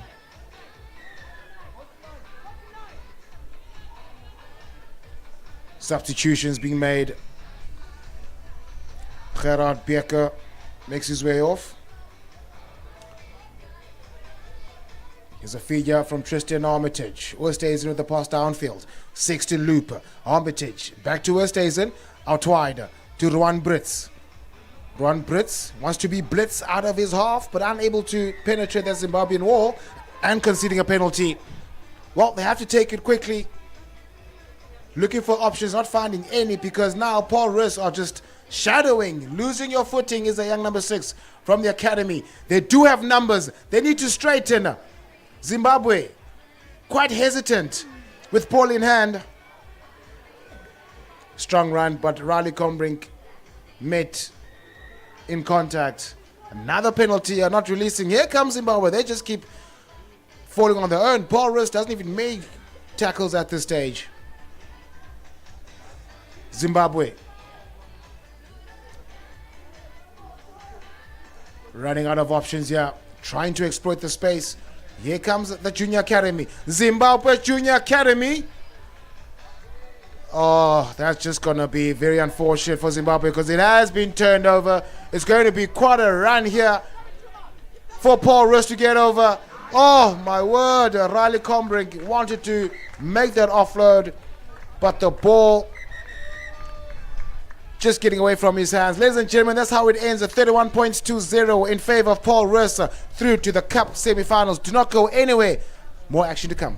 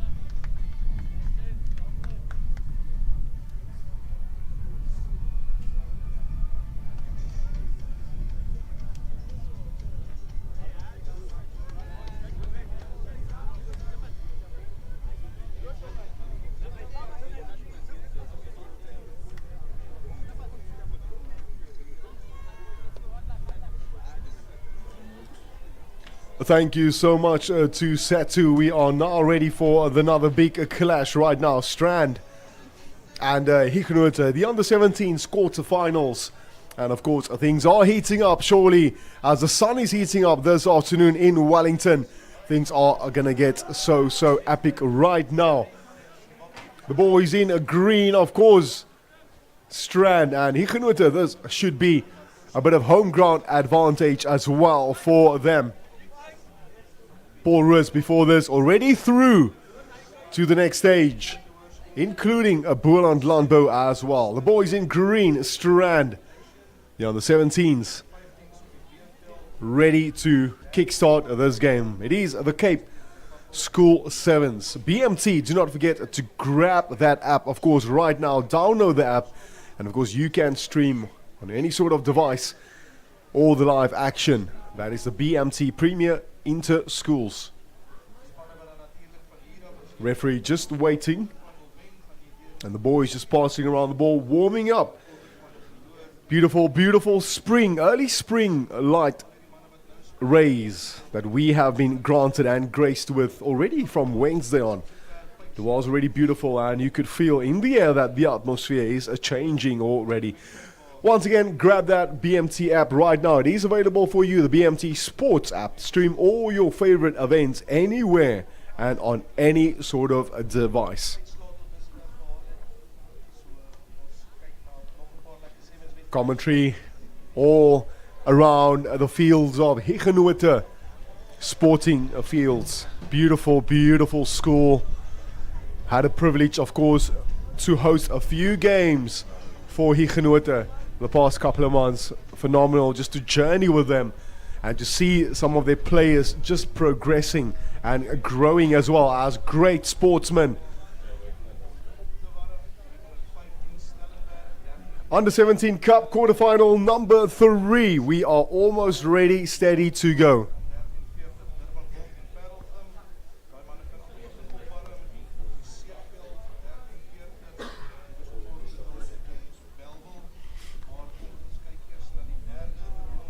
Yeah, we are just waiting for the B field to wrap up their game right behind us, and then we will start this game very shortly.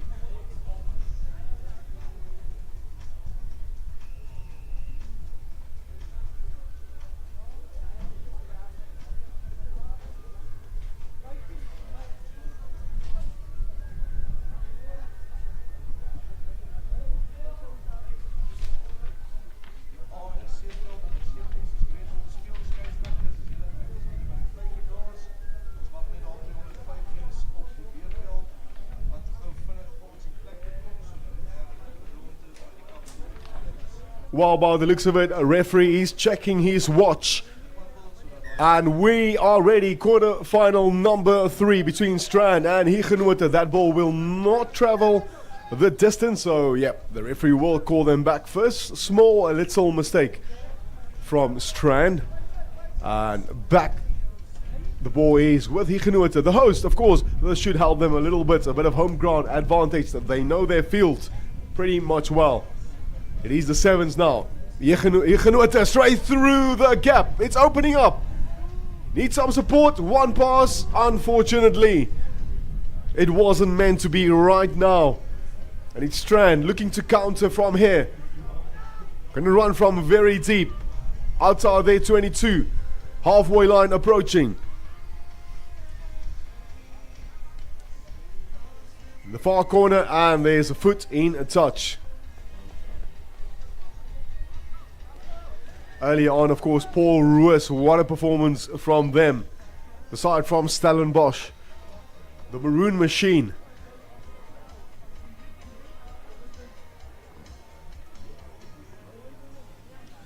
Into the first minute, yet no score. Quarterfinals number 3. And it's Huguenot now. But it's Strand coming away with that ball. A big handoff there by Braden Lodewyk. Holding on is the call from the referee, so it will be a quick tap and go for Huguenot. Let's see what they can prompt from this position. What a massive tackle there as well. Strand player trying to compete and contest, but small unforced error as well that came through. So it will be the first scrum as well. Also, do not forget you can advertise here. Contact marketing at bmtsports.co.za. Do not hesitate to reach out to us as well for any sort of sporting events.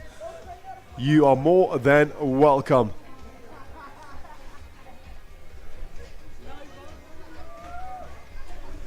It is hot in Wellington. The sun is out. In goes the ball now. Strand. Outside there, 22. Bit of show and go there, but managing very well to release that ball. First receiver now. Wide ball. It was Jason Hartog. Still remember Jason a couple of months ago for Strand. Very great player.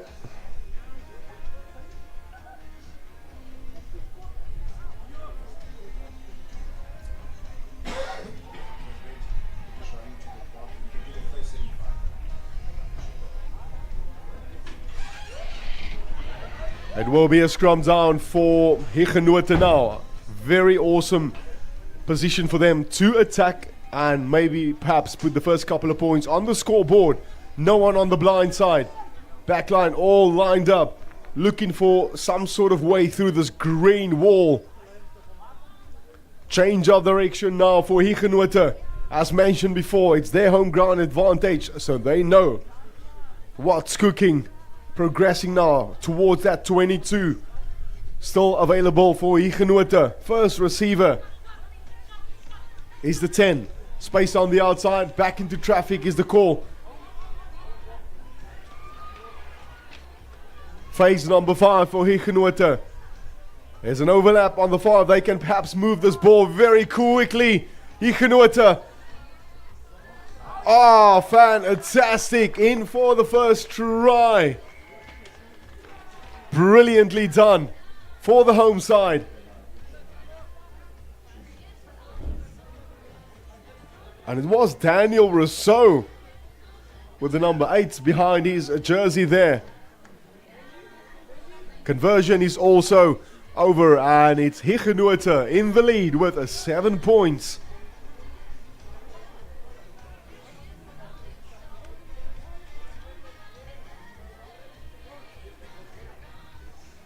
Huguenot now with the restart.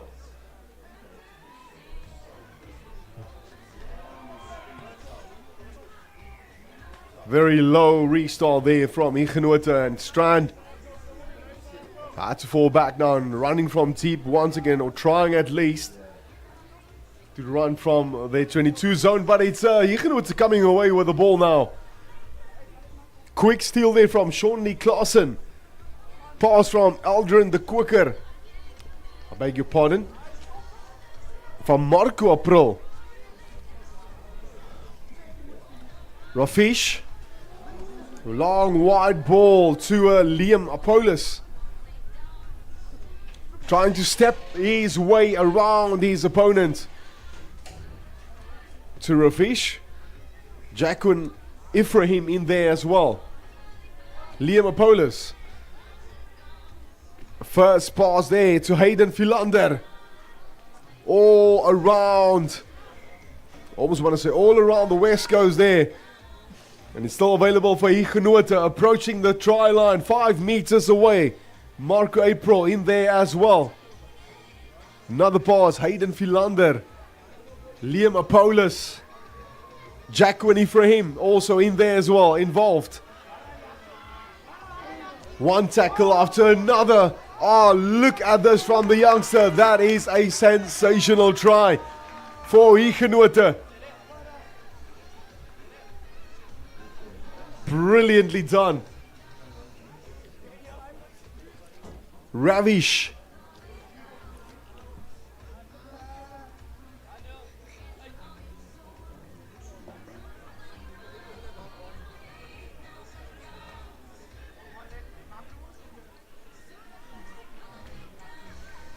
Some tired legs out there already because of the pace of this game.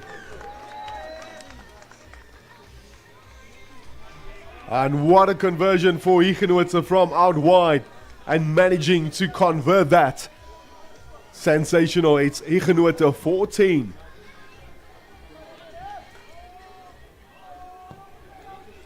And with the restart now, sending that ball nice into the 22 zone for Strand.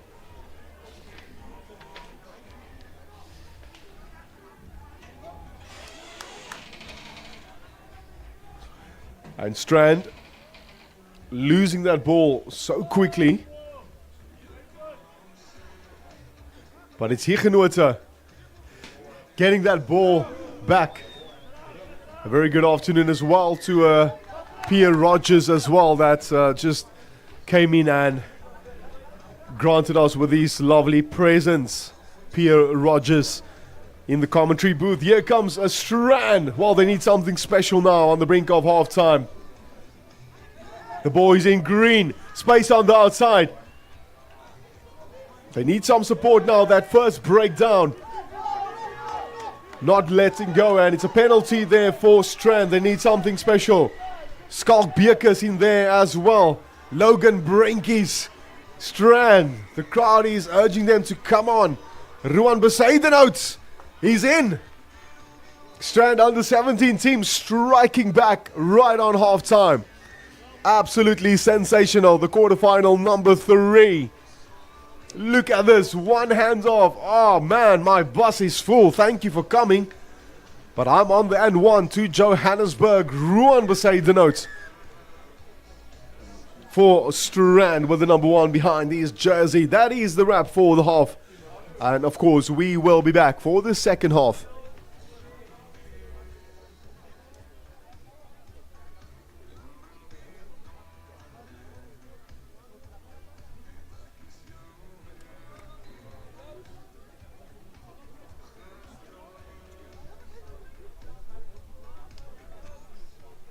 Halftyd van hierdie ronde van die Kapkwartfinale vir ons ou laaste Kap Quarterfinals. Se kapteine wat van die skeieregter area uitkom. Dit is natuurlik die spanne van Stellenberg en Huguenots by die 115s. Stellenberg Huguenots se kapteine as hulle van by die skeieregters kan uitkom. En dan natuurlik op die A-veld Durbanville en Parelton se onder 17s kapteins. Op die C-veld Porterville en Helmond se kapteins. Vir die skeieregters uit dat die loting kan afhandel voor julle wedstryd oor so ongeveer 'n minuut begin. Lekker wedstryd wat ons op hande het hier so op die A-veld. Hoërskool Strand, die Huguenots Hoërskool, Kap Quarterfinals van die onder 17 afdeling. Huguenots met 4.7 voorloop.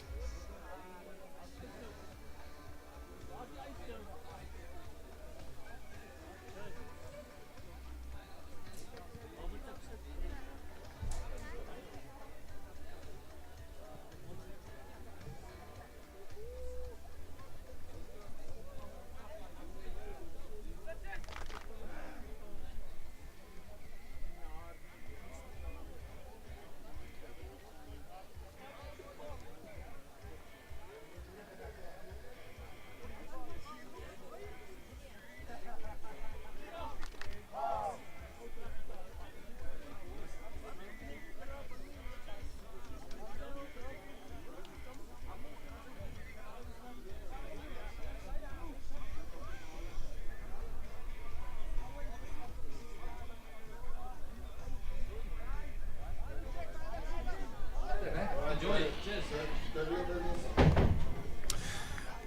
very good afternoon once again to you. If you have just joined, it is a Cape Schools Sevens, of course. A very good afternoon. My name is Brent. Very beautiful day in Wellington. Quarterfinal number 3 between Huguenot, the host, and Strand. And of course, Huguenot, they are in the lead with 2 epic tries they scored in the first half. And the big question right now is, will Hoërskool Strand bounce back? Well, they've got the ball in hand right now. Second half. And look at this. This is amazing already from Strand. One pass, and unfortunately, the youngster couldn't collect there. It was an open field. But sometimes the moment can become just a little bit too big.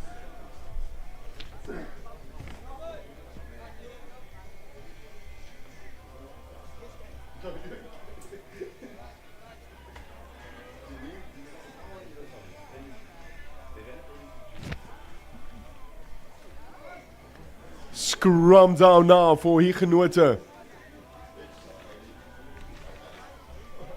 In goes the ball, out comes the ball. Jalen Steyn with the 10 jersey. And to Zeke Adams involved there as well. Just managing to get themselves out of the 22, including winning the penalty. Tap and go now. Zeke Adams for Huguenot. He needs some support, it's there. And that ball stolen away from Strand. It's still anyone's ball game, and here they come. 7 points separating these two teams. Another pass. Surely there was. That was a knock on. Unfortunately, it was a forward pass. Indication coming through there by the referee.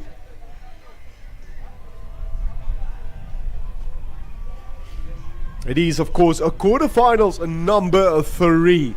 Just before this, it was Paul Roos, and they are through to the semis, of course, including Boland Landbou as well.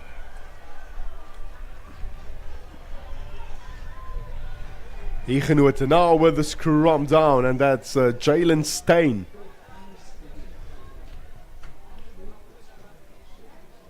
Well, time is slowly but surely running out now for Strand. The game of sevens, quick, fast, including some resilience required as well. Out comes the ball now for Huguenot. That tackle almost looked a bit high.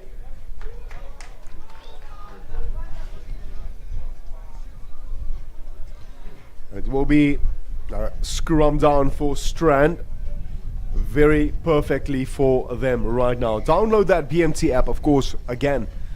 If you haven't done so yet, the BMT Sports app, and you can stream all your favorite events anywhere and on any device.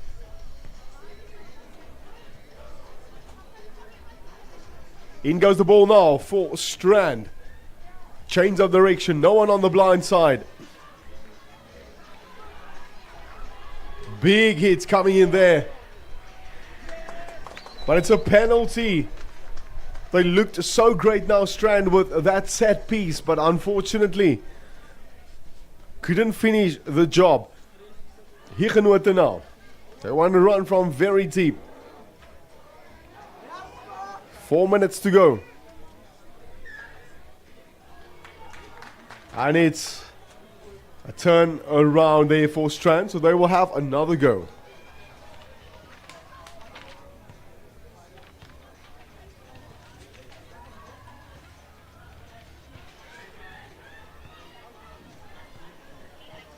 Perfect opportunity for them to strike back. Jason Hartog, number 9 for Strand, ball in hand. Well, he's got options now to the left and he's right. It's all about the set piece right now. Jason. In goes the ball, out comes the ball. Right is the call, and he will go himself. Touchdown, Strand. Not wasting any time. Well, we do have a ball game now in hand. These lads are all playing so that they can proceed to the next, of course, phase. Premier Inter Schools at its very best. Cape School Sevens at its very finest.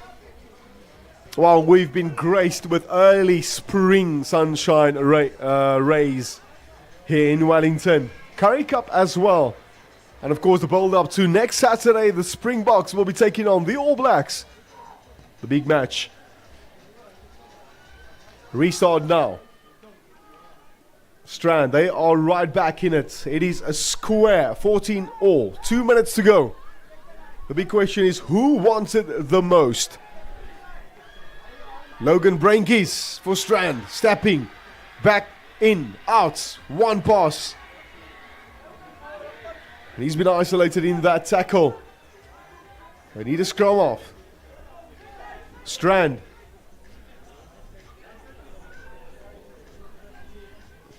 Bit of show and go there by Preston. Oh my goodness. What a try.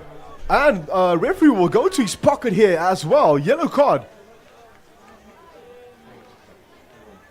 That was just amazing. From the number 6 there. Well, what we have here, Preston needs bias.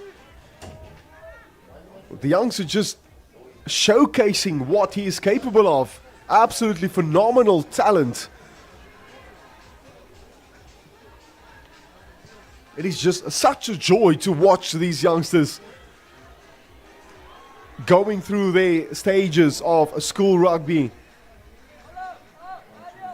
It is 19-14.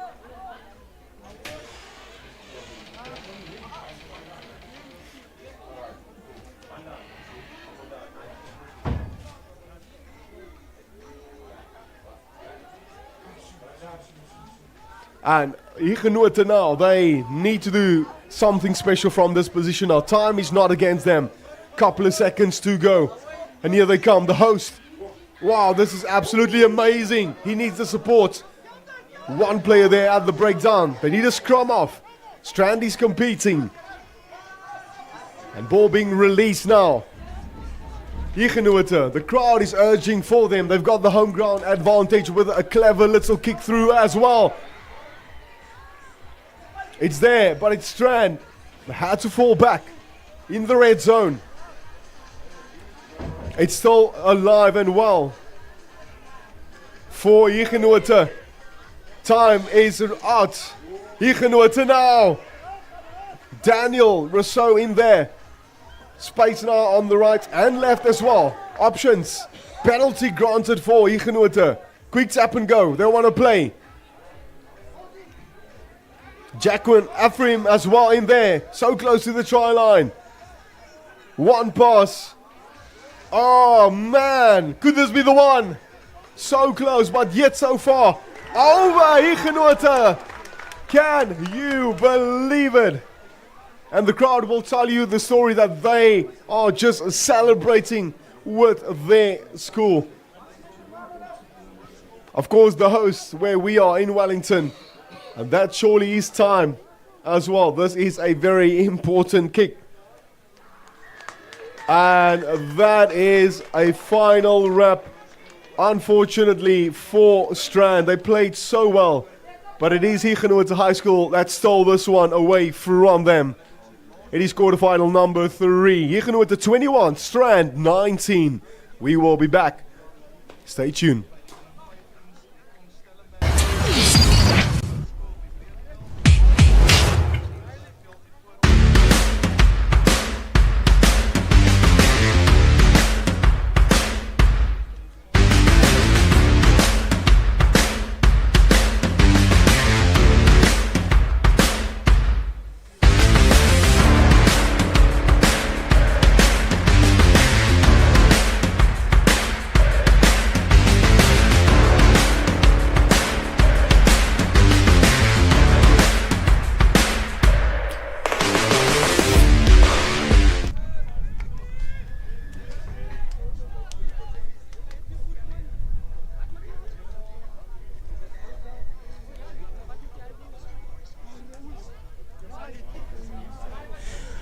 Durbanville, toe to toe, with Paul Gymnasium Invitational, the fourth quarterfinal, the cup quarterfinal. And here we go, fast-paced rugby being showcased here. The invitational side, can they invite their way to the semi-finals? Here we go, is show and go. Here's Paul Rus Gymnasium with ball in hand, 3v1 situation. Oh, was that cynical? Still in possession is Paul Rus. Oh, the offload unkind, but they're going to go back for a penalty advantage. Oh, that's very unkind. Durbanville, their own worst enemies at this stage. They can't play with the player down with so much space already left to cover with 7 apiece. Paul Gym with the kick downfield. First opportunity, early warning signs here for Durbanville.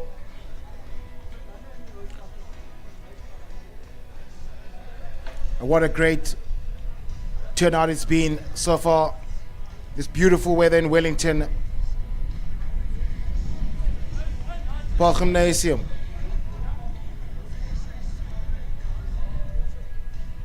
The ref just making sure the scrum off is where it's supposed to be, just to balance the numbers. But Paul Gym, they go to the front. Wow, they are holding on for dear life here. Lawrence Rademeyer does very well. Oh, the ball has been snatched back by Paul Gym. On the prowl they go. Flirting with the whitewash, 2 meters shy here, but the rush defense here from Durbanville is something out of the woodworks. Here comes Paul Gym. Change of direction. Long pass outfield. Cuts back inside as a youngster. Stopped in his tracks, but fights hard to get to ground. Paul Gym is still enjoying some possession here. Creeping ever so close to the whitewash. Oh, that was short. Great defensive effort, but not good enough to stop Paul Gym from scoring the first try. Well, Durbanville are depending here, or rather defending like Trojans. But this whole Paul Gym side showing their dominance. You can just have a look here. The strong carry. Try was almost scored, but the pillars were very slow to set and not looking at what would be the first try of the fourth quarterfinal.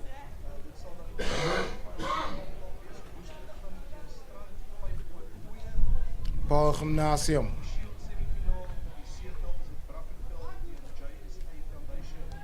With the restart, and that's a beautiful hanger.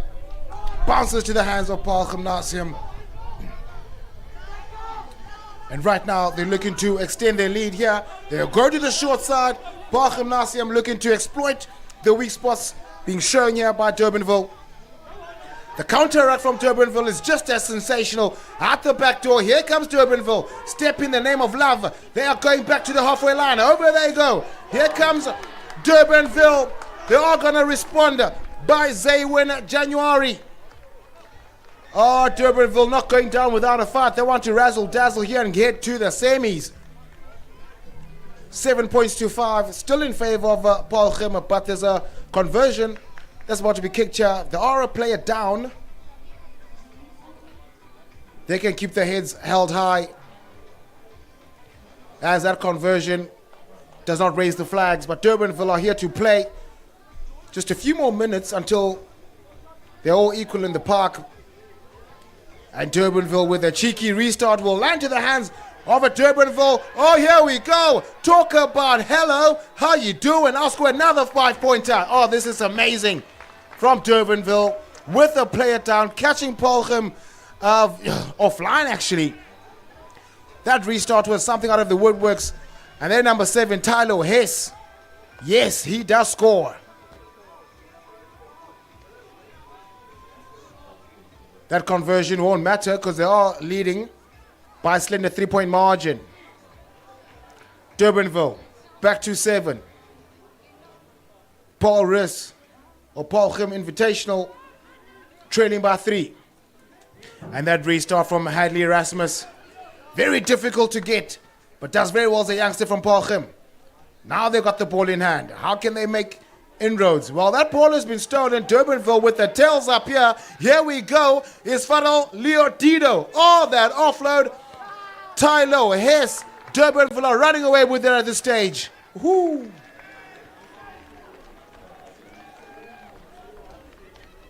Durbanville looks like their pre-workout is only kicking in now. What an offload from Fadel Lee Dido. That goose by Tyler Hess. Letting the goose loose. They've got their tails up. Durbanville stamping their authority here. They want to be part of the semis.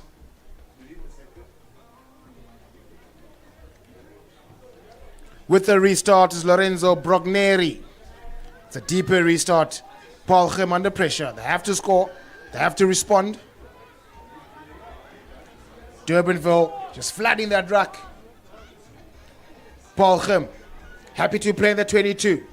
Put your ball. No options at all.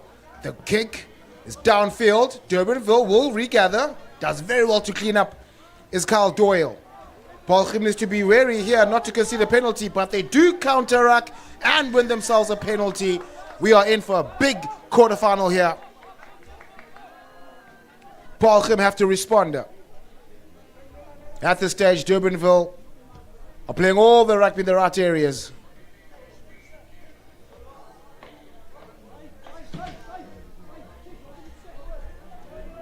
Well, I can tell you what, folks, this first half has been one of the most exciting first halves in this day so far. Both teams throwing in the kitchen sink.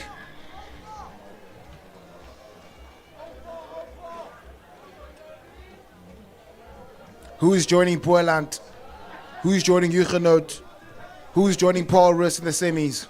At this stage, Durbanville are announcing themselves, but how can Paul Gim Invitational respond? And here they go, trying to find some variation. Oh, the passing just not sticking. And the counter rack here from Durbanville. Not in fruition, but here comes Paul Gim, trying to dance their way closer to the 22. Well, that counter rack, Durbanville here are not defending. They are hunting for the ball. Surely that's a penalty. Durbanville, they've got the tails up. They've got the momentum. Can they grab this game? And here comes Lorenzo Brogneri. Strong run here from the big Zebin January. Can his legs take him over? No, that's Lawrence Rademeyer. Rademeyer gets over. Oh, he's just taking his time getting back on his feet. He must be knackered. What a run from the young Lawrence Rademeyer. Just getting some high fives. He needs a moment to breathe. Well, with this kick, that will put the end to the first half. Durbanville leading the fray, 22 points to 7. What a comeback late in the first half. But don't go anywhere. An exciting second half is upon us.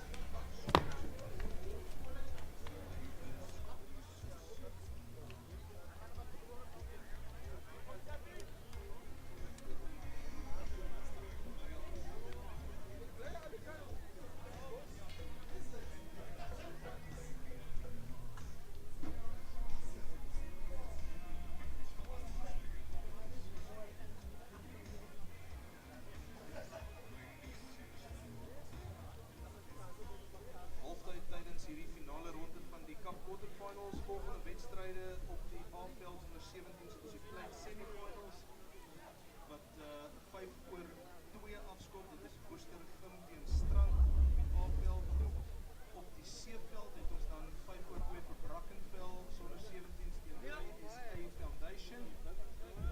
By die onder 15s is ons nog steeds by die Bull semifinal.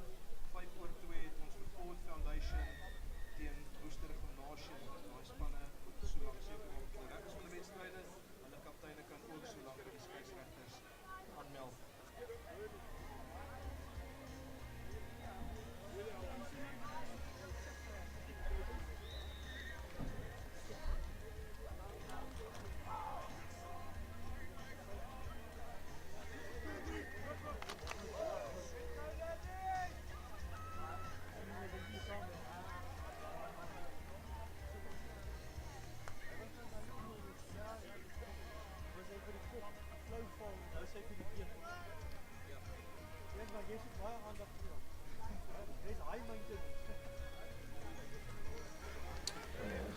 22 points to 7 is the result of the first half. How can Paul Gim Invitational make sure they honor the invite and getting over to the semi-final spot, because right now Durbanville enjoying a comfortable lead, 22 points to 7. How can they put this game to bed? And we are underway in the second half of the fourth cup quarterfinal right here in Wellington. And here we go is Durbanville looking to razzle dazzle yet again. Happy to play in the 22, spreading the ball out wide. Strong dominance here, while Durbanville are backing themselves here with the big ball carries. Willem, just losing the ball in contact. Very unfortunate, because here we go is the invitational side trying to add some impetus in the second half. The counter-attack from Durbanville not good enough. Paarlgem Invitational. He had that ball in hand. He was looking to sweep that ball back to D. Well, this is not hockey, young man. It's rugby. Just unfortunate losing that ball as he was trying to exploit some space. Well, folks at home, the ball is not dewy at this stage. It's not moist. It is fairly warm and dry underfoot. We can't excuse these youngsters. It's been a long day of running rugby, and it's very difficult, especially in this format of the game. And here comes Durbanville, passing downfield, looking to find Hiss. That's a double switch, knocked backwards by Hadley Erasmus. That will be something that will frustrate the Durbanville outfit. Looking for a quick throw in here is Paarlgem.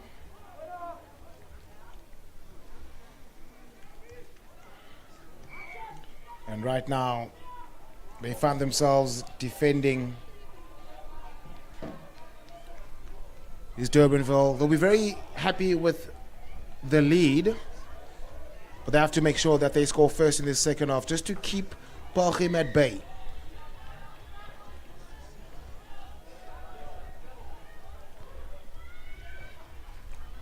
The throw, they go to the middle. Caleb Nell playing on advantage is Paarlgem. They'll be enjoying this opportunity here. They have to come away with some points. Well, that pass won't do justice as it lands back to Durbanville hands, but we are going to go back for a penalty advantage in favor of Paarlgem Invitational.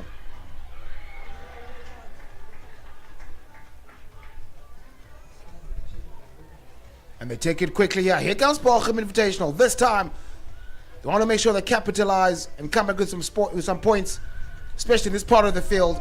Trying to force their way over the whitewash, but strong defensive effort here displayed by Hadley Rasmus. And that is great defensive prowess. But that is carried over, or held up rather.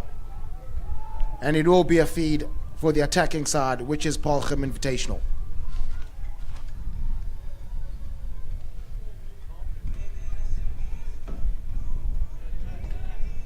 Just 4 left to play in this second half of the fourth cup quarterfinal. Right here in the Cape School Sevens Rugby Tournament. Brought to you live by Premier Interschools and BMT. Massive shove from Durbanville. Great pressure. Winning a penalty.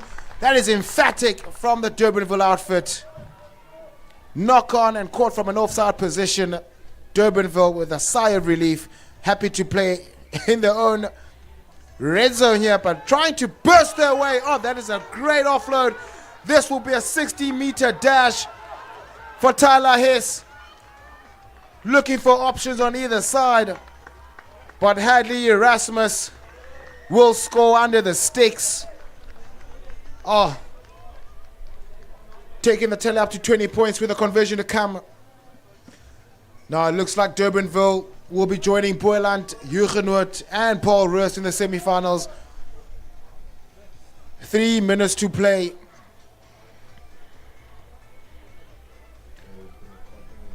What a valiant performance here from Durbanville.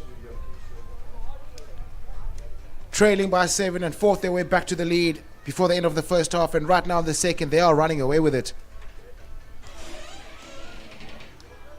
And here's the restart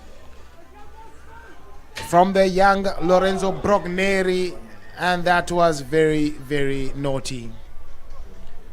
just raising his hands aloft, apologizing to his teammates and his opponents. Great sportsmanship shown from the youngster. But right now, Durbanville find themselves with the player down. Yet again, Lawrence Rademacher with a great trailing tackle. Does very well again to try and steal that ball, but gets away. Strong defensive effort here. Scrambling for dear life, but the ball was out to touch. Paul Grim trying to scavenge any points here. But right now, unable to get anything. Durbanville well and truly victorious in this fixture, all heading to the Cup semis. Who are they going to face? Now that's a story for the next few moments. But speaking of stories, Paul Grim want to have a different script here towards the end of this game. Slow ball.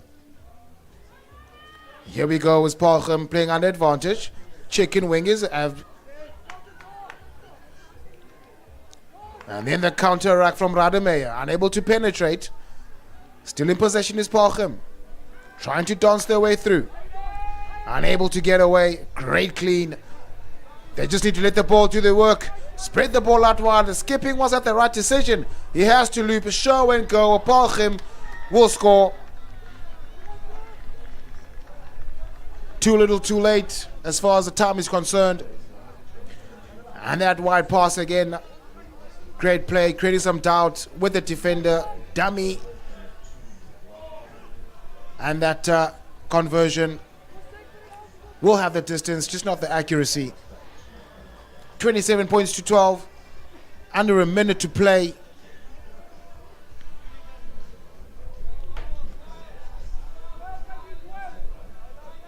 $15 points in it. Durbanville within reach of a semi-final spot. And that restart, well, the bounce of a rugby ball can make or break your day. And ladies and gentlemen, that's how the fourth Cup quarterfinal draws to a close at 27 points to 12 in favor of Durbanville, who are joining Huguenot, who are joining Boland Landbou and Paul Roos in the Cup semi-finals. Do not go anywhere. More rugby is upon us.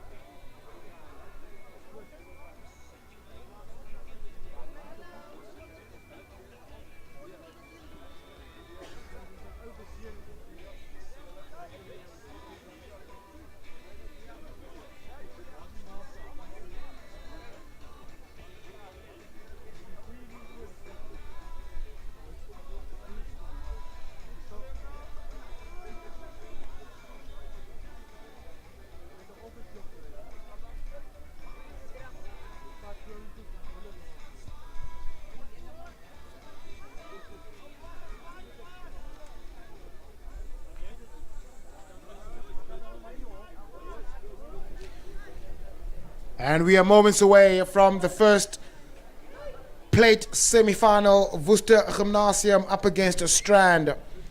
Both juggernauts of outfits, both high schools, a lot of pride, a lot of tradition with their rugby and academics, together with their cultural activities. But right now, what matters the most is making sure you come back with some silverware.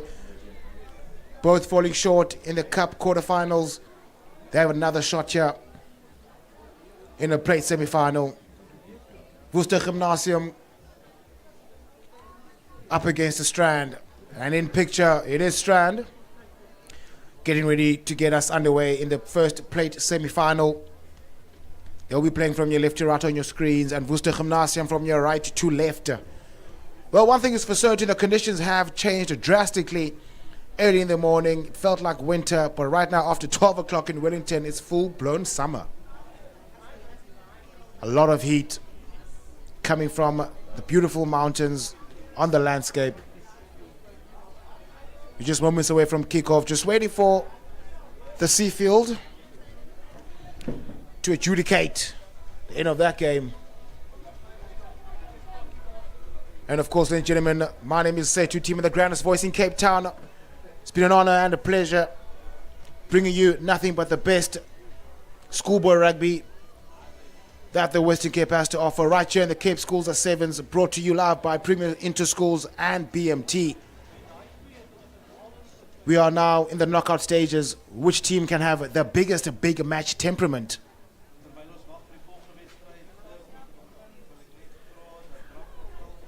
Thank you to those who have joined us this morning and this afternoon. We've been enjoying a great festival of rugby. Sevens rugby, starting them young, future Blitzboks, future Sevens stars. And we are up and we are away in the first plate semi-final. Worcester Gymnasium up against Strand. Who can take it away? Gymnasium does very well to regather possession, and here we go on the first attack. Is Worcester.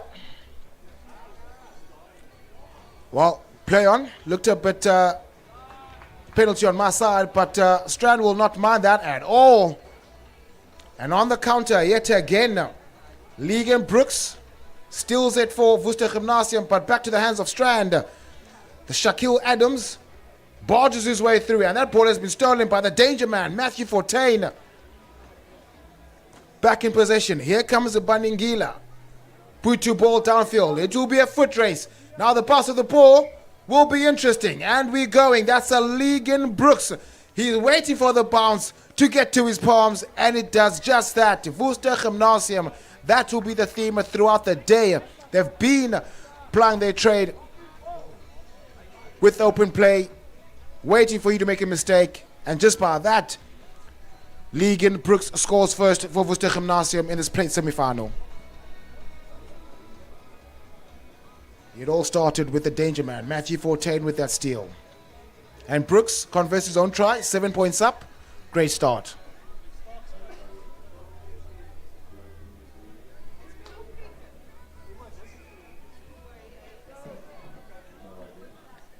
Legan Brooks, star player for Worcester Gymnasium, a player to watch out for. Bright future ahead of that young man with the restart. It's a sumptuous, contestable kick here. But Strand do very well to make sure they keep that ball, courtesy of Shaquille Adams. Here comes Strand. Jason Hartog trying to find some space out the back door. That was almost intercepted by Baningila. Ooh, that would have been dangerous. They need to be very wary, Skalk Bjerkes. Those 50-50s in this format of the game. If it's on, it's on. If it's not, let it go, mate.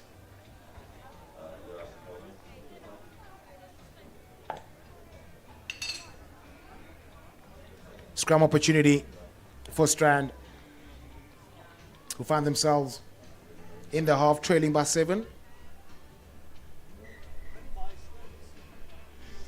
Well, just a bit of argy-bargy here. Testosterone levels are on the roof.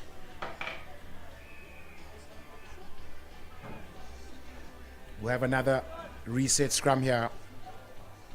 Taken out the back from Martok.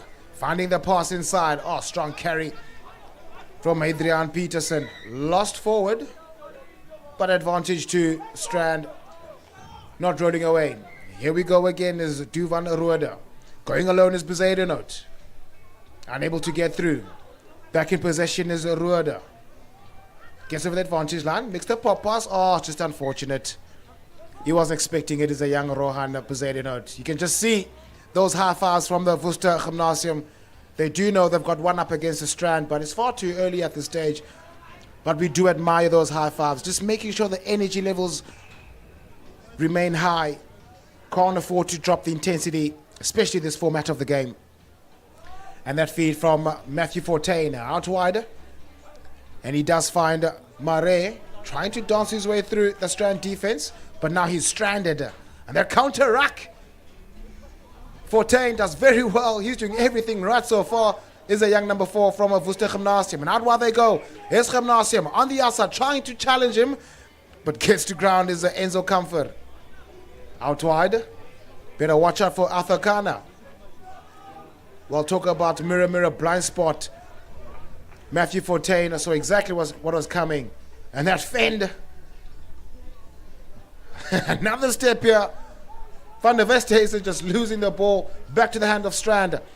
Here comes Adams. Lovely passing into play here. Tobias out wide. Oh, so here we go is Bjerkes. Another out the back door. Back to Tobias. Oh, here we go with Strand. Scoring their first try with their response. 7 points to 5 with a conversion to come. Well, great into play here. Skalk Bjerkes does very well. He's been looking for that chicken wing all game. He finally gets it. And letting Preston Tobias through over the whitewash. And the younger Jason Hartog adds the extras. Now we're back level, 7 points apiece. With just 2 to play in this first half of the cup, or rather plate semi-final.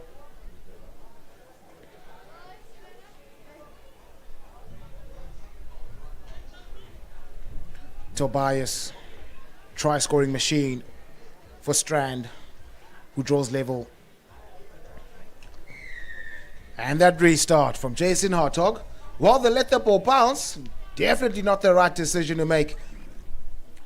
Back to the hands of Shaquille Adams. Cleans up for Strand. Another opportunity here. Here we go with Skalk Bjerkes. Well, this time he's going to bollock his way over the whitewash. And I think that's the easiest try of the day for Strand. Well, the importance of first-time tackling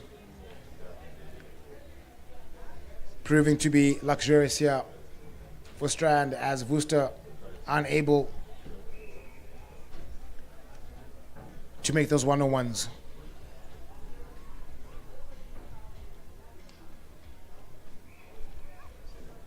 And Jason Hartog, he had the accuracy, just not the legs. Every day is leg day, young man.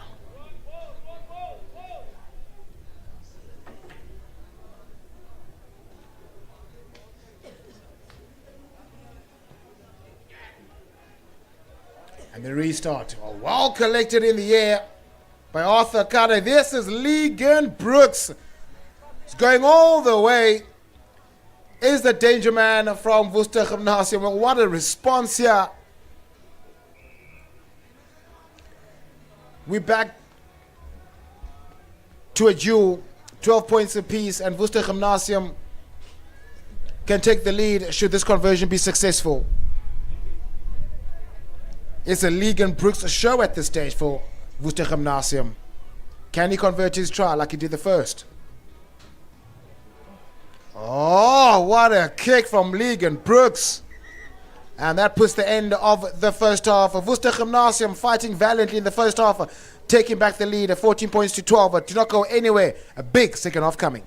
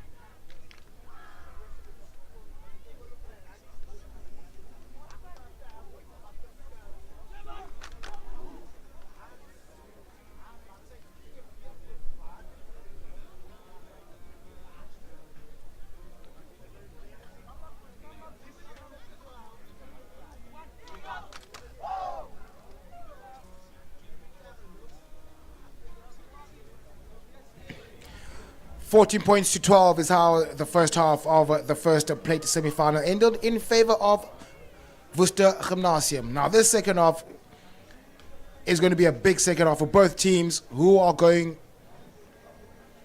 to the final. Legan Brooks, the playmaker for Worcester Gymnasium, takes us underway for the second half. Well gathered here, but watch out for Logan. And this time they are fighting and they win themselves a penalty. Great play from Nishane Brown with that steal. And Joyce Baningila makes the pass out wide. Here comes Van der Westhuizen.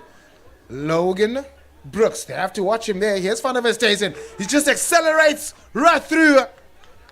Oh, Bjorn Van der Westhuizen extends the lead here for Worcester Gymnasium. You've got the tails up and got the momentum from the first half and taking it through to the second half. And Legan Brooks, who's in contention for man of the match as the extras. Again, Legan Brooks here makes that pass to Bjorn Van der Westhuizen, who just accelerates, straightens his line, unable to get him as he scores the points here for Gymnasium. 21 points to 12. Worcester Gymnasium trying to get a comfortable lead. Well, Legan Brooks, his first mistake of the day, well, he's human after all. And that quick tap from Legan Brooks, it is an advantage, but here we go. Jason Hartog, he's hounded by Legan Brooks. Back to the hands of Tobias, stopped in his tracks. But here we go, is Betteridge trying to force his way over, but that steal was deemed illegal. Not rolling is a call. But it looks like Jason Hartog responds here for Strand. Still anyone's game here. It is helter-skelter. You can just see here with Jason Hartog. Well, very much questionable, but the try has been allowed. And Logan Breintjes for Strand. A playmaker for Strand, rather having a quiet semi-final so far. Unable to show his attacking prowess as he did in the pool stages here for Strand. 4 points, the difference. And that restart from Breintjes, well, not going to do justice. Short arm here for Worcester Gymnasium. How can they respond? Joyce Baningila wants to go quickly, and so he does. Makes the pass out to Van der Westhuizen. Here's Mkana. To Mlanjeni. Mlanjeni will just trot his way over. Ladies and gentlemen, I was looking at my notes. By the time I looked back on screen, Mlanjeni was crossing the whitewash. Well, one thing is for certain. Worcester Gymnasium are happy to respond here. Increasing the tally again to 9 with a conversion to come. Well, one thing is evident here. These youngsters are still full of running after a full day of rugby.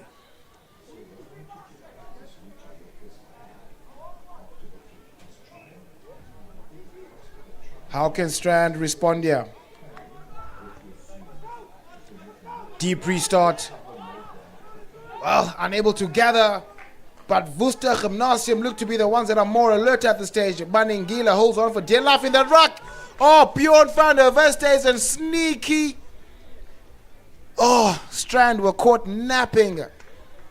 Another try here for Worcester Gymnasium. Bjorn Van der Westhuizen loitering in the rucks. Took one quickly in the blind side, or on the blind side rather.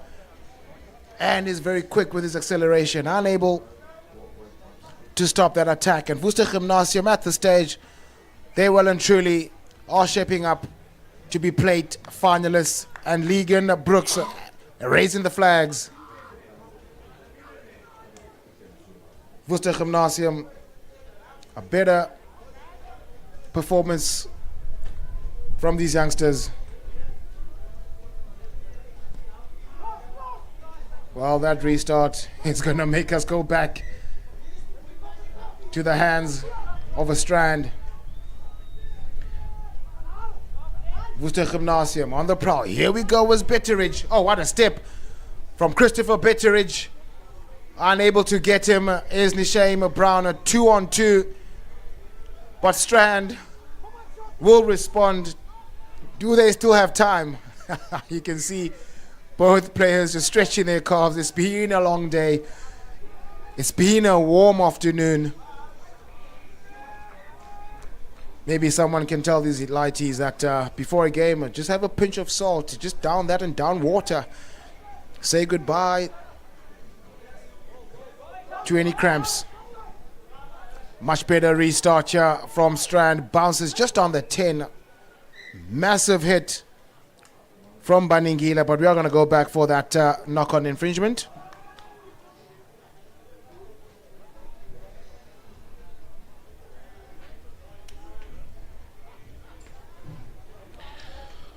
Just under 2 to play.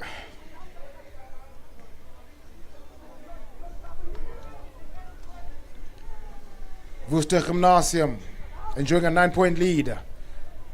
This will be a dramatic finish here. Here comes a Strand, letting the pass out. Oh my word, here comes Shaquille Adams. Oh, we're going to have a sensational finish here. Strand back up on the scoreboard, decreasing that deficit from 9 to 4. Lovely passing into play. Lethan Lewis out to Shaquille Adams and scoring another try here for Strand. It's a high-scoring event, folks. The one thing is for certain. 35 to 29. All to play for.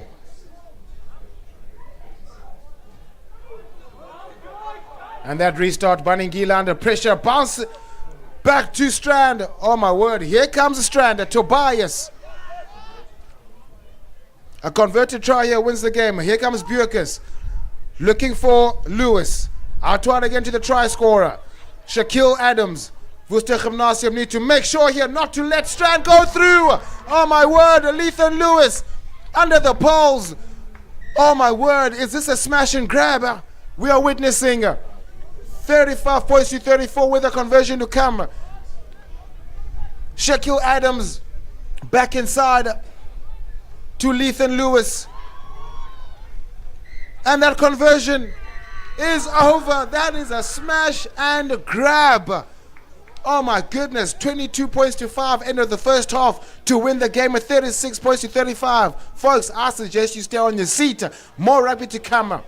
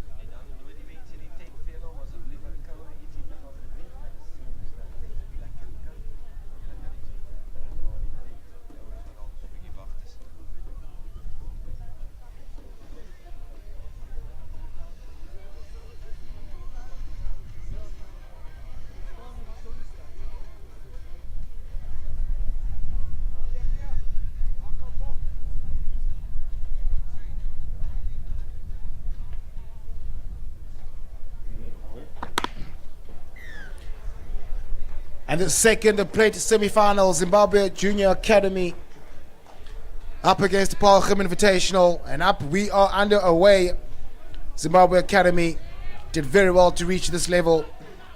Can they go through in the plate final? But here comes Paul Gymnasium.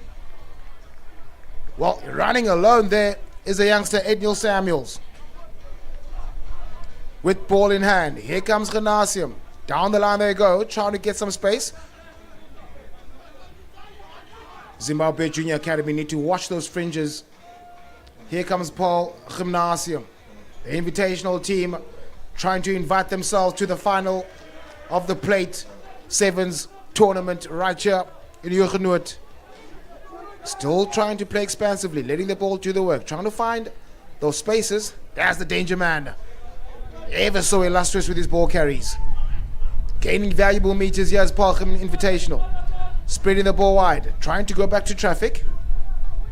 Trying to identify those spaces here. They are opening up here, Zimbabwe Junior Academy. They have to make sure they have men on the ground. Oh, that pass, as easy as you like. Zimbabwe Junior Academy just asking each other, what happened there, James? We need to do better. As Paul Gymnasium,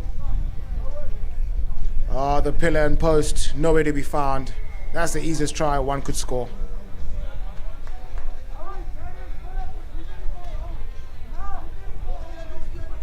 And that conversion will be a sumptuous one. 7 points up, Paul Gymnasium Invitational leading the fray. Under 2 it played in the first half.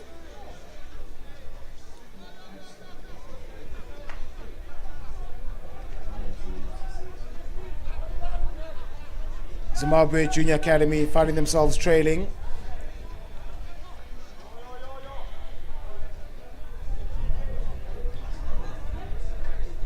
How can they respond? It's a lovely contestable restart, almost regathered by the try scorer. But here comes the Junior Academy trying to barge their way through here, but not getting any space. The bounce of the ball will be unkind here for Zimbabwe. Driven backwards into touch. But you're going to go back for that knock-on advantage in favor of Zimbabwe Junior Academy.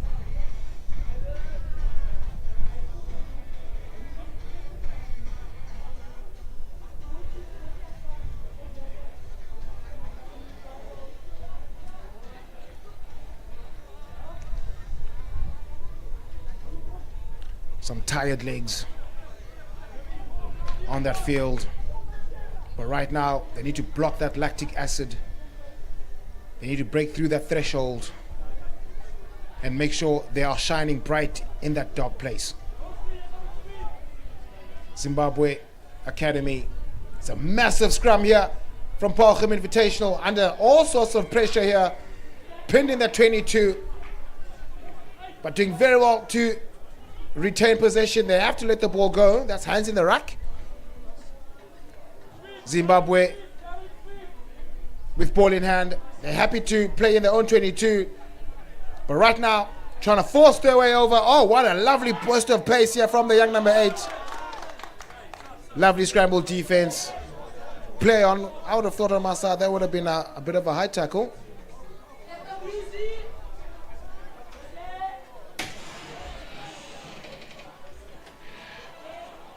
Paul Gymnasium, the invitational side, with a slender 7-point lead. Zimbabwe Junior Academy have all to play for in the second half. First half, rather. The first maul of the day. How do you like that? Paul Gymnasium trying to get that ball out, but doing very well to stop their momentum, but not doing enough to stop that penalty from coming.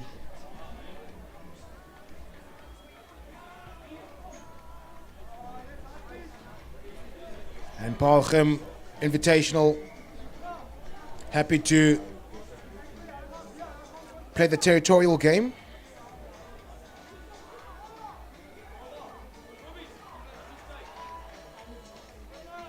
And Paul Gymnasium, they go to the back this time, a rolling maul initiated. Well spotted there from the young men from Zimbabwe. Showing great upper body strength to drive him back with a counter rack. Zimbabwe Academy holding on for dear life here. trying to prevent Paul Gymnasium to double their lead on the scoreboard. And that run is going to, oh, that is great defensive effort here from the Zimbabwe Junior Academy. Held up is the call, but the scrum will be fed by the attacking side.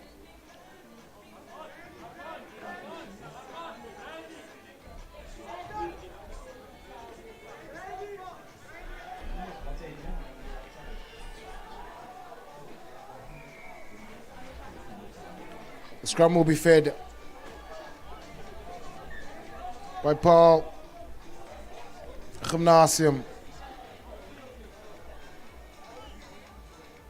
7 points. Out while they go. Paul Gymnasium over the whitewash. You can see with that scrum there. Great awareness, great intensity. Oh, lovely passing into play. Beautiful line, easy to score.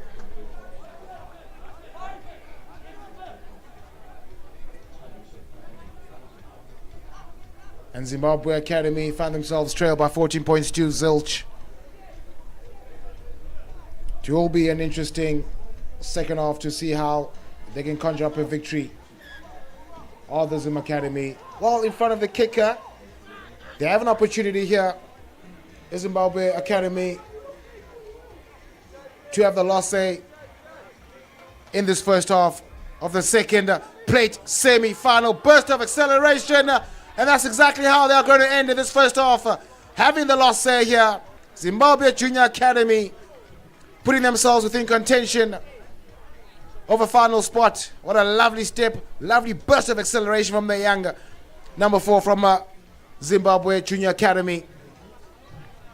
And that's a great end of this first half. Well, 14 points to 5. That's how the first half will end. It's a massive, massive second half coming up shortly. See you after the short break.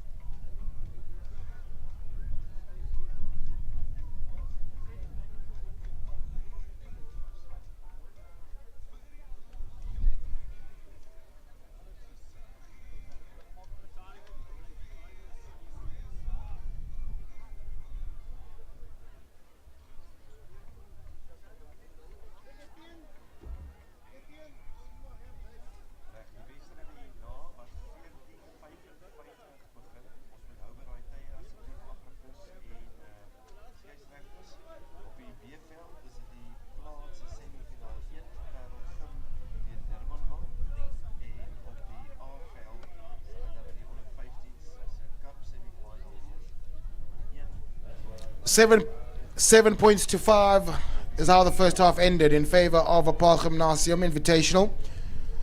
Zimbabwe Junior Academy doing just enough to have the last say in the first half to put themselves in contention of what should be a dramatic second half. The plate final is all to play for. Strand with a smash and grab against Worcester Gymnasium, getting their spot in the final. Who's joining them? And that restart, well, bounces in favor of Paul Gymnasium. I'm not sure what happened with Zimbabwe Academy just letting it bounce like that, because right now, gifting opportunity back to Paul Gym Invitational. That short pass came from a mile away. I'm not sure how Zimbabwe never read that, because here comes Paul Gymnasium, change of direction, trying to exploit the short side. Here they go back to traffic. Oh, this will be the great start. That chicken wing. It's a bit scrappy at this stage. Zimbabwe scrambling for dear life here. Here comes Paul Gymnasium. Back inside. Oh, here we go. It's 7 versus 2 at this stage. Strong carry from the youngster. They're playing with great confidence now. It's Paul Gym Invitational Yet again, just shortening the line. The pass was on, but he'll go on his own and extending the lead for Paul Gymnasium. Not the Stars Zimbabwe would have wanted. Raising the tally by another 5 points. You just see here with Paul Gymnasium playing very well, looking to identify some space, and those one-off runners, you have to make those tackles.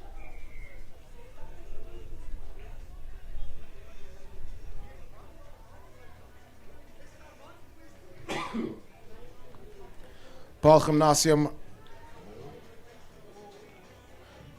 21 points to 7.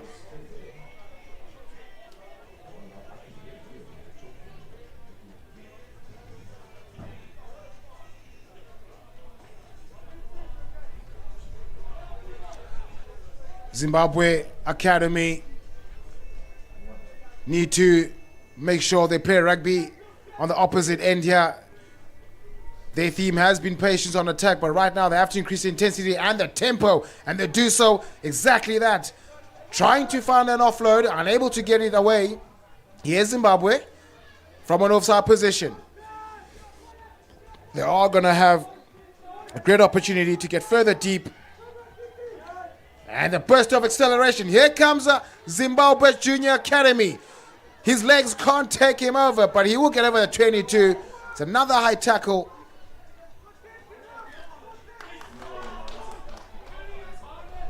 Oh, that's very unfortunate for Zimbabwe Academy. They did play under advantage here. You can just see with their number 2, just trying to negotiate with the ref there, but the call has been made, unfortunately.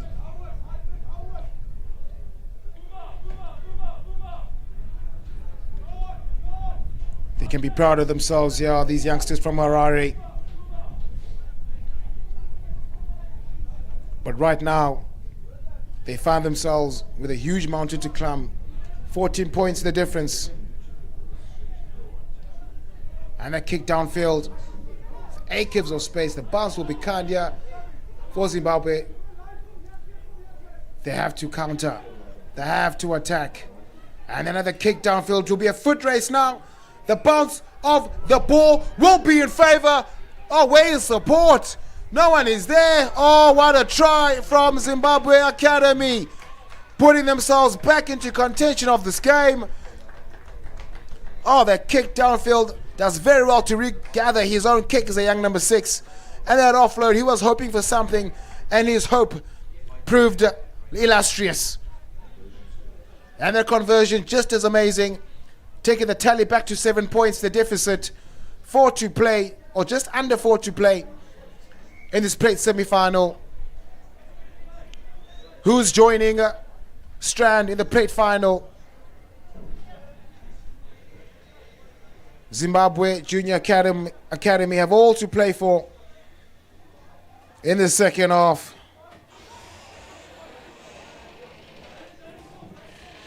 How can they respond yet again now? The restart here, very deep restart. Strong defensive effort here though, just unable to stop him in his tracks. The ball is out, to play on is the call, and here comes a big ball carrier. Philip Faure, and here comes the Paul Gym Invitational. Well, this one will put the dagger in the heart of Zimbabwe Junior Academy here. Scrambling for dear life. All the young men from Harare. Here comes Paul Gym, straight in the line as a youngster. Well, it's a bit scrappy here. Unable to get the ball. Well hounded by a Zimbabwean player. Unable to get the ball back. They try by all means to counter here, and winning a penalty is Zimbabwe Junior Academy. Are we in for a dramatic finish here? Here comes Zimbabwe Junior Academy. Breaking away over the halfway line. Is this the moment they've been waiting for the whole game? Surely this will be the try for the Zimboys, the Junior Academy. Oh my goodness, we are in for a dramatic finish here, folks. I suggest you keep your coffee aside, mate. Zimbabwe Junior Academy within reach of equalizing. It looks like we'll be on to extra time here. should this kick go over. High pressure, and the conversion is successful. Dramatic finish here, 21 points apiece. Zimbabwe Junior Academy. Is this a second comeback here? Another smash and grab on the cards. Well, one thing is for certain. This is one plate semi-final of note. Another smash and grab in the first one. Are we going to witness a second? Here comes Paarl, Invitational, spreading the ball wide, looking for some space to exploit. They have to scramble for dear life here. Zimbabwe Junior Academy have to hold on here. They have to get back. They need more numbers. Here comes Paarl. This surely will be the dagger in the heart for Zimbabwe. They had very tired legs here. Acres of gap. Why would they let a gap like that open up? Oh, Paarl, they have to fight very hard for a victory here. And this surely will be the end of the second plate semi-final. Paarl Invitational victorious up against a valiant Zimbabwe Junior Academy, whom I would hope they keep their heads held up higher. They fought till the very end. But right now, the plate final, as it stands, it will be Strand up against the Paarl Gymnasium Invitational. Do not go anywhere. Blockbuster coming up.